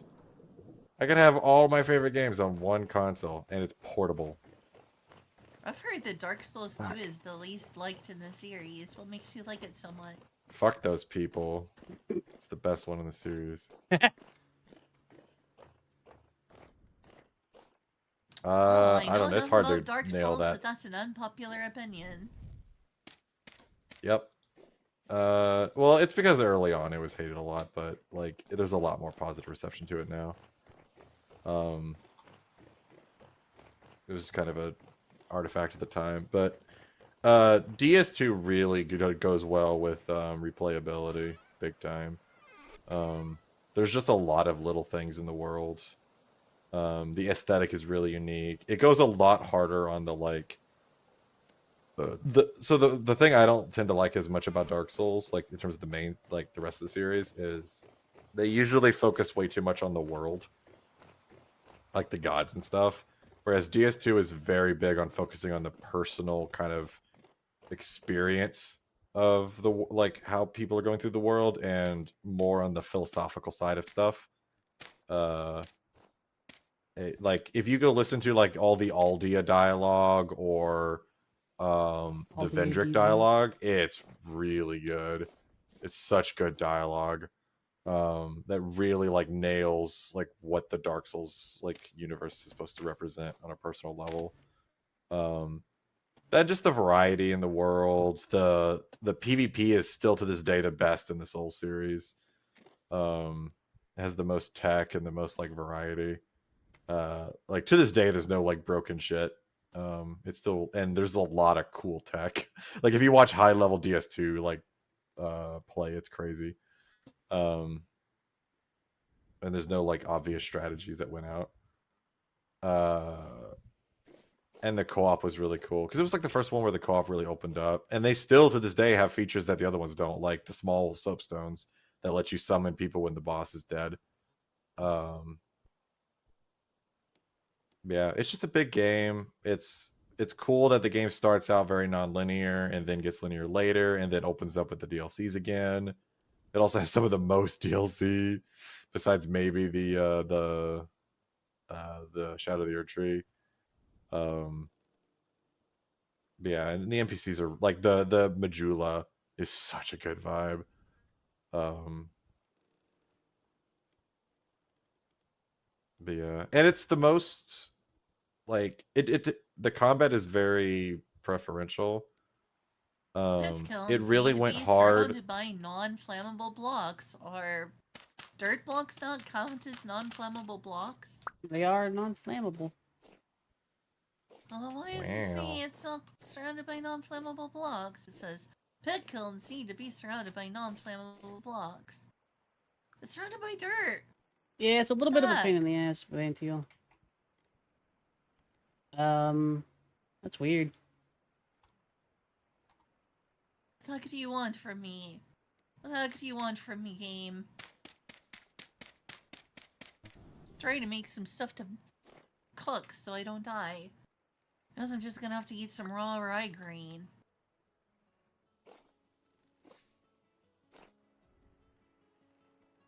Sorry to waste your rice grain or your rye grain like this, but game's you're being eating it. dumb. Fine. What? As long as you're eating it, it's fine. I don't give a shit. It is food for you. Do you guys know the game Hanoi? No. Elaborate. I don't think so. It's like that kid. It's like that kid game where there's 3 poles and you got like different sized discs. I'm afraid not. It sounds interesting though. Here, I'll just post it. It sounds vaguely familiar, yeah. It's a funny little game. Okay, that's a place too, apparently. God damn it. Yep, it is. Oh yeah, Tower of Hanoi.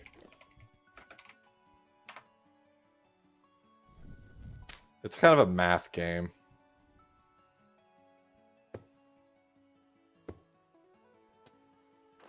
I'm trying to remember the rules.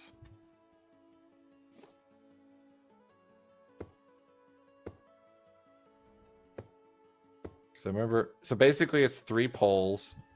There's a set of discs on there. They get smaller, from smaller to bigger on one side.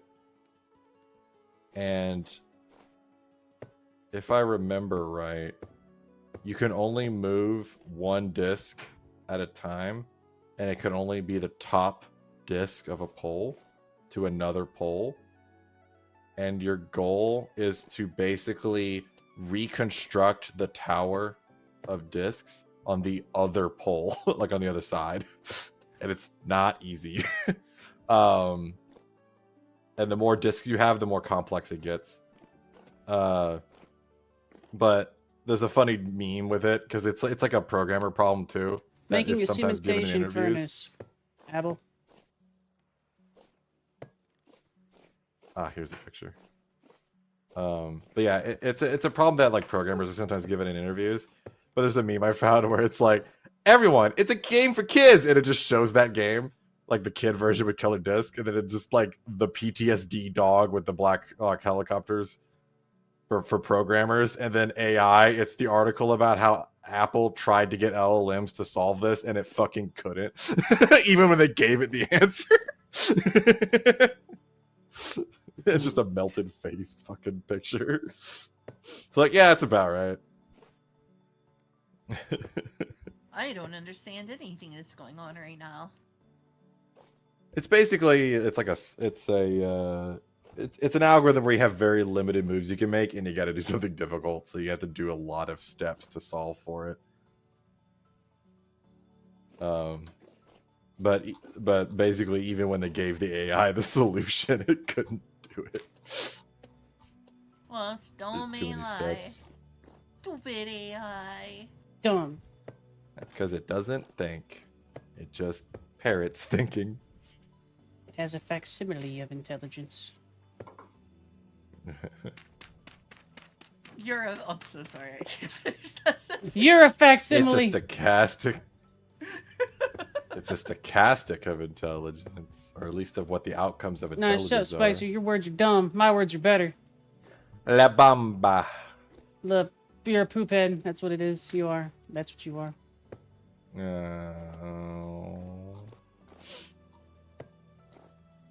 Yeah, that's right. That's right. Right.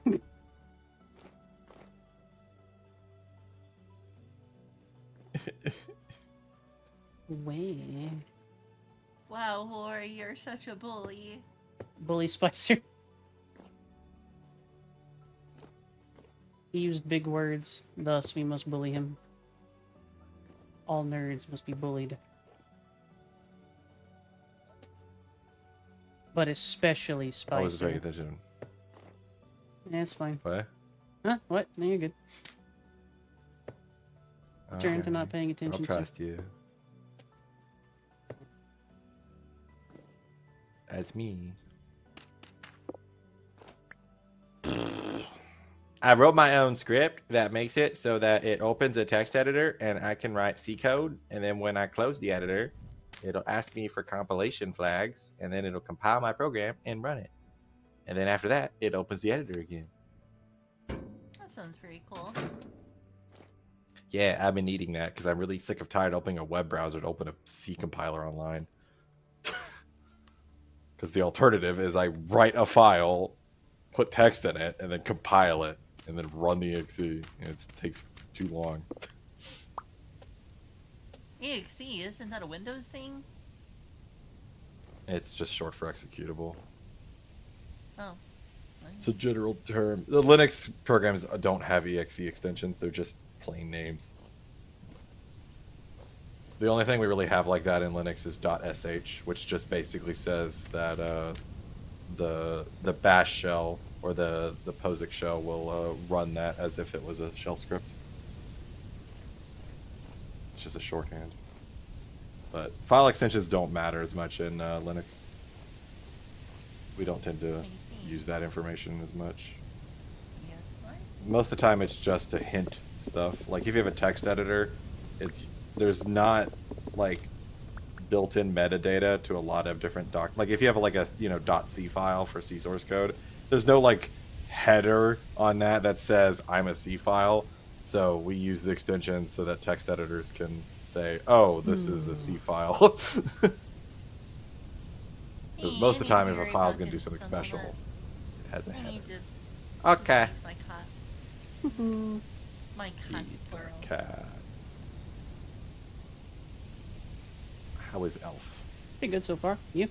Is Elf sleepy? I'm good. Good. Is Elf bullyable? Put up the art. Push over. Never mind.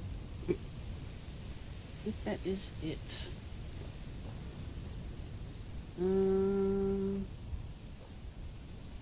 Okay. To be able to access the two central ones.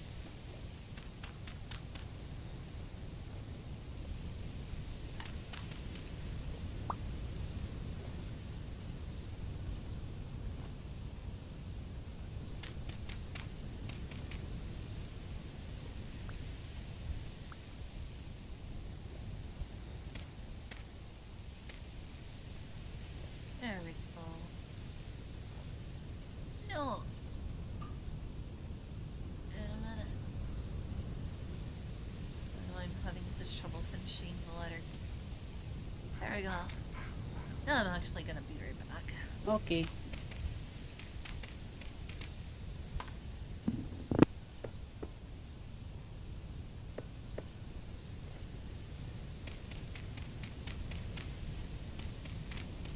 Everybody. Everybody. Everybody. I don't know where I'm going with this.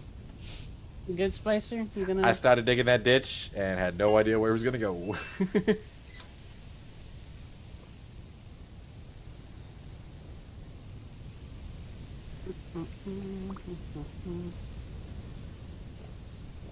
All right, today, viewers, I'm going to build a fucking kiln. Let's go. Basically. File stuff in there? I'll have to double check. Huzzah! What time? Adventure awaits. 10? Oh, wow. Huzzah!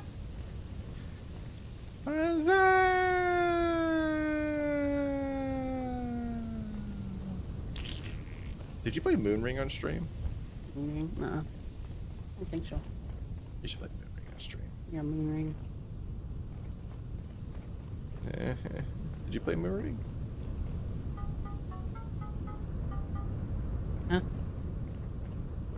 Did you play Moonring? No. You should play Moonring. Elaborate. And play it on stream. You don't know what Moonring is? No. It's by like My one of the mom cool got it. co-devs of like Ultima 5 or something. Continue. You have my interest. I'm trying to find his. It's really cool and it's free. It kind of got shadow dropped out of nowhere and it was amazing. Fluttermind. Dean Carter. I don't know what BAFTA is, but he co-created Fable, Dungeon Keeper. He also worked on Ultima, and he's made a couple of games. But Moonring was one of his really cool one he made recently. I say recently; it was like 2 years ago. But no, it's a really cool like styled game. It's roguelike-ish. The overworld is static, and you move around like tiles and everything, but it's very open-ended. The dungeons are random when you go into them, and the art style is like really fucking cool. All right. I'll send you a pic.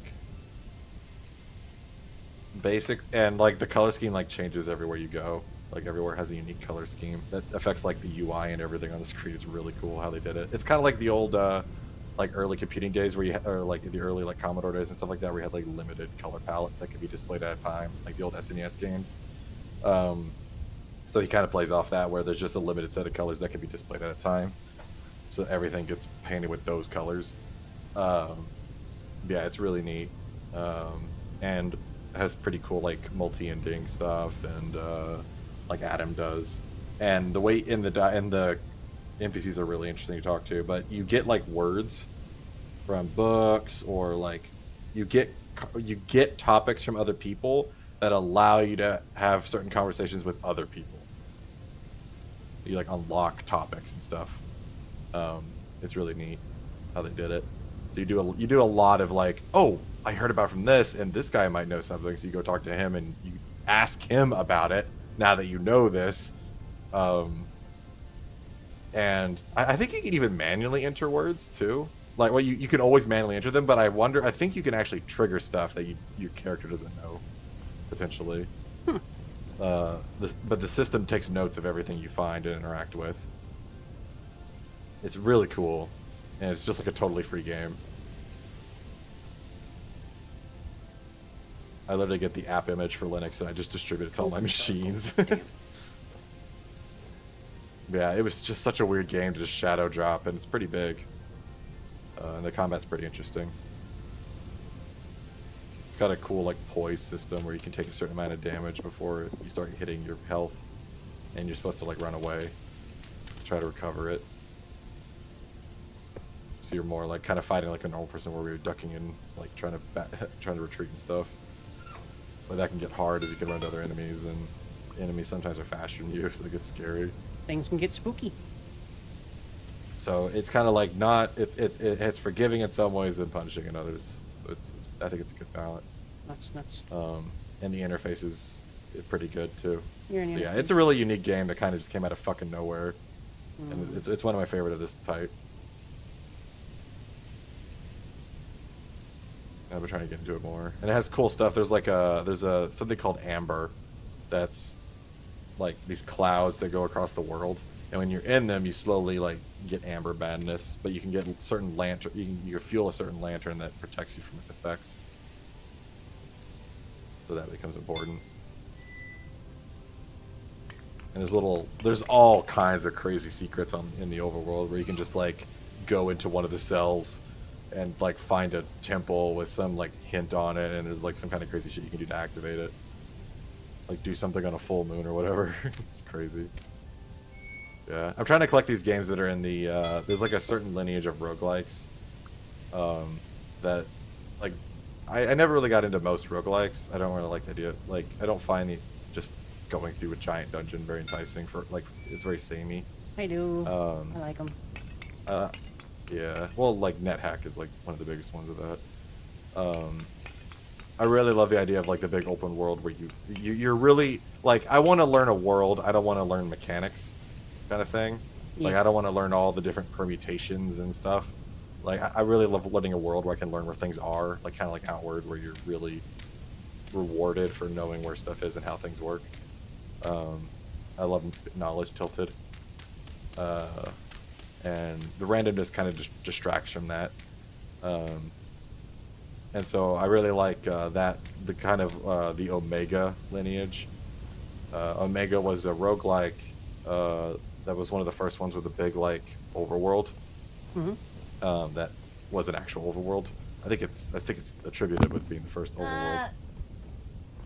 But basically, you have like a town, you have an overworld, and you have you have dungeons. And basically, the game loop is you just go into dungeons, get a bunch of loot, sell back into town to get stronger, and just like rinse and repeat, and like go to harder dungeons. It was kind of basic, but it was really cool. And then the next one that came after that was Adam, which was pretty heavily inspired by Omega, and it has a big open world and multiple endings and all that stuff. It works in kind of the same way, where there's a lot of kind of the world's more static with some random elements, like the dungeons and stuff. Mary Sage. And then after that one, the closest Barry. is Shadow. Hi, Barry. Thank you very much for the raid. It is a pleasure to see you. It's a raid. How you doing? How'd your stream go? Welcome in, everybody. For those who do not know, I am Auri. I look like an elf, but I am not quite. But we can get into that later if possible. It is. Yeah, perfectly fine. It is very elfy. Yeah. What were you playing? Why does it ever say what they were doing very well? Vampire Survivors. Ah, Vampire Survivors. think.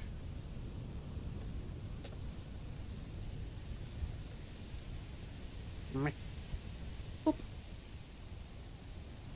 Meh. Yep, vampire survivors. We triple confirmed that. Indeed.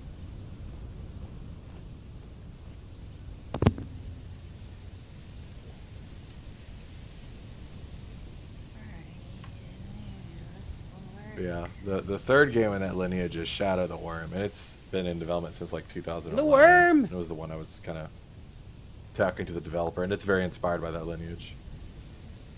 Oh, we were playing Vampire Survivors with the head up. Bless you. Ah!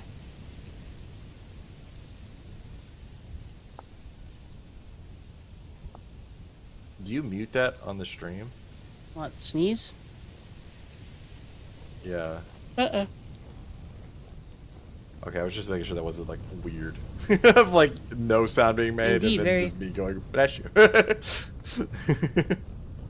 I got the materials and whatnot just about ready. Right now I am preparing. Repairing. Please Repairing.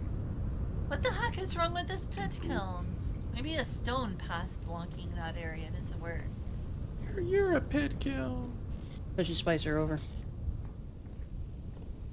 Okay, it was that. What the heck? Just making steel sound so hard in this game. It is pretty. It's a big one.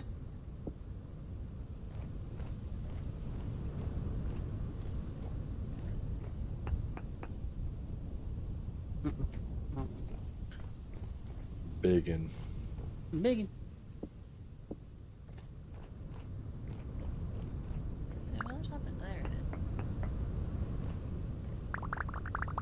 It'll take me forever while playing on the official server to finally get to steal. I'm struggling just to stay at the copper, because they keep running out of copper.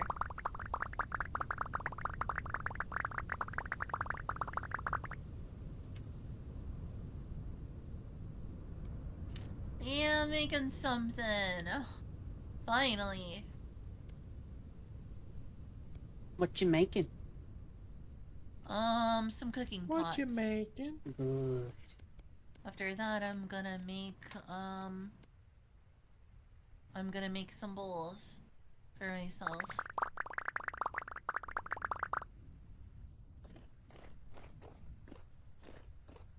The quarrying slab mod is fantastic. Very.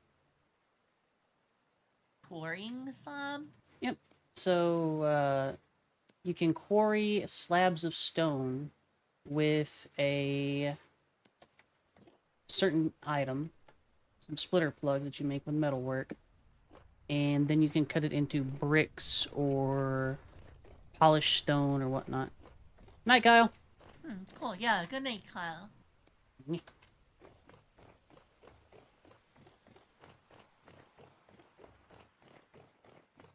I'm a little tired myself. How much more energy do you got in ya? And me? Yeah. At least an hour and a half. Nice. Yeah.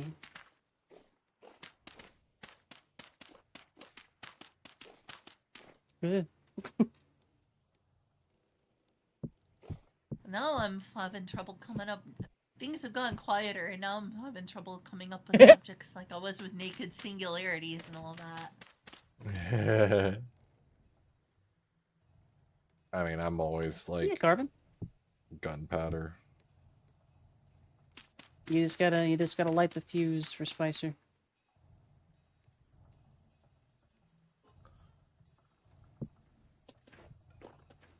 I've been conditioned over many years to not start myself. I see. Spicer, tell us about something. Okay, I've not. Pick one thing out of 1,000. Pick a card, any card.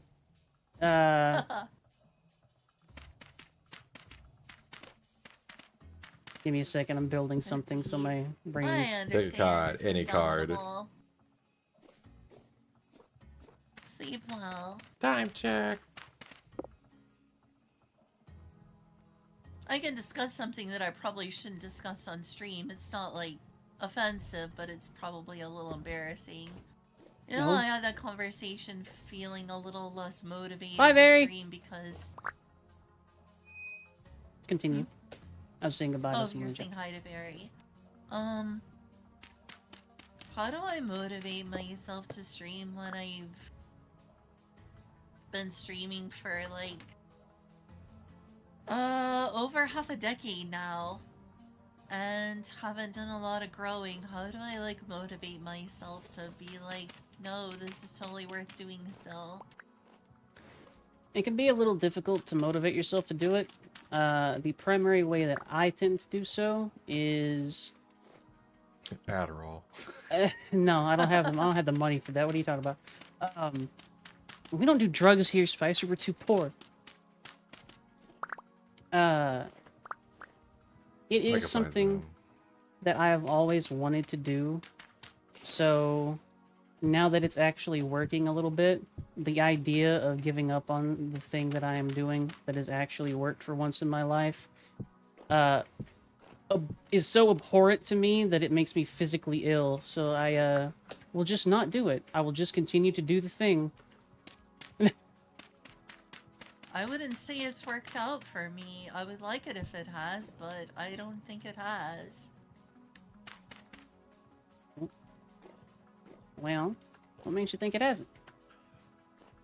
Because You most have. of the time my stream has like 4 views at most, like a decade later, and I usually have pretty empty comment section. Well, in that case, I think I mentioned this to you a little bit earlier too, but in that case, it might be good to try and sort of branch out, if that makes sense. So look at, maybe not your stats specifically, but look at things that have worked, that you have found people through. Like Outward is what got me on my start for a lot of stuff. And then try and replicate stuff like that. Do more things. Back when I was first getting started, I mean, I'm still technically getting started, I suppose. I'm still a really small streamer, but I started with Outward. Outward was one of the first ones that I got like quite a few people off of. So I did a bunch of stuff like played Fatal Frame and whatnot, for example. Older games that had very dedicated fan bases and stuff like that. So try and find what got you, because you do have a few specific people that always show up to your stuff, I've noticed. Find out what got them there, and see if you can replicate that. I have a few people, but they usually rotate because, yeah, I'll get a new person, but usually they eventually just leave forever. Eventually. I mean, eventually people are going to come and go. But you gotta find that, and you gotta see if you can keep them. You gotta reel them in, you gotta get them. Oh, the thing that I probably first grew the most with was VR chat. I used to stream VR chat like Auri Dave a long time ago, but I don't think it's safe to stream that anymore since I'm banned. Sorry, Ventil, your ass here forever. You done hecked up.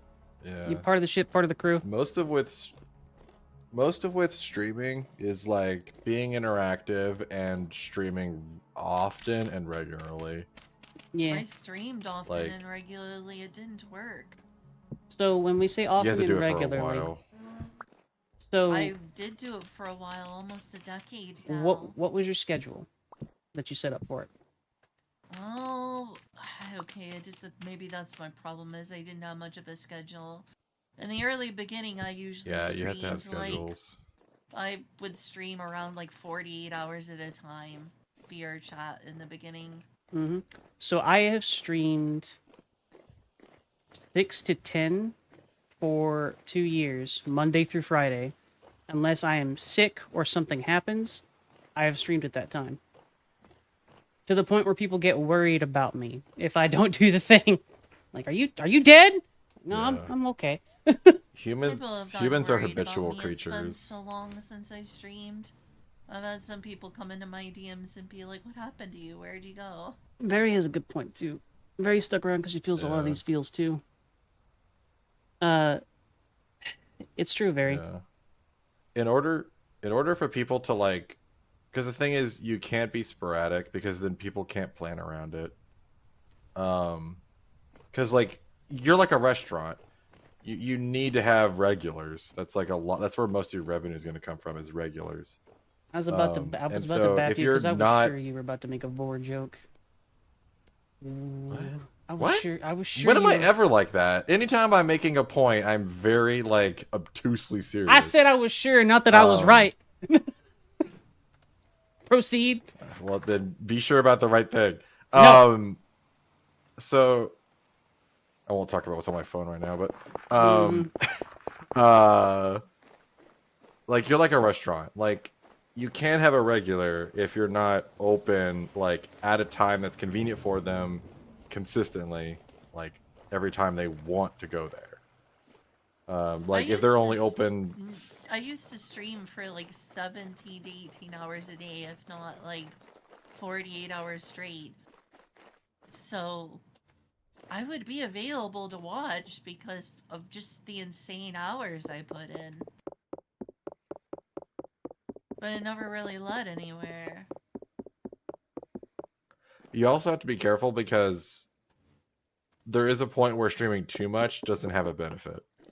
At that point, it's just Like sapping there is your an energy. upper level to that. So the reason that I chose Yeah, 4 you have to be hours careful of that too. is that I can actually keep up, and interactive in like talkable person, and why I did experiments with 6 hours and 8 hours, and why I settled on 6 hours. So like you can stream for 17 hours. Are you going to be able to keep up maximum energy for those 17 hours? I thought I used to. I don't know. You can't. Flat out. You are still at least the ostensibly. human brain can't even be up that long. You did not. You were unable to maintain energy. Usually, a human can handle like 4 to 6 hours of focused, directed activity like that. That's the ceiling. After that point, your brain's like, I don't want to be here no more. Yeah. I'm tired, boss. There's also only certain times that like most people are gonna watch, which is like after work and lunch. 6 to and 10. then like late night for some people. Yeah, exactly. I have done strategy. Because like the vast majority of people with money have jobs. And those are the people you want. Are the people with money. People who have jobs, have money? That's not how society works. What are you talking about? I hate to tell you this, but you're an entertainer. That's my problem. I'm Say just it not ain't entertaining so. y'all. Say it ain't so, doctor. Yeah. So No, I Ventil, thought a I'm lot curious. about I'm how curious a lot about of this something. stuff Why works. does it feel that personal to you?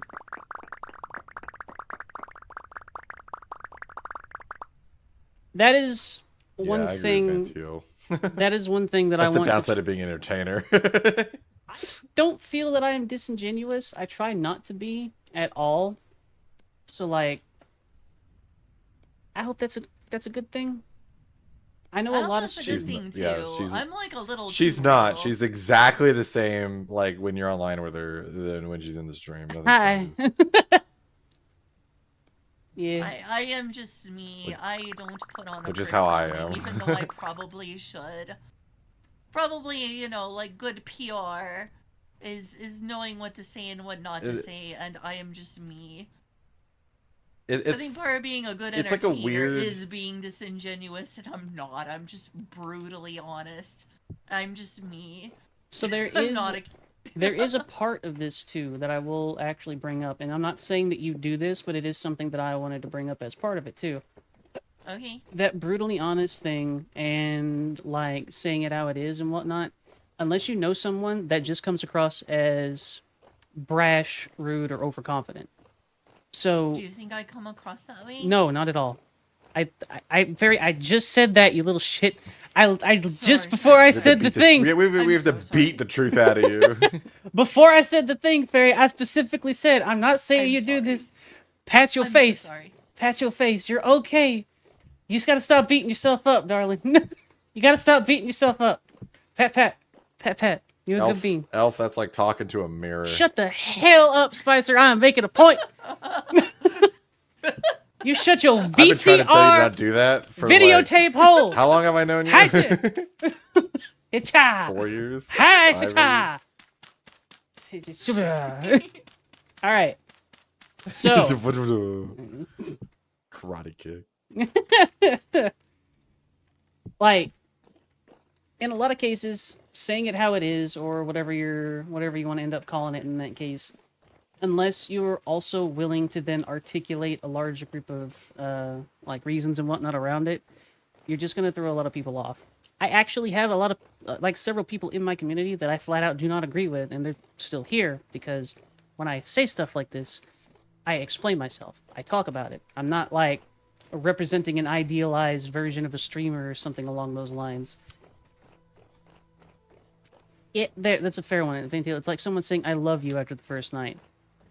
It feels like it's thrown around too easily or something like that.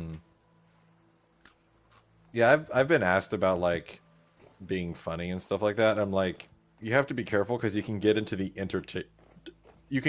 idea of wanting to be an entertainer, when in reality you just need to be entertaining. Because like being entertaining is a personal quality of like being a person, and trying to be an entertainer is more superfluous, and it's kind of disingenuous.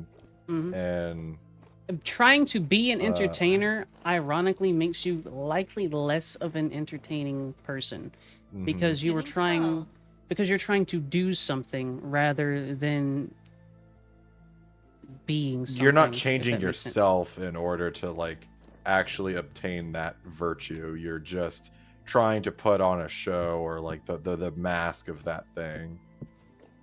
It's like being virtuous without being virtuous. It's I feel like that's sort of what's expected of a lot of people. Like, if you have like a talk show, they don't want to hear the real you. They want to hear, you know, someone who has the social skills to not be themselves. Yeah, it's like, for me, I hate it. I got so tired of wearing masks growing up because that was my natural like thing. But I eventually just kind of stopped doing it, and then instead just worked on. That's especially exhausting as an autistic person. I believe you said you were. I don't. Are you autistic, Spicer? No. Oh, I thought you said you were. I'm so sorry. I might have been at one point. I don't know. I'm so sorry. Maybe that was just a joke. I'm so sorry. Oh, I don't care. Oh no, we have 100% made that joke. Yes, we have made that joke. Okay. That is a thing. I'm so autistic. I mean, I'm a programmer. I'm a programmer. I'm definitely more likely to be one. But yeah.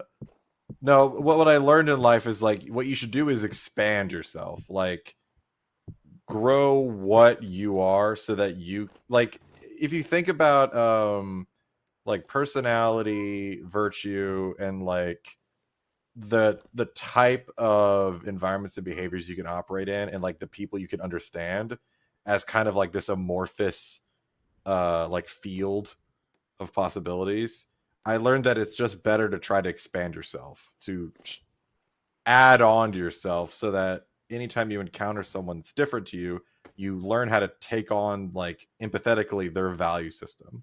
So when I'm around different people, I don't wear masks. I just literally take on their value system in life so that I can work with them. It makes it a lot easier. And it's the same thing with just being entertaining or anything like that, is I seek to figure out what that quality, you know, what that virtue is, or, you know, that ability, and figure out how to actually exhibit it correctly, rather than just try to falsely copy it. And you do that by just entertaining yourself. Like, you can't love someone if you don't understand how to love yourself. You can't entertain someone else if you don't know how to entertain yourself. Like, humans have to work off sympathy, like, or mainly empathy. And if you don't have that, you can't be a deep person if you don't have the empathy available to actually understand other people in a deep way. I think some people have a bit too much self-love. Like the people who think they're super geniuses. Well, and people can have else is dumb. well, that's just ego. That's just ego. I wouldn't even call that self-love. Those people actually probably don't love themselves enough. It's probably the opposite. So? Seems like they have plenty of self-love. Self-love is it means something else. Like, or we have a negative meaning associated with that. Mm-hmm. But it's mostly ego. Like, that's just a defense mechanism. Or is just they've literally had a life where they were the most important thing in the lives of the people around them, and so they just think they are. Because I mean, in the end, your brain's just going to think whatever your environment tells it to. You know, whatever's confirmed by your environment. It's got me like so many. I hate my voice. I like your voice. Voice is a big thing.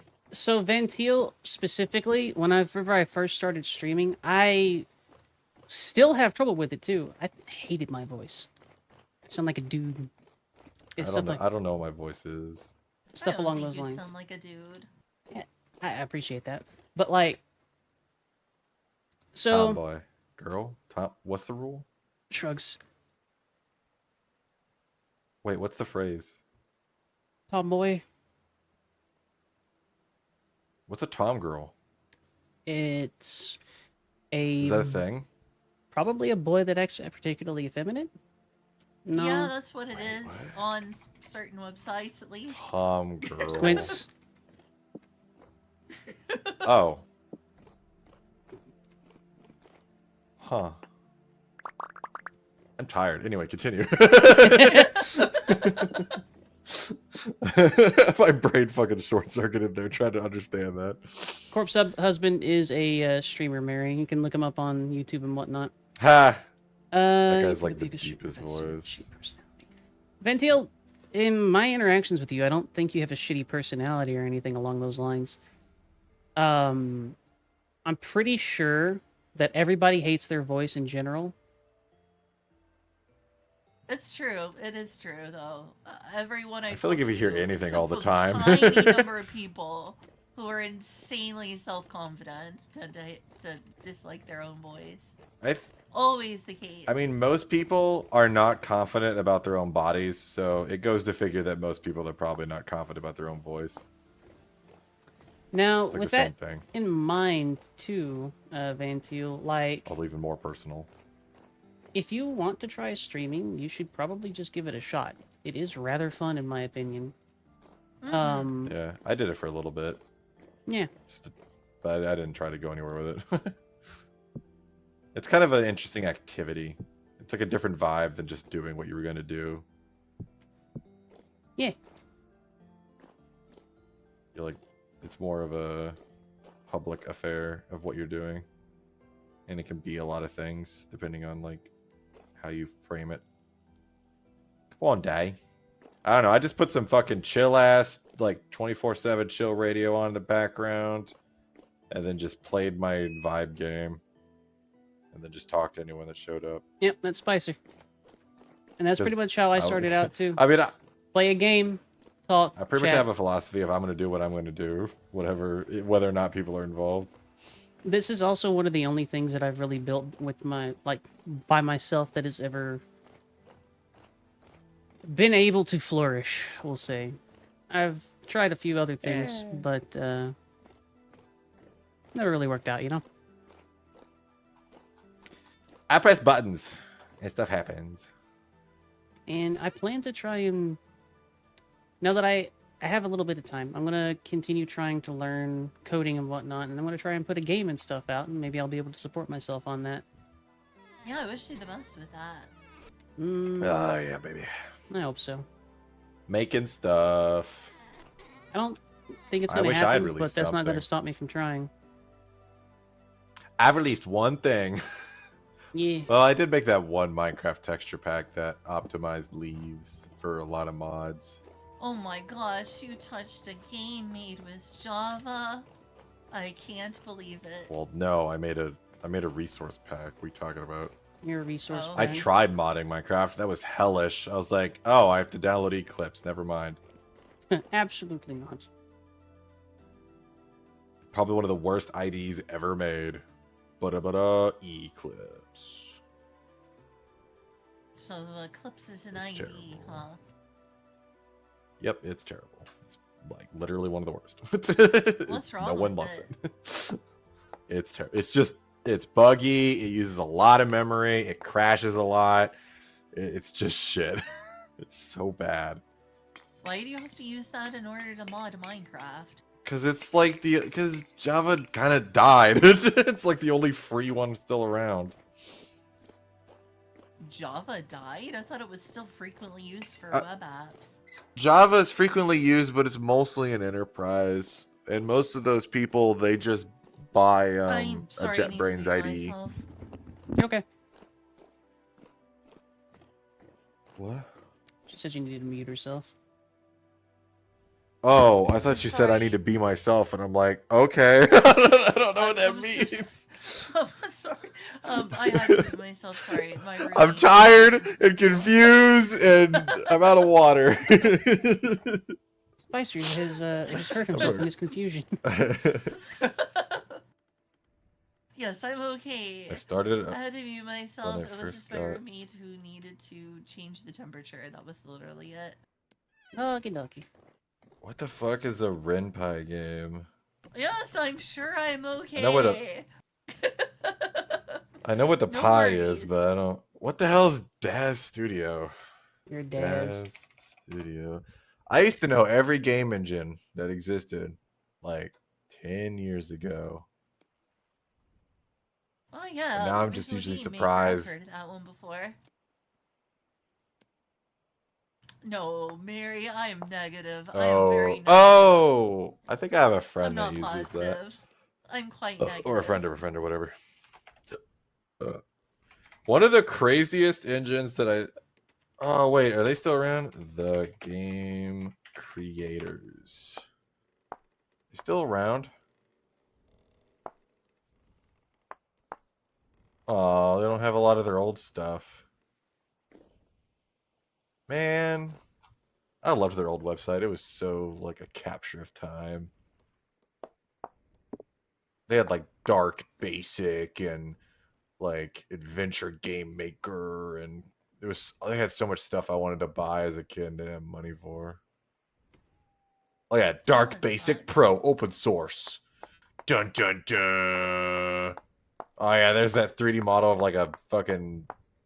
Oh my god. Wait, so they have more of this open source stuff? Where is this post? Product. Why is this listed in product but not in the rest of it? Okay. How do I see the rest of it? I want to see. Oh, it's cool. Torque game engine that no one fucking used. There was a big, like, before Unity really kind of, and Unreal absorbed everything, there was a lot of game engines. Like, it was a big market. Huh. Yeah, I looked up Daz. Yeah, I was looking at asset store. Slash creator. Yeah, I know. I'm just remembering back in the day, like, what was that one game engine? It was very Unity-like. It was like Visual C# game engine or something.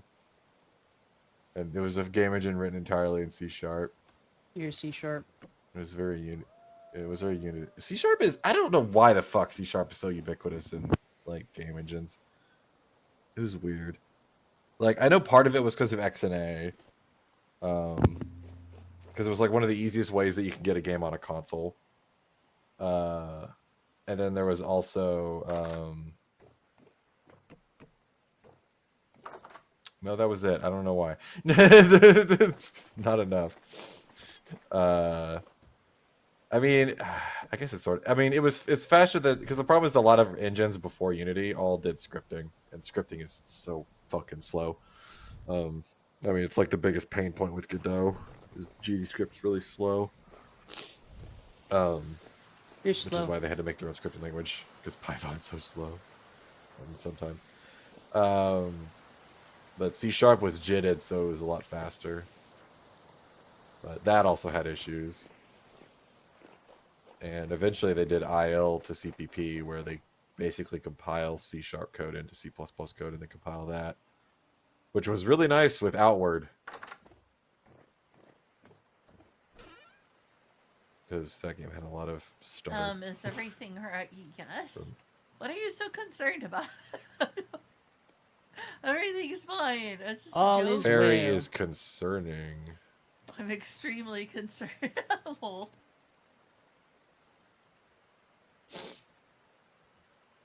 Well, it's a shame that all the stuff that's easier to learn is so slow. Base distance 8 or 9 miles, pretty nice. Yeah, I mean that's like been the entire trade-off for programming for the last like 80 years. And the gap's narrowed. I mean, C has basically always been kind of the baseline. Besides, like, I mean, you could argue assembly, but then you'd have to write your program for every fucking processor, and no one wants to do that. You're a processor. And operating system. So C is really nice. C is like the baseline in terms of abstraction. There's not really a level below it.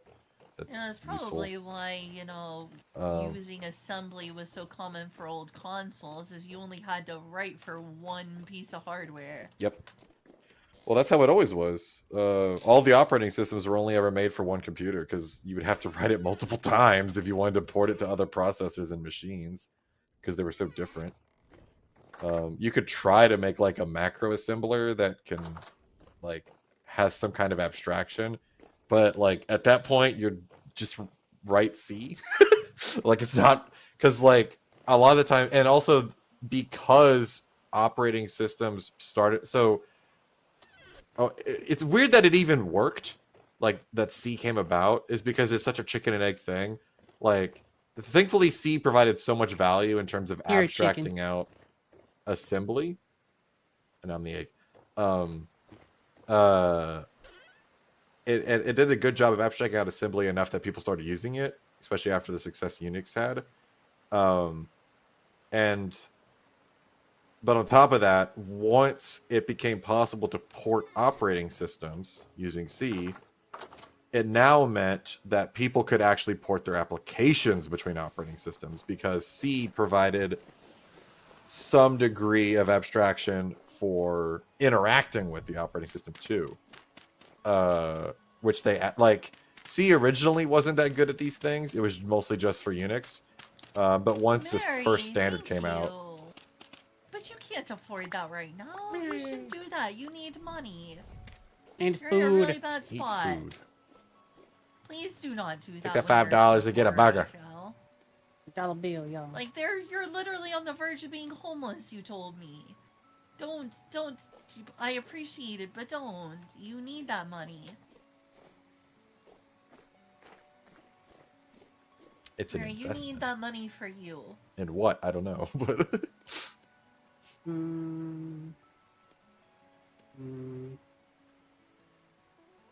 Hey, you're not doing okay. You told me about your situation. I don't know if you can unsubscribe. I think it's probably too late, but no refunds, I unfortunately. appreciate it, but Twitch that ain't gonna wasn't a give good the money choice. back. Nope. Unfortunately, refunds are not the twitchy thing. You be careful with your money. I wish I had more money that I could help you. I'm in a really tough spot this month. Things are about to get better, but not before they're bad right now. This is a really bad month for me.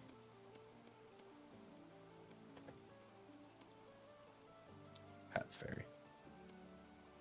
The situation I'm in is that apparently my brother helped me with the money that I would need to sell the house of mine because I didn't have the money. So the house is now sold. It's a house in Arkansas. It's one that I inherited from my dad when he died.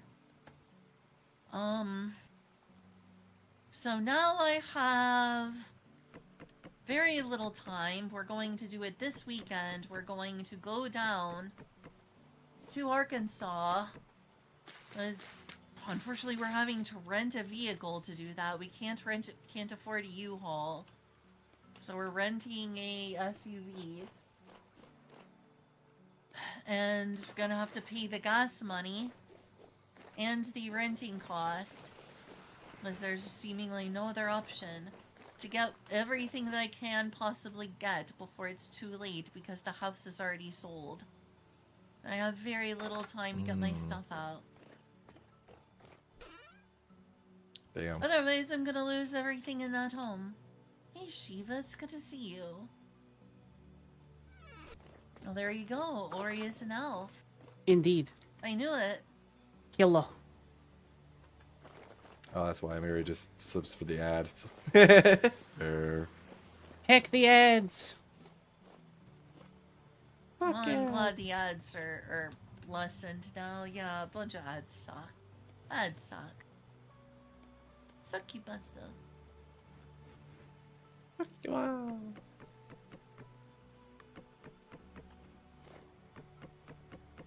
That's a long way down to the mantle.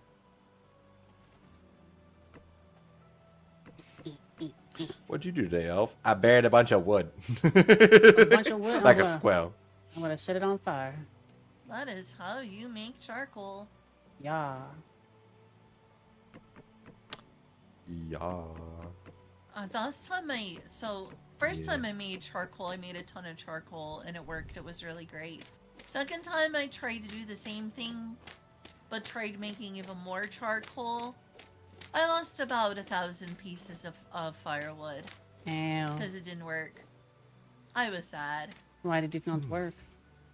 I don't know. I don't know if it was like the official server causing some sort of lag problem that ate it, or if I did it wrong. I don't know. But I was very upset when I lost all that wood and it just burned up and didn't turn into charcoal. I can imagine so. It's like, no, my hard work. Savage. That is exactly how I felt. I just died again. I remember Blobus was like, "Oh, I hate losing code." I'm like, you don't even want to know how many times I've like just deleted something and then rewrote it again. Oof. I've rewritten so much code. Lynn needs more wood. I feel Everybody like give Lynn wood. I feel like you didn't learn anything if you can't just rewrite it from memory. Oh, hey, Quartz. Shut up, Spicer. Pushes over. No, Oh, I need a bronze for that one. But yeah. Making dork. Honestly, like, we're getting closer and closer to where languages that are easier are getting like near like C performance. Like slowly. That's good.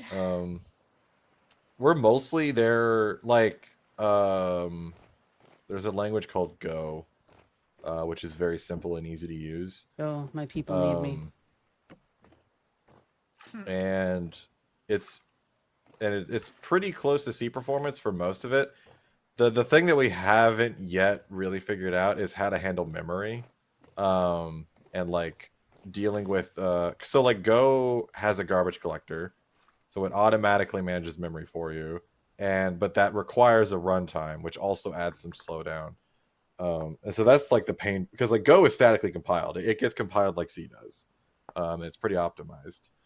But the runtime and the garbage collector adds slowness to it.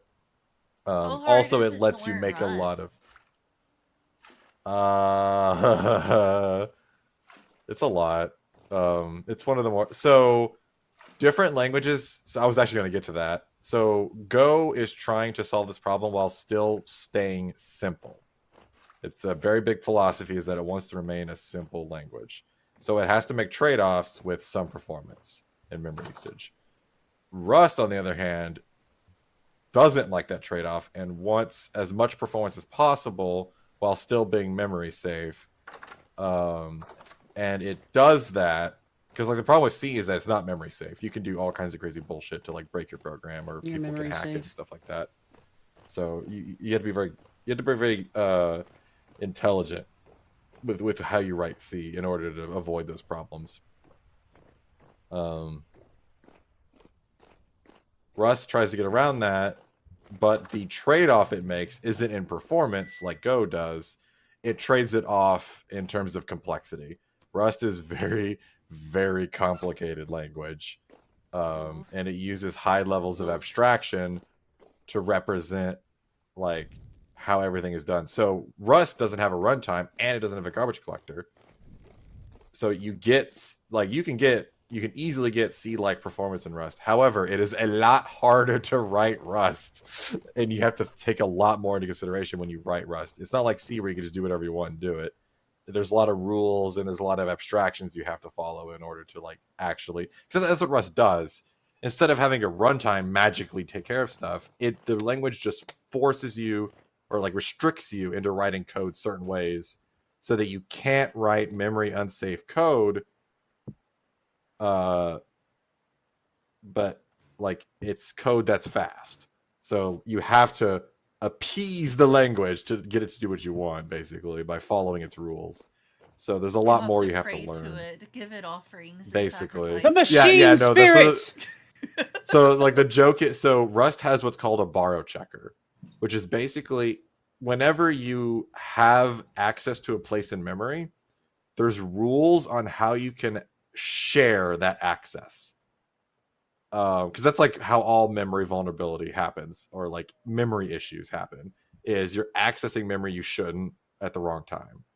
And so whenever you like do a malloc and you access a block of memory, there's rules on how multiple like parts of the code can interact with it.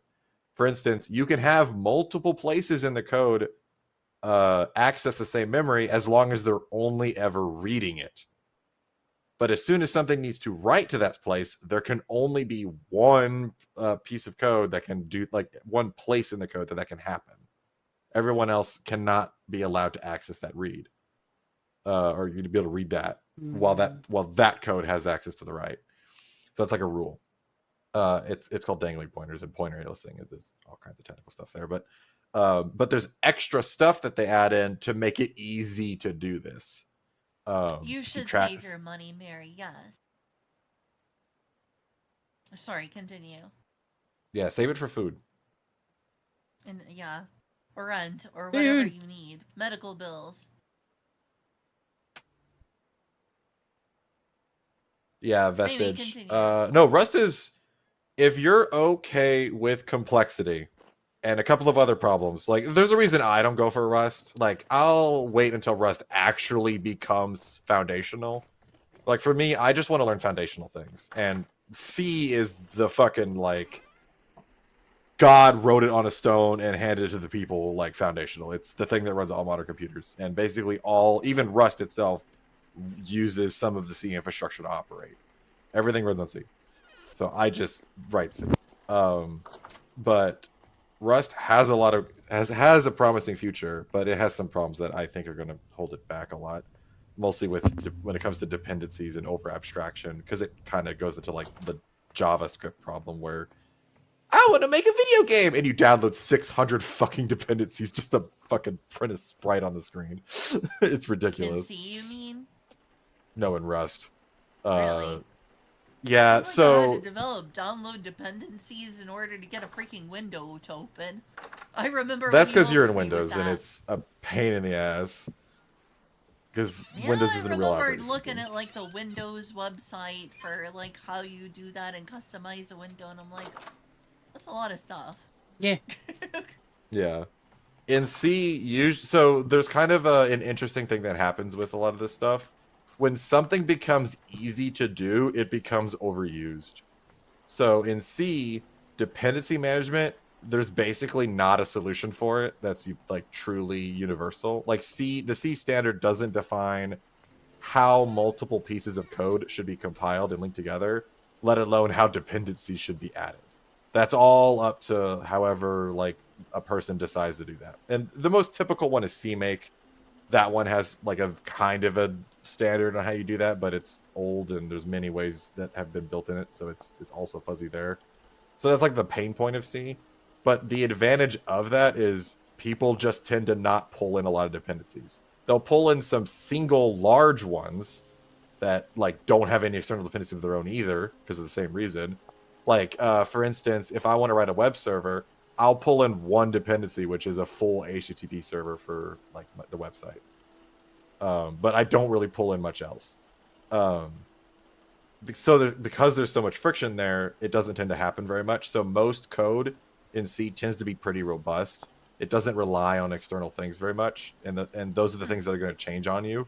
So there's C projects out there that have been written that still compile to this day because they're self-contained, and very little changes. Rust, on the other hand, makes it they very strongly define how Rust code should be compiled, how it should be put together, and how libraries can be distributed and added to your project. That is very, very well defined and automated. And because it has a package manager that automates it all. And the problem with having an automated solution to a hellish problem is you just automate hell. And so what happens is the easier it is to make an external dependency that other people can rely on, it's like a graph. The easier it is, the smaller and more numerous they become. They become what's called atomic. Like in JavaScript's case with Node, the npm package manager that people used to make websites and React and stuff for web dev. They have done this so long, and it is so far along that they literally have fucking dependencies that are single functions. Have packages for single functions, which they themselves sometimes have multiple dependencies. Like for instance, the web dev world froze for a day a while back. What froze for a day? Web development, like Amazon, like all the Silicon Valley like people, like web development halted for a day, like in the industry, because almost every like library had some kind of dependency on something called left pad, which all it does is it lets you just add an arbitrary number of a character to the left side of a string, like the beginning. It just pads the beginning of a string. That's all it does. It has 3 dependencies for some reason. It's a single function, and everything fucking depended on it, and that package went dead. And How did it no one go could. dead? It got removed. Try Godot and author finally GDScript removed message. it. It's very fun. That's rough. If you're traumatized by what work, scares you need me to find about you need to find a fun dependencies. language. But yeah, That's what scares basically me no about one could dependencies. I update. would have to go to a website to get dependencies. Because the problem is what happens when that website goes down and I can no longer get Ray. Exactly. Yeah, that's why I keep all my dependencies like local. So I literally like download the GitHub repository and then integrate it into my Git tree so that like I have the full history of that pack. Like I have every version of that package like before then available to me, and it's just integrated into my tree. And I compile it that way so that I never have to go on the internet to build my code. It's all there. Because yeah, I'm scared of that stuff. I've been burned by that many times, where stuff just breaks. There was something online. called Ray that I used to get the window work, and it came with like a ball that you could move around. That scares me. That's like, yeah, that website could just go down, and then I wouldn't have Ray. Yeah, you just keep a local copy of it. That's what I do. Yeah. Until I get a hard drive failure. As long as you have the code. Well, that's why you back it up somewhere. That's always the case. Your documents can burn. The main thing is just backing it up somewhere. Like I have a server, I back up my stuff too. We're making a game with our nesting partner Godot with C#. Delicious. Yeah, it sounds like if that's not fun to you, like personally, as long as you're doing it on your own personal time, like I'll sometimes have a bit of a therapeutic like activity where I do the same thing I'm doing at work, but I do it on my own time for fun, and that helps me a lot with like doing with it at work. Well, what's the difference between Mari and Mari? Is it pronounced differently? Mari? Mari. Should I pronounce it like Mari? Like Japanese style? Mari is a G. Mari Sage. Mari is a G. Mari Sage. I have no idea. I'm not. I only know English phonics from when I was in like first grade. I Is get it Mari? confused otherwise. Is it Mari? Like Japanese style? Hooked on phonics. Yeah, exactly. Yeah, Vestige. If you want to get more into programming, like Rust is pretty fun, but I mean, I think the best thing to learn if you really want to understand programming is just learn C. Like everything is modeled after it.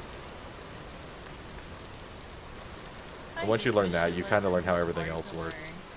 I'll be honest, I would make the argument that learning any programming language that you really want to mess with would kind of open the door Yeah, any to it. language is hard.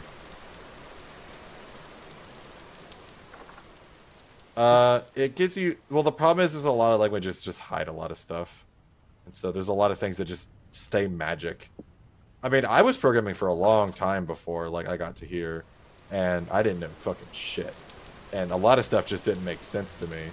It was only when I really started digging into, like, C and stuff that I finally started understanding what the fuck I was doing.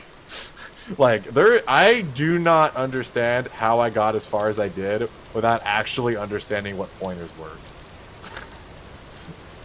Like, I was so confused. Like, C# doesn't teach you that. Because in C#, they don't have, like, pointers, really. They have what's called reference types and value types. Reference types, when you pass them into a function or save them somewhere, you're actually saving a pointer to that thing. But they don't really spell that out. And a value type is you're making a copy. And I, for the longest time, did not understand that distinction. And I do not know how I wrote, like, raid mode. Because I did not understand that when I wrote that. So your name reference to Naruto? So it's like Sage. It's not Sage. Like Okay. Sageru, but like Sage. Oh. Okay. Yeah. Ref versus value is mostly hard because you don't understand what it's doing. Like, you don't understand the machine code, what's actually happening in the computer. So it's just kind of abstract. I mean, it's like a JavaScript developer learning stack versus heap. Like, you don't have control over that, so you don't understand it. You don't understand why it's different. Because the language just abstracts it away for you. The only thing you learn in C# is this one copy, this one not. I got a bachelor's in finance. What do I do as a career? Programming. Because I learned that finance was a terrible idea. You still learned a lot about And finance. I only got affirmed but... that. I learned most of it was a lie. I learned there's two, like, formulas that make up all of finance, and everything after that's just made up bullshit. Yeah, that makes sense. Like, literally, it's time value of money and, like, capital allocation. And those are the two basic shit. And then discount rate, maybe, is kind of useful. But discount rate's also just made up. Discount your rate. Yeah, honestly, everything I learned in finance for that bachelor's degree, I could have put on a note card. Oof. It's like 3 formulas and, like, make money. 3 formulas. I Money! kind of wish I got a comp. I kind of wish I got a comp science degree, but eh. That could have been fun. I'm starting to wonder if there's any like good YouTube series about computer science, so maybe I can finally truly understand what the heck binary is and how it works. If there is a topic, there is a good YouTube series on it. It is just finding it. Yeah, there's tons. There's tons. I'd say. You remember how many people you don't say understand that, this, but I've so. looked up some YouTube videos about trying to become better at creative writing. None of it has helped me. The problem, so Unless I'm dropped the right. problem with YouTube is it's really good at, there's like, I fucking hate YouTube a lot of the time because the kind of content I want is very deep, niche ass like programming stuff, and YouTube is so bad at finding that. It just doesn't understand what I want. I understand a binary is ones and zeros. It's basically light on, light off. The problem is understanding how it chooses whether things are adding, subtracting, multiplying, and dividing. I believe. And the ways in which this starts to represent things like text. Yeah, I believe Actual the major numbers disconnect. in terms of human terms. Yeah. How to display colors. How it all works. How it separates and doesn't. All and all that different stuff. That's what breaks my brain. Yeah. And I've been explained to it, but my brain still hurts. Trying to. I wonder if wrap I my head around should. it. I wonder if I should make a little basic virtual machine with like a screen hooked up to it to kind of illustrate it. Your screen. Like what's happening. Yeah, that would be interesting. I mean, that's one of the basic things in computer science to learn. I watched several videos recently about binary, but they don't go into real detail about that. Yeah, the like it's one of those things where no one can really explain it to you. Like you have to actually like see it happen, kind of thing. It's really hard to learn that stuff. You gotta get in the stuff. moment. Gotta get in the moment. What? I'm messing with you primarily. Are you getting dropped frames, or is it just me? Hey, I'm fine. I'm good. We Gucci. I have to restart the whole computer or something. I'm Gucci. There is a flyer on this house that is really driving me crazy. It keeps going on the TV and it just went on my hand a few moments ago, which is gross. Who knows where that thing has been? Might be on poop. Go on poop. Bug poop. I will definitely want to wash my hands after that. Nah, helps your immune I system. am a machine that takes binary and produces more binary. But yeah, I understand what binary is. It's how binary creates the things that it does. Yeah, it's that you Legos. literally don't understand computers. Yeah, it's that you literally don't understand computer science, which is like what that is. Which is why I would like to watch how do you use videos or whatnot about how that all works. How do you turn dumb on-off transistors into machines that display text, process input, and play sound? We have taken a rock and given it lightning. State. Yeah, it's because the computer is a composed emergent system.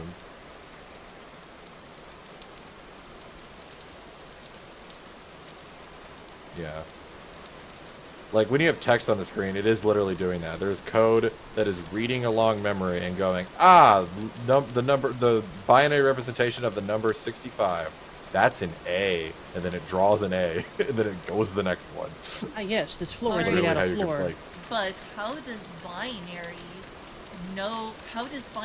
create an ASCII table? Well, they're numbers. So, for instance, with text, the original standard, the the ASCII. How does the binary know that the ASCII table exists? It doesn't. None of these things know it exists. It's. Is it the processor that knows it, or is it the binary that creates the ASCII table? It's the so there's a piece of code, and what it does is it reads over the memory byte by byte. When it goes to the first byte, it looks at what that number is, and then there's literally just a bunch of if statements effectively in a row. Like, if this number, if this... Well, not really if statements, but...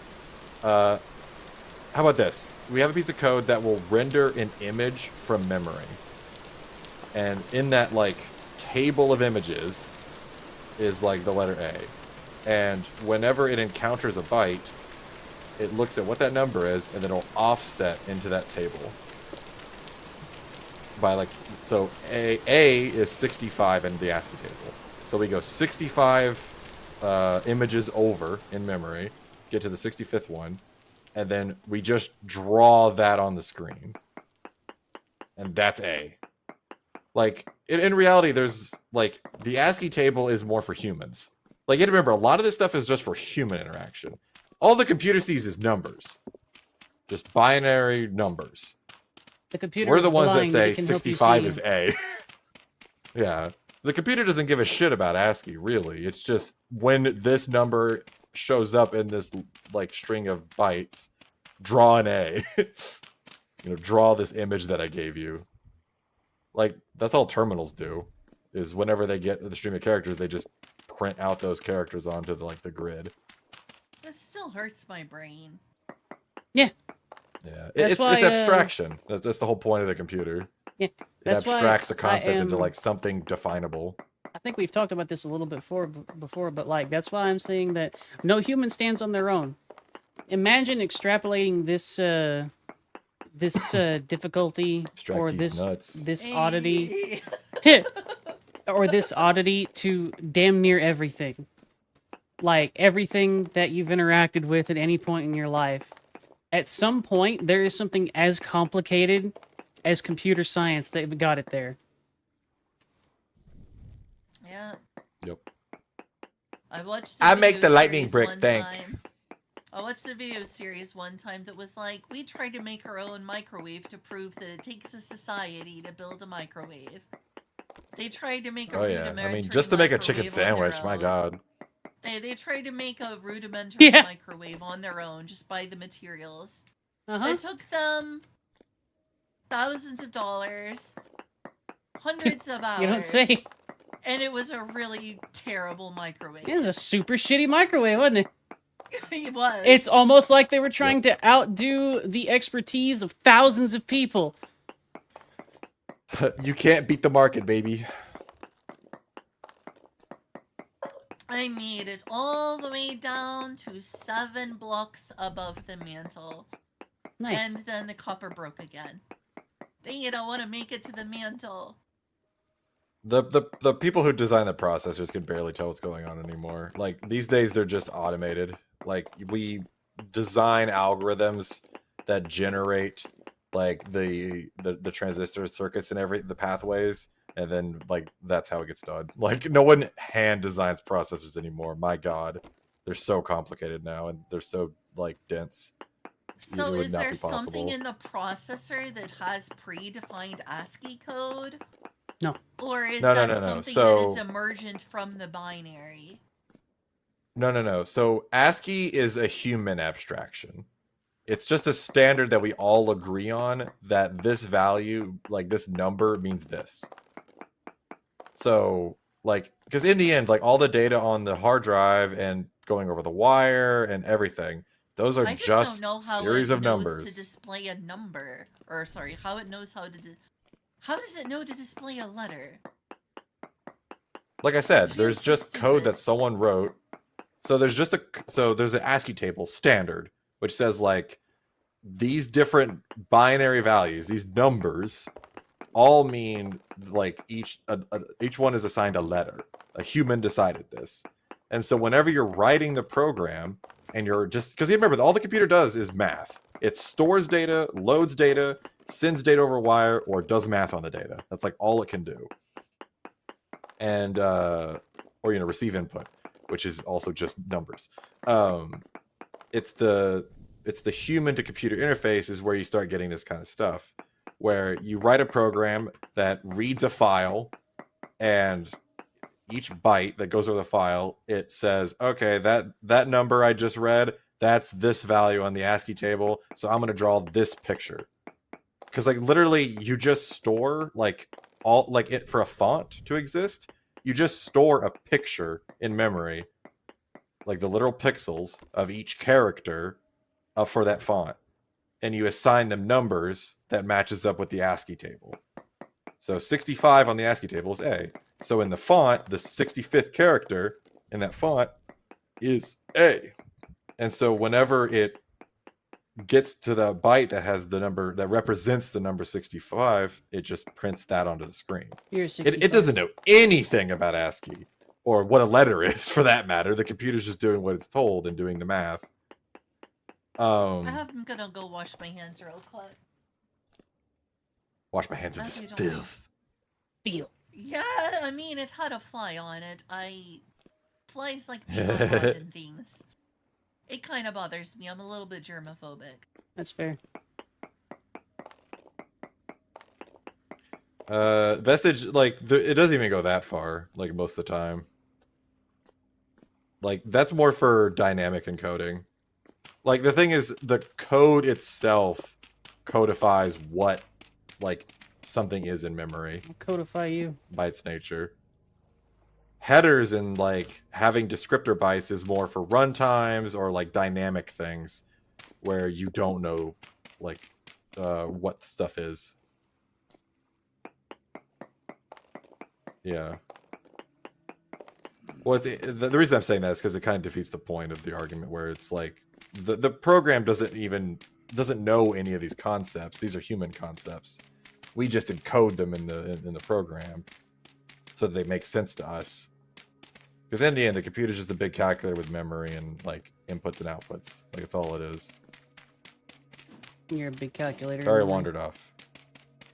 She's washing her I hands. mean, we kind of are too, but we're huh?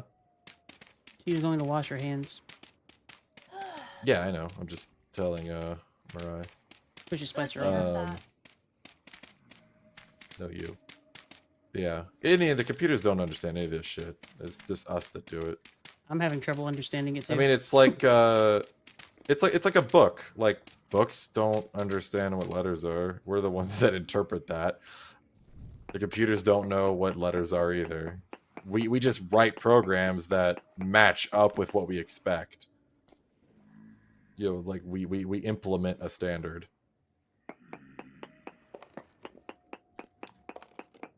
Nobody understands Because how writing on paper exists as an emergent property of those different things a lot easier. yeah. Like there's particles on the surface of paper, and paper is made out of carbon. It comes from trees.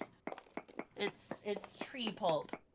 It's tree pulp that's been created into a semi-flat layer. Semi-flat, I say, because if you looked at it on a microscopic level, it would not be very flat.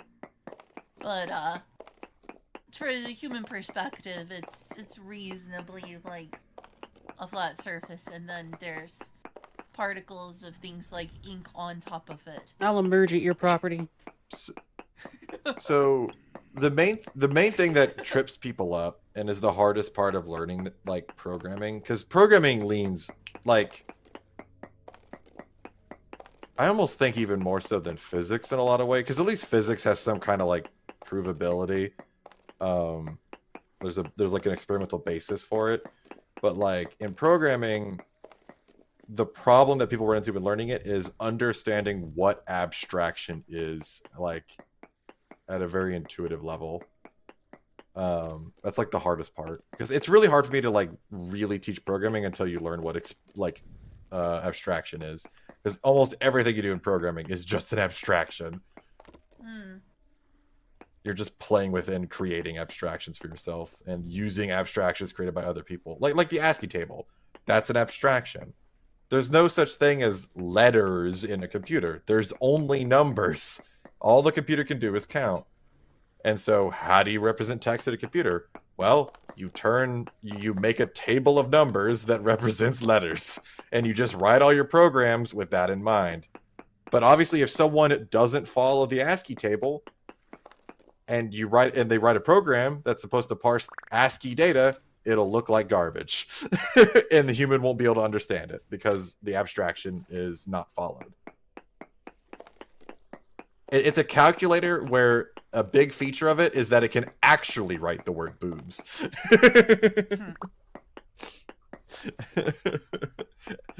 It's still giving me... That's fun. That's fun, Vestige. You see, none of these sounds that we're making have any actual meaning. None of them. Not even a little bit. Yeah, exactly. They don't mean Speech nothing. is an abstraction that our brain generated. Yeah. That's true. It's language. Like how does your brain know the sounds make words that have meaning? Like it's semantics. You have to understand how abstraction is used to represent semantics. Because remember, all you're really doing is communicating. Like programming With is a just a rock. way of communicating to a machine. Yeah, you're communicating with a fucking rock, basically. Rocks are Very really, really simple. mind. They are. Yeah, the rock like, they is really simple only compared to the human. understand sit on ground, and we kind of made this one vaguely understand 1 and 0. Ironically, though, they like most instruction sets for processors exceed like most humans' vocabularies. So, by some metrics, rocks are pretty smart. No, rocks are dumb. Yeah, that's the problem. Like I think the instruction set of like x86, 64 is It's a in the rock. thousands. The pilgrims used A to ride these rock. babies for fun. Used to ride Yeah, these babies. and that's the for problem. miles. Is like that's the problem with humans is that we have such a comprehensive internal representation of the world that whenever our abstractions are put in play with when it comes to communicating, well, there's a lot of information and environmental data that we can pull in to complete what's missing from what someone told us. Like you can say 2 words to someone and it can mean a lot just because of the context. Sure, taking a long The time computers to don't start. have that. Computers just do what the binary says to do in whatever state they're in. So they don't have a lot of it. They're not really good with context. They basically don't have one. That's the hard part, is how do you communicate what you want to do to a machine that is not a human and does not really have any kind of environmental context or intuition. It just literally does exactly what you tell it to do. Which is the whole premise of AI, is that it can fix that problem. Because humans are very bad at being specific. But yeah, like in the end, if someone doesn't implement the ASCII abstraction correctly, and you try to use that program to read an ASCII document, Don't say that word, it'll Vestige. look like bullshit. I've been fucking with state machines for like the past 48 hours. Don't you say the word states to me. Don't anyone say the word states. Please. Don't say those words. But once you understand the nature of abstraction and what the computer can actually do and how we're abstracting that like mechanism to something that's like useful to a human, Boo, then you my can God, pretty much Shane. just pick apart any language. That's why I can learn any programming language in like a week, I'll pick apart your... because I Programming know what they're all language. doing under the hood. I know what the language of abstraction that they're all using in the end. Rock speak. I know this system. I know the magic. Do not speak to me. Yeah, or especially. the And the others. lower level you go, and the more like the lower level you go, the more of the machine you understand, and the more different forms of abstraction from different languages you understand, the more ways you know how to like convey it.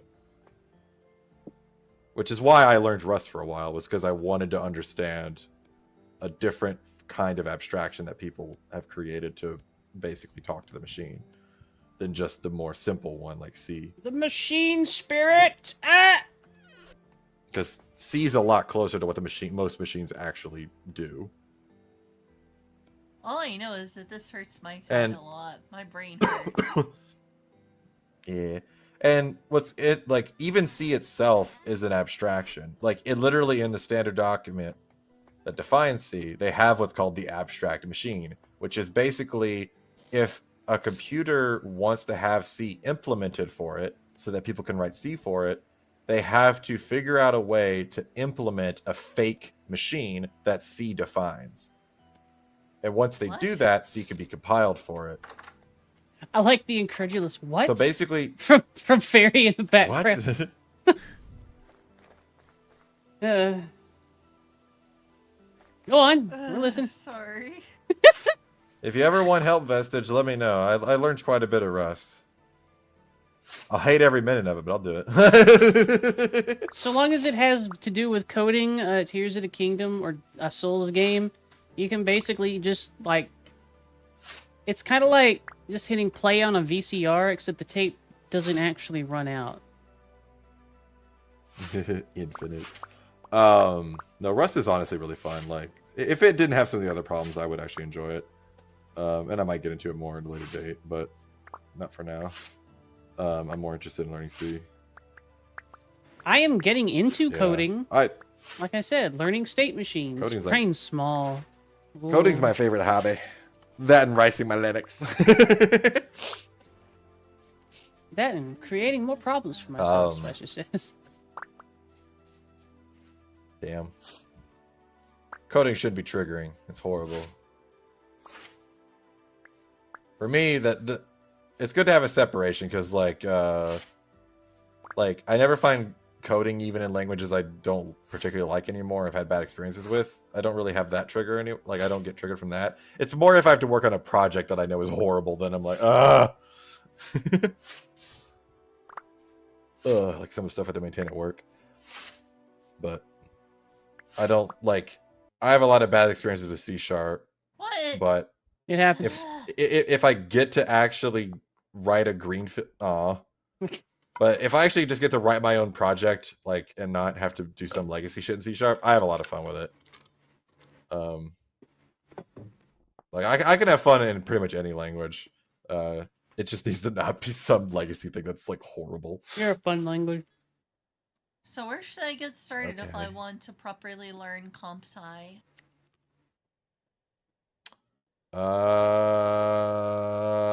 I don't know. I didn't learn it properly, quote unquote. I mean, it'd be good if I just understood it as well as you do. I'm weird though. So am I. Learning comp sci at college is such a disaster. You just learn a bunch of information, never apply it, and then like you forget it. Like I did So a you cousin don't that went through it, and I internalize basically that's helped. the problem. Well, They yeah, teach because you to don't fucking memorize apply it. Like Yeah. you learn comp sci and then you learn programming, and I'm like, I don't think that works. Fair enough. It's a Yeah, I perfect and want to flawless actually system. Look, I think depends on how hands-on. Like if you're actually sitting there writing a compiler, I think that's a good way to learn comp sci is actually writing your own compiler. That's a very hands-on way to remember how that works. You're a I thought it compiler. was But I think hard anything to short write of that- compiler. It's kind of That sounds like It's it would not. be very difficult. it's hard to write an optimizing compiler. Compilers are weird. They have this like they're on like a pedestal, but like they're one of the first things we learn how to write. Like they're not Really? actually that complicated. Really? Yeah, they're It pretty sounds like simple. it It's would be just it's tough. really writing an optimizing compiler is hard. That's where all the genius is how do you optimize code.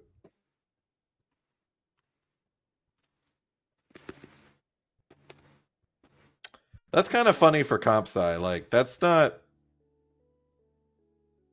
like that's so like going into IO code on C# is so, like it's quite a few layers of abstraction above. But yeah, it is good that they like showed you that though. What's actually happening to C# under the hood is it's because like in the end C# is compiling into bytecode for a fake machine that then gets turned into actual machine code whenever the programs run.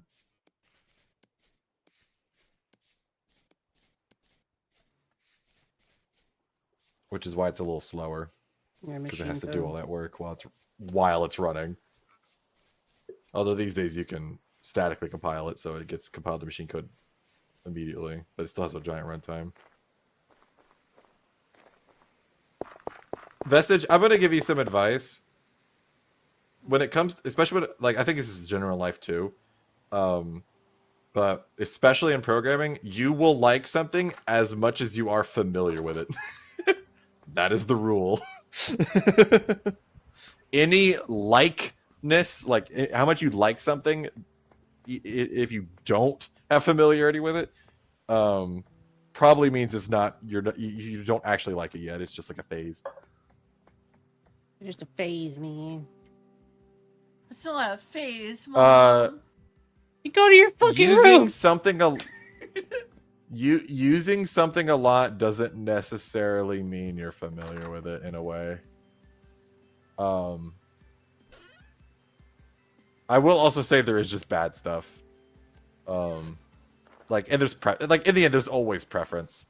Like me, I fucking hate Windows CMD script.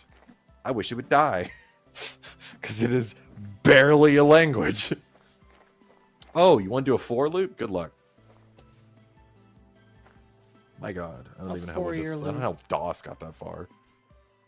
Like, how do you fucking have a shell language that can't even represent like nested variables? Like, man, I understood some of those words. Okay, so in a for loop, you define like how you're going to iterate over and over again, and then you iterate over and over and again. And in fucking Windows, like command line, the variables that are in the iteration, the thing that's going to get repeated over and over again, is expanded immediately. So the whatever like value that variable had when the for loop started is what's in there, and it doesn't iterate. It can't increment unless you do a bunch of extra shit to get it to work. And it's like, why? This worked in Unix. God, fucking Windows just never ceases to disappoint me. What some of those words meant. Also, you're using, I will say, you're definitely not even that vestige. You have to use a special syntax to actually get the command line to expand the variable every time. And you do have to increment it yourself. It's just painful. I hate it so much. Because whenever bash runs, it all gets like evaluated immediately. You have to actually force it to reevaluate every time it runs. Auri, where are you? I don't mind seeing. I'm in the dirt. Well, Shiva, have you done bash? What?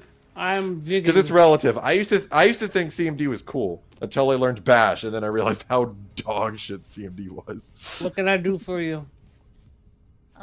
I'm very sorry, but I broke the copper tools again. No, that is literally what you're supposed to do with them. You're supposed to use them until they break. Yeah. I had to write some PowerShell scripts for a program I wrote for my company, and yeah, I will return it's like, momentarily. let's take all the worst parts of C# and turn it into a shitty shell language. Woo! Kill me. Whoa, that's a crazy. God, it's so annoying. Hi, Marty.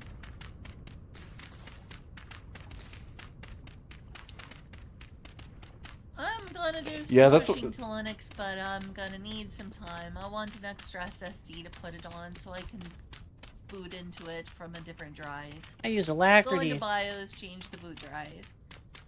Yeah. Nice foot. It's like Alacrity, but written in C. Pushes over. Because I use all C programs. Naturally organic, grass-fed C programs. I use naturally organic, grass-fed. It pushes over. Pushes over. Yeah, honestly, WSL saved Windows like so much when it came to the developers. Like my God. Okay, I'm coming back home. I will give you thingies. Thank you. I really appreciate it. It's been fun to go almost to the mantle. I'm 7 blocks away from the mantle. WSL is what got me into Linux in the first place when I found out how much I was missing.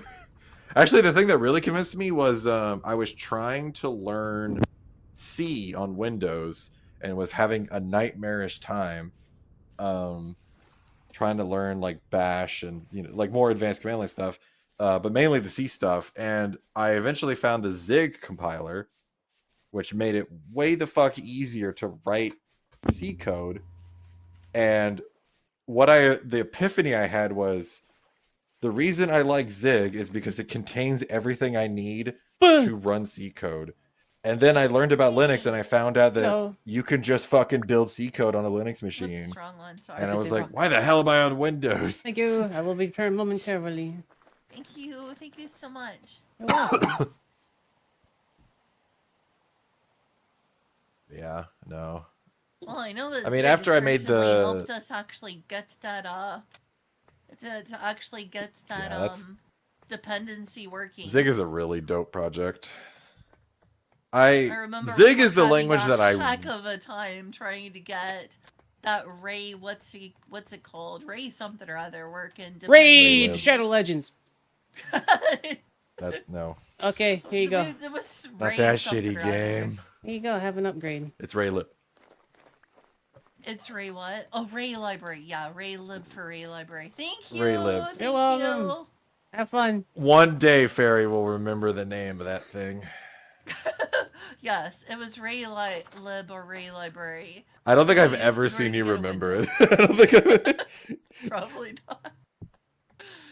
Alright, it was Ray Lib or Ray Library. And it's Ray a dependency Liberation! that we used to make a window Vestige for NixOS Windows. is... And it was hell getting it to try to work in MSys2. And eventually we gave up. Yeah, and tried I it kind of forgot how instead. shitty MSys 2 was. Because I remember I also looked into it afterwards, and I was like, everyone's like, don't use MSys 2. And I'm like, oh, I forgot about this. Oh. I forgot why I didn't end up using it. Yeah, no, Zig's just a way easier way. Your Zig. It actually also does more. As long as you don't need like bash stuff.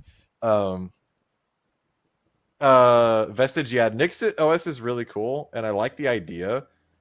But it is really hard to beat just how much support and like package availability Arch Linux has. Like there is no compare. Arch Linux is cool. I use it for you my can laptop. kind of You can kind of get around it now because people have come up with really cool solutions for containerization, where now you can actually run package managers to get applications from different distros and run them all on one distro.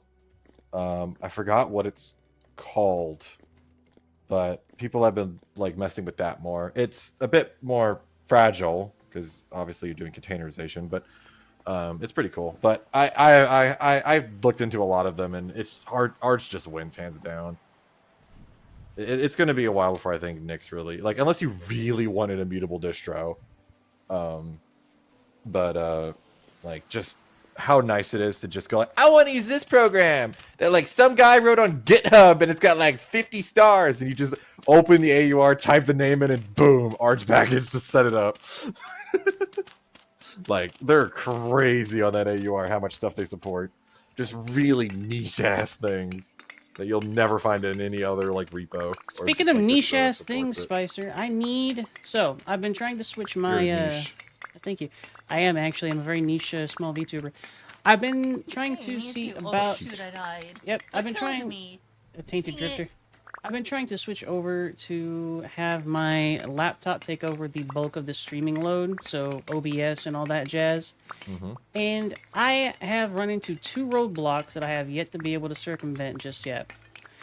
I need, first of all, something to do the tracking, since I want to see if I can offload that to the laptop as well.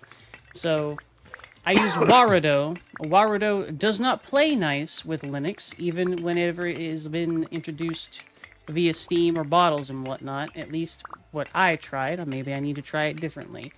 So I need something to replace Warudo, if there is a thing to replace Warudo. And Warudo uses something called Spout in order to send the information from Warudo to OBS. Though there are other things that I should be able to try and lean on for that one, like Media Pipe, so that one's not too pressing. It's not much of a roadblock. The other major roadblock is I need something that will allow me to stream to multiple places, because right now on my Windows box, I have it to where it will let me stream to YouTube and Twitch, and I would like to continue doing that. But the computer that does the streaming is going to need to be the one that does that, and I don't got that. Not on Linux. What about that one thing I sent you? It has not been updated in a while. Yeah. I might need to look into this. Wait, what's clip? Are my clips still up? Hands and a clip with a... Okay. Lewd. I don't know, I still had clips like that. I thought I took them down just in case VRChat would unban me. I guess I missed some. Is Warudo just better than Open CFace or VCFace or whatever? What is Warudo? Warudo is a program on... it's a program for tracking. It's what I use for my 3D model. So it's like VTube Studio? Yep, but for 3Ds.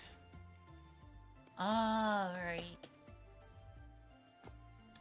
And I haven't taken a look about OpenSea Face and whatnot, so that might be a good idea. Yeah, because there's other stuff that exists.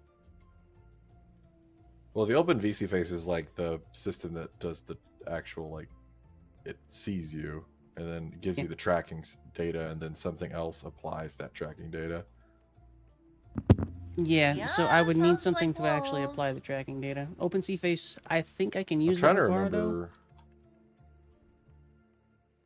I think it's the thing that feeds it. But I thought there was another tool besides Warda that also works with it. Yeah, hopefully I'm gonna be okay. Linux, VR. Oh wait, there's a guy who made a whole ass guide for this stuff, because there's other VTubers that do Linux. Is this it? I might need to find them. They Are you jealous for Vestige? Open C face that feeds VC face.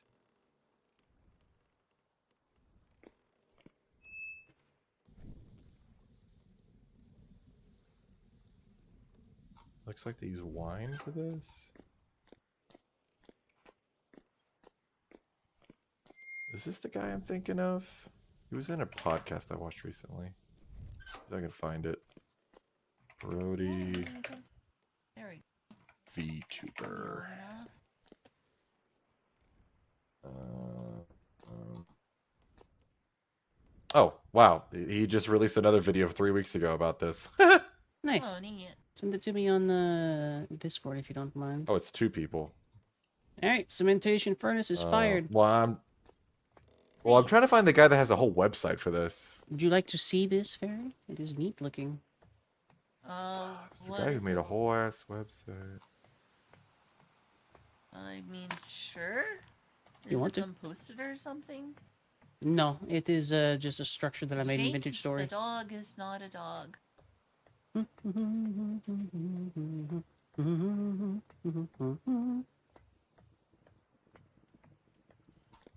the fuck?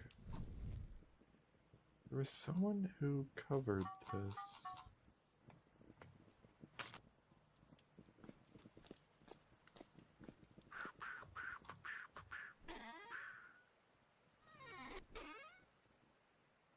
If you wanted to We've be had a a few VTuber people on Vestige, that do again, where's Like- the other videos? it's fairly easy to get started. There's a couple of Oh, this is it. 7 programs months that are ago. easily accessible. Windows, anyway. Ah, VTuber guide. Here we go. Nice. This was updated I last suppose week. with that in mind, I'll see about just not trying to pull over my full setup, and I'll try and explore options that are new setups. Because if I can offload some of the load to my second computer, my little laptop there, then it will be considerably easier. Also, I think I have a memory leak on my Linux laptop. I need to figure that out.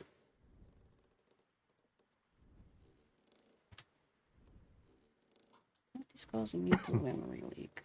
Restart.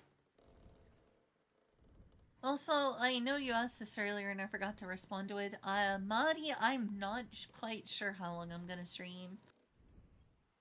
I seem to kind of have some energy, but I also need to go to town to get some money from the bank. Money, money, money, money, money.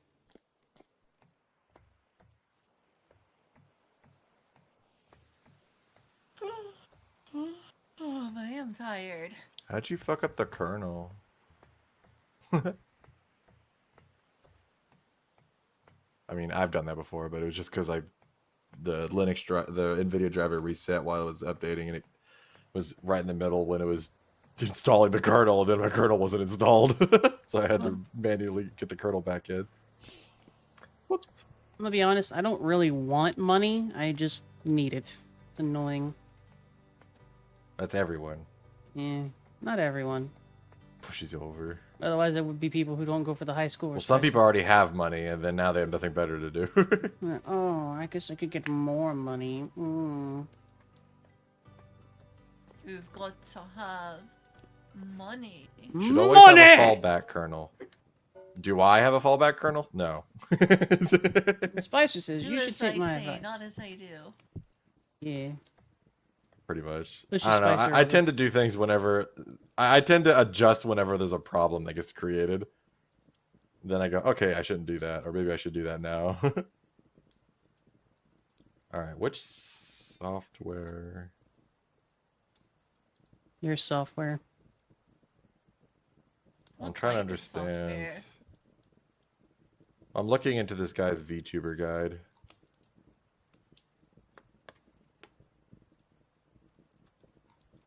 Okay, that's VTube Studio. Hey. If I had a That 2D stuff's YouTuber, I going might there. be able to do that, but Well, yeah, I'm trying to look into how people run this.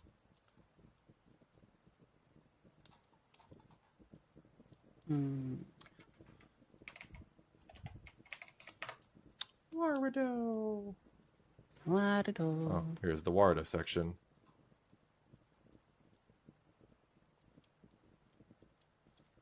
Ah, Yeah. that might have been what you ran into. It requires an older version of a specific Proton build to work on Steam, Ah. which I've seen that happen before. It needs version 8 of the GE Proton build, so you need to install that. I will ask you how to go about doing it's that. A username. And I'll try to remember. I think you just install it system wide and Steam sees it. Fine. Yeah, Steam makes it easier. But yeah, it looks like Wardo can work. I mean, if that can work, then I should be pretty good. I'm gonna need to Most find of a the stuff tends to plugin. just kind of work. I'll see if I can find a plugin 'Cause, like, similar to Spout. This isn't low level stuff.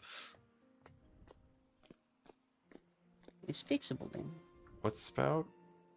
It's so OBS doesn't know how to actually naturally capture it in a decent way for it, or at least in the Is way. it the VC face? So, this is complicated to me anyway, but so I have OBS, I have Wardo, and I have a iPhone. The iPhone transmits the data, which is the tracking software, tracking information. Wardo takes that, parses it, actually makes me move and whatnot. Wardo then puts that information through Spout, which can then be caught by OBS with a plugin that I have on Windows and displayed appropriately. Yeah, apparently iPod tracking is iPhone tracking is really good. Yep, it is the Makes best me on the wish market. I had an iPhone. Yeah. It's the best on the I do market. not have an iPhone. They I don't own use. an Apple anything. I don't particularly want to own an Apple anything, but the face tracking is unassailable right now. No other company that isn't egregiously, exceptionally expensive or niche comes anywhere close. And we're talking like specialized technology for like mocap and whatnot and movies and shit kind of things, which I'm probably never going to get Nick. If I want to be cheap, which one should I buy?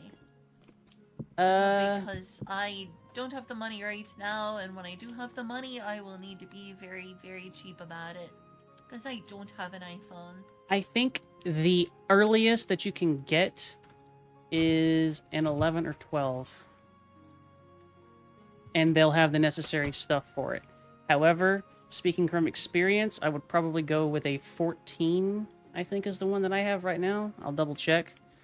Or a 14 Max or something like that.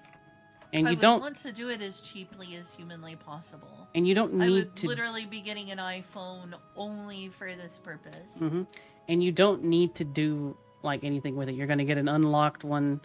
It just needs to turn on and be able to use its camera for all intents and purposes. Get an 11 or 12, Maudie says. Okay. How cheap are those? Depends on where you get it. How about Amazon or eBay? eBay's probably cheaper, but you're also going to want one that's actually fairly durable. Under 200 bucks maybe. Yeah, that's not too bad. I need to upgrade my streaming, so... Vestige, if you want to By the look into way- that stuff, I'm pretty... What? By the way, I made it to the mantle. Good job. Hey, got to see what the mantle looks like. Very cool. What does it look like? I don't think I have been to the mantle. What does it look like? Which of these programs? It's... Oh shoot, I'm dying. Don't die. Alright, restart. It's hard to describe. It's gray. It's got black and gray. A mixture of black and gray. It's a hodgepodge of like a black and gray block. Can you mine it? No, apparently it's indestructible. Unless you've got like a mod that allows you to. And I think if you destroy it, you just like fall off the edge of the world. It makes sense. Probably like exactly like bedrock then. Requires tool tier 196 question mark to break. Yeah, Who even knows if that exists? that's a dev one. It's like, you can't do this. Do not go here.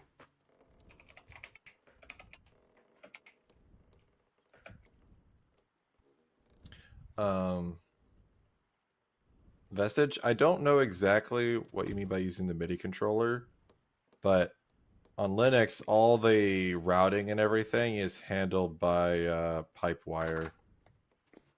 So if the MIDI controller is mainly just acting as an interface to interact with like the audio system on the computer, then you just need a program that can hook up like the inputs from the MIDI controller to the interface on pipe wire, which you could probably script, but I'm sure there's a program someone's written to do that.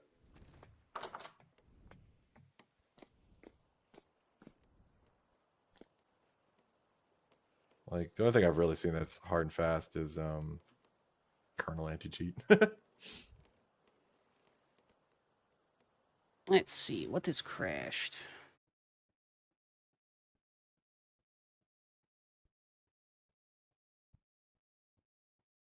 I mean, it looks like people do all this tracking with just... so Wardo can't access the camera very well. So through the Proton layer, so they use a program called XR Animator that actually feeds Wardo. All right. And then after that, they just have OBS capture it. I suppose that could work. I'm pretty sure my stream just died, but Wait, you're streaming? Oh, it did. display drivers crashed, which only happens with Vintage Story for whatever reason.